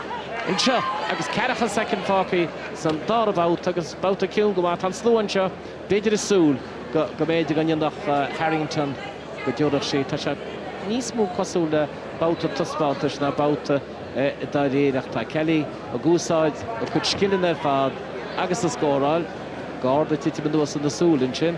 Steach agus amach. Tá sí ar scóráil de scóráil in sí. Bín sa a gúnaí, neidir tá sí ar scóráil beidir sí ar dhéanach agus í tíochtta steachan seo agus beganína chuiste second fácaí san darabát an seo. Díad chu raíomh, déitim dre chuise ar dhéanach seo, tá sí a gardam. Má lá an áine, tá sé den is becar an siad amach lá an áine agus dhéanach agus an pus sin a héitin fallán deara go deo crachan siad lág le chéile ag an dire sin dire le báta a dó an sin. Báta dó an sin agus well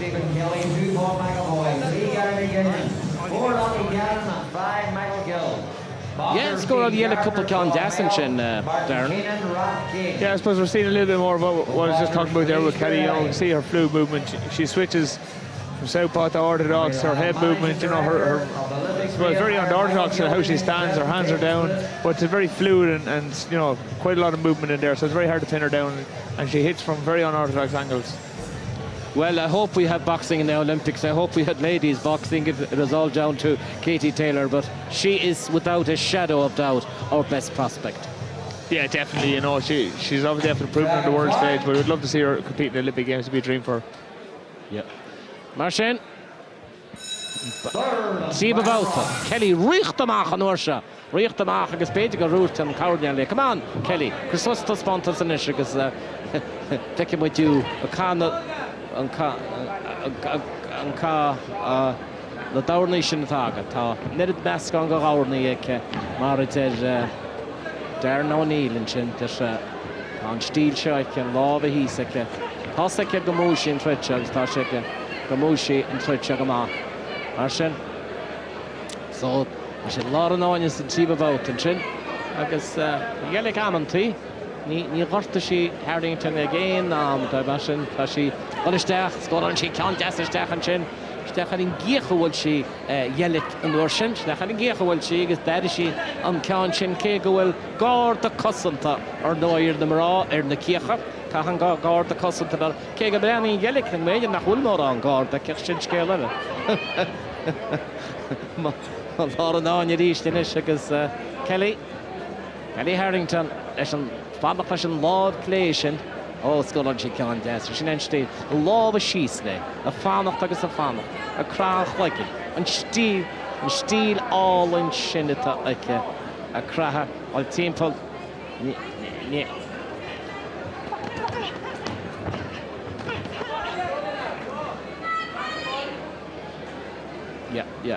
Mar sin, lá an áine ag scibéad tá fácaín seo, nó go le fácaí agus Kelly Harrington an seo.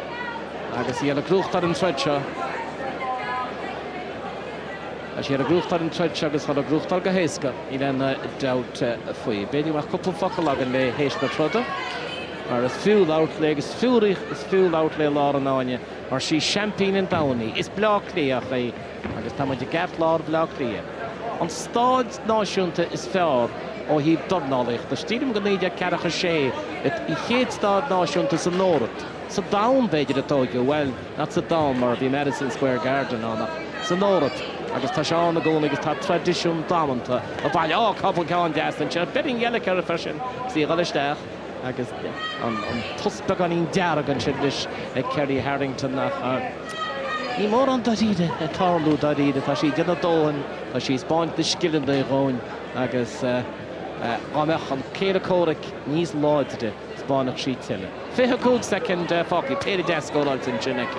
An gelik Canada seara ceart golóir ach ríist Canada ghalisteach an sin agus Canty bach an lád léis an stír atá get ábéan sin go dean sin ar verin sé gerig sí tíocht amach am tíocht gotí fíor gede nó troda seo agus ceanáil an bhaid Kelly Harrington ceanáil an isteach an sin díadach anád an maithis a scóráil sé agus a berta gáí le chéile agus atá takeíocht á chéile nílen doubt faoi an sin agus well an slóan seo ansásta leis an tuspáilta sin nílen doubt faoi agus tása gan go mbeidh bua ag Kelly Harrington nílen doubt faoi sin chorbe agus doubt faoi sin chorbe bei an bua agus réitear in sin an lá an áine na ní flight agus tá sé mar sin sin agus féin jobbacha sin a lá a chrocha. Ní dánam go bheith ban na seirbe go meis sí ró bhí hásta le héin chorbe. Darren, bu éasca just bhráime nach rá bhí rud a cinnta nascam sa treid sin. She wasn't under too much pressure, to be fair. You know, it was a relatively easy win, but I mean, it's nice for her to get the run out, as I say, in Ireland. And against an international opponent, obviously, adds a little bit more to a little bit more class, and you know, you want to try their best to be fair to her. It means an awful lot to the crowd here in Dublin. Yeah, of course. And to watching TG4. Exactly. I mean, it's a world champion. It's very rarely we get that. Now, she's smiling up and down us there, but she is. She's a big smiler. Is Colleen all and he's Colleen on Desi.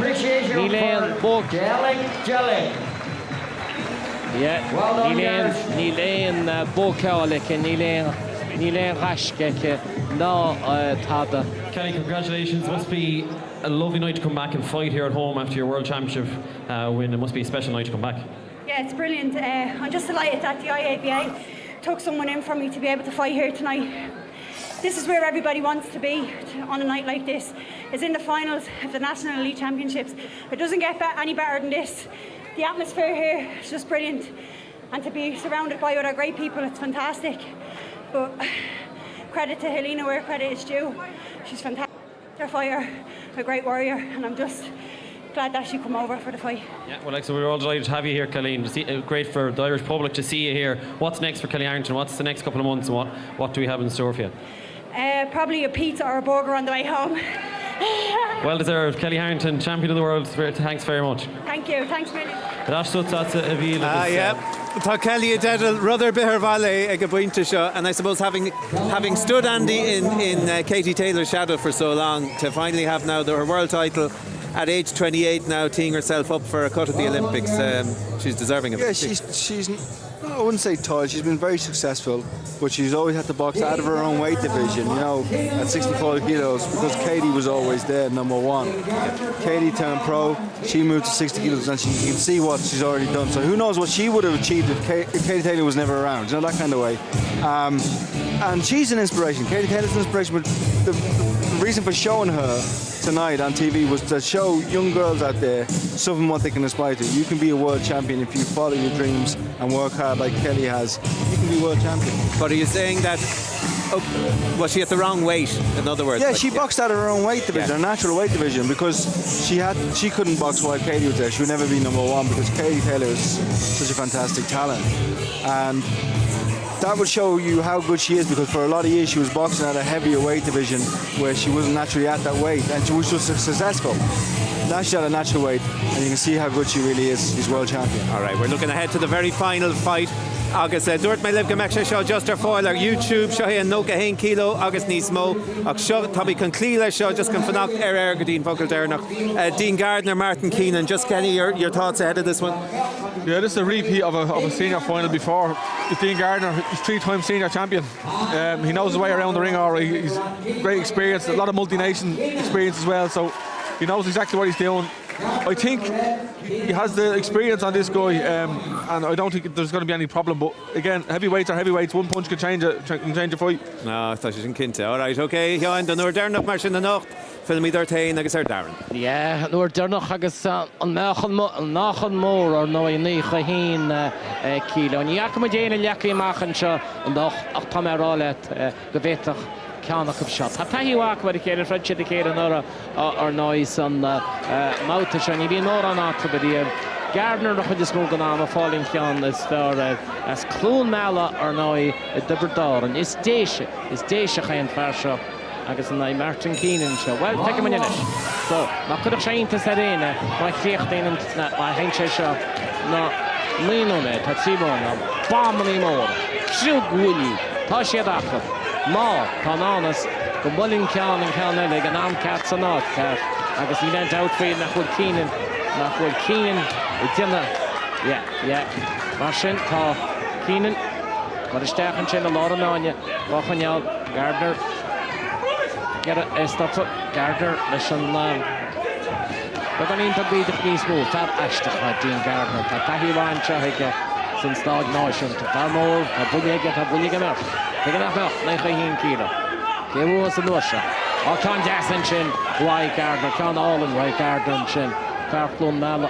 Stechan sin díach. Free bit nach free foul na fuasha. Agus score gama. Bola back on in sin sin. Sin team me second rate. And the score of Keenan can guess a hen. Ashit way became a chap. Harrington Cekiso. Báir mé gan isteach. Agus bud amháin eile. Ba siad lá an áine ce táí san nó le cecha second se an báta deannach san líiche agus ní léana fágáil na háte se. Dína gar a picú Green Graffanna Kelly Harrington go leor dína tínta lá gar a picú gasú agus gal hátainna. Agus nach álan an rud go a sin se. Des a rud fasing ó muidir seo len freidir nach beir TG4 ar 9 is an fred seo Dean Gardner agus Martin Keenan. Da gan inas Keenan med fáci agus Keenan min sin agus gáidí scór an Gardner an sin tá tádans Keenan go smooth a scór an Gardner. Brennan se wád hí smooth ná Keenan tá lába eisteach an cé go mór a fada. An mullacha ceann sin Keenan hefuí i gríoch se bád go chrócaíach ba sí anna adóhaid mar sin siad hálamh an tíbal an áine agus an réiteoirín sin gáil isteach atrad a sé rá tá tú líon tá Keenan a chuneáil bhíon láda ar Gardner nar tá sé stícear a bheith catha damnaí tá níad a réiteoir ráthasta leis sin. Sicha second fáci ná sin ceann áin ar fad agus tá Gardner hí nó tá Keenan híos Tá Keenan hí sit siad am olach chéile ach tá an réiteoir a cúda ní le doubt faoim a rug sé steachháin a ringíal rug sé úlas a gid dadíad a bhfuil se tá sé Browne na hímpol tá sé Browne sé steach nach chusúla Browne sé rístinna sé a bhfuil Gardner a steach le cléochnú caihan réiteoir na mitógaí Sekiso a dheitís go tuc siad suas táda ar a tála ach ní le doubt faoim bud báir na maithí sin Dean Gardner's with díad tíocht agus well we often say it in boxing, Dean, Darren may be saved by the bell, was he, no? Look, it was hard to call.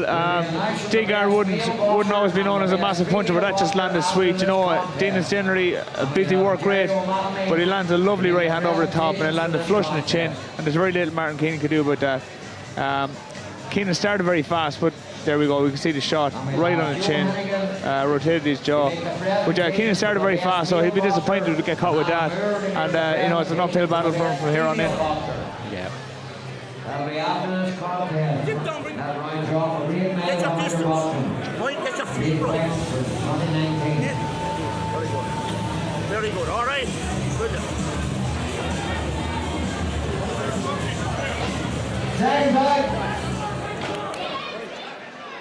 Mar sin, Bouta dó, agus déitach an leagan sin, an Barna sin is scóráil Dean Gardner, ag déan an Bouta sin. Déitach sin me an chinneúnach go deo. Mar a chunig bhaid hanan sean is tuisce. Leagan amháin ar ná súla na mreithún, Maltóirí, go na teidir frécht an bhór go deo. So tá a cínan is, go gaise hiocht ar eis, agus aibbrú níos cruachta, agus tríáil Gardner a chud an gánhás, tá sé díadach as ma cíanan seo. Nach go teachchan am nach smórhágan na rótaí móra sin an ábhar scorálan Gardner ceann 10 an sin chuine sosta do chluigean ar an réitir leis. Túsan barbáta seo, an treidir nach beoin seo ar TG4 an mí ionintach Dornálaíocht seo. Sfad an ládach wacana ionta hamáise san stáid náisiúnta agus pluisimuid tuileáinte na leadóga seo. Agus an na cadíní, agus baríide. Chéir a chríb ag siar go gaile agus muintir bhela búr nín drama smúd is a ceúr ar fád. Ceapan baríide. Na ferma go leortex na I winter bhela búr agus well. Anoi, in an doubt for a Fred Ban Houlihan, Christina Desmond, Fred Chi Gamagas.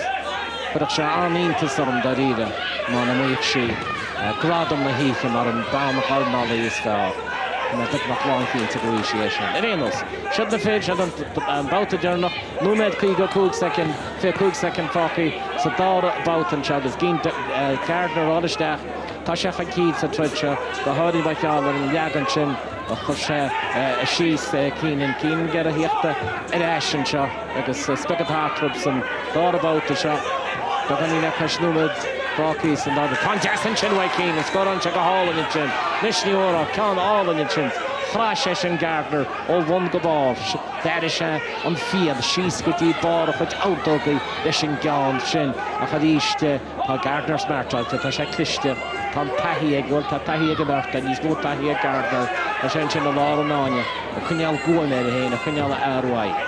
Chas na áine hainse. Tá tá deasan sin bhaid Gard scoráilte ag Gardner. Habhín se ceann mór an sin Gardner. Ní aidín leis agus chuann se Keenan nosa de rópaí hálar a tíhile. Agus é gáirí, Keenan na gáirí. Fé cúg second Fockys an nárabáta se. Agus an bheirt tána bhuilí móra a chud but ik weet Canaan scored out agus Chashis Keenan. And fair play of Hannik Shadash. Some out to shot. Agus Danny Channel Khoshada. Stack the water scored on check down dance and shot. O count all in stack on the Hasnach reaching away Dean Gardner. Then Cherish the Rug Gardner reached. He can't count on the Hasnach. He gets in chill. Khosha Swas the style. Agus scored out Dean Flan stack on the end. And love he said Keenan lesh. Keenan the Browne Toshach on the hole is Hesh on Dara about Hession. So after round 2 it looks like Gardner is ahead. Yeah, it does, to be fair. As I said, Keenan had a good start in the first round, but ever since Gardner has been on top, you know, he's flying fit. He always is for national championships. And fair play to Keenan, as I said, you know, he's after coming back there in this round and he's trying very hard, but he's just getting a little bit too much pressure on him at the minute, to be honest, a little bit overpowered. Yeah. So, Shanaganya, about to one Focky, 1 round left in it. I guess Beckham get a the roll like but Brennan, Keenan, Tosh the Humsa, or what she Darren, law was she stand the heel, Nina Hustle up the star. So, Dean Gardner, Axonish, Keenan. Come on, seconds more. Hello, Hortre. See, no man, it's a cream the head and the Ishka Dean Gardner. No, Martin Keenan, Ish Feckaboyd.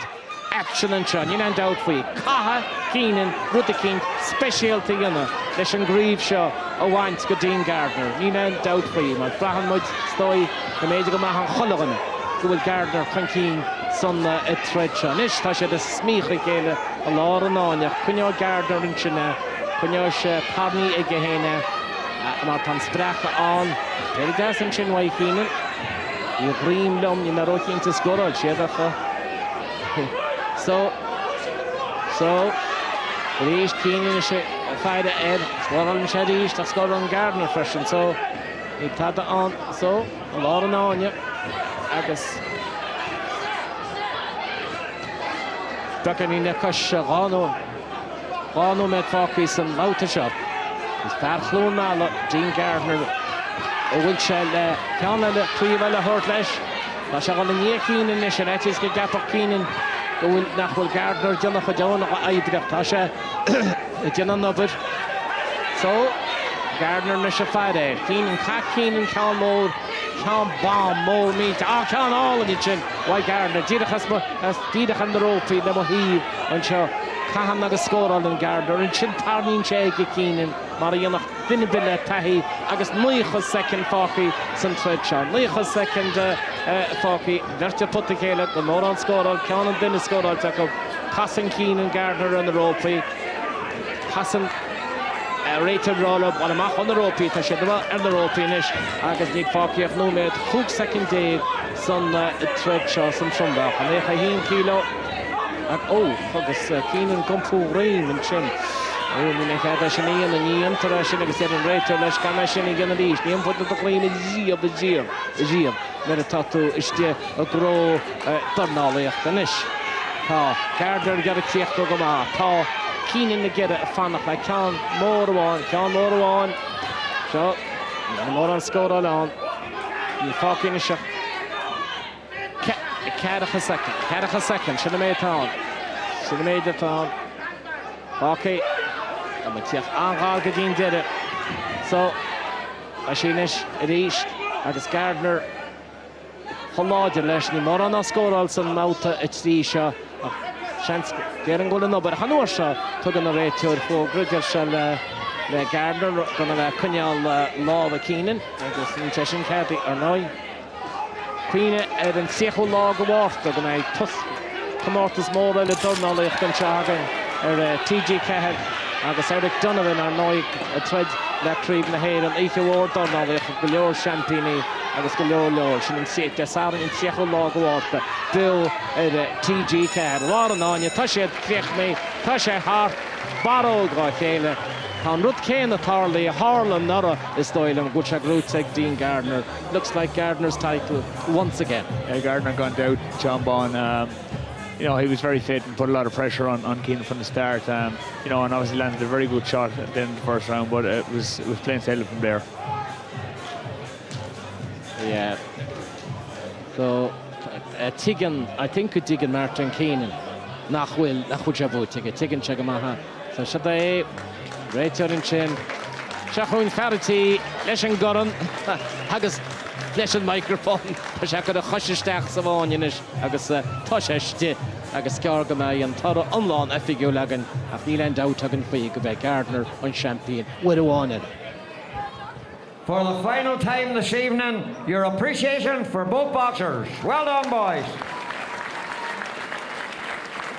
The winner of that contest, and Liffey Korean Higher National Elite Champion at 91 kilo plus for 2019. By unanimous decision, Gardner in the red corner. Show your appreciation for Martin Keenan. Well done, boys. Jerry O'Mahony making the presentation. Cheer, lads. Okay, so cohort as leis mar sin agus ella Dean Gardner agus é denta ein uair a bháin ella ige. Farchlún mala. Cerculor will Níl rá a gcuinge inis ach Miarúdi faoi Dornálaíocht beo tachsuas ag deire na míosa sechuin Clash of the Titans in a mask Eric Donovan atá faoi chóram Kenneth Egan and Sotevlam ag Stephen McAfee agus Alan Phelan agus Aidan Metcalf so é sin agus galore eile le tacht Dornálaíocht beo Clash of the Titans ag deire na míosa sechuin. Sinné mar sin deire denta gcuinge an som of bhuachas le Kenneth agus le Andy gan daut be míad na rais le bhríos Dublin scéil tróna mórach le GAA bio ó Staid Semple le Tibredoran agus Kyle Chuinnig ach uinge go dtín géadú eile slán libh go léir. That distance between us could have took a while once we close that difference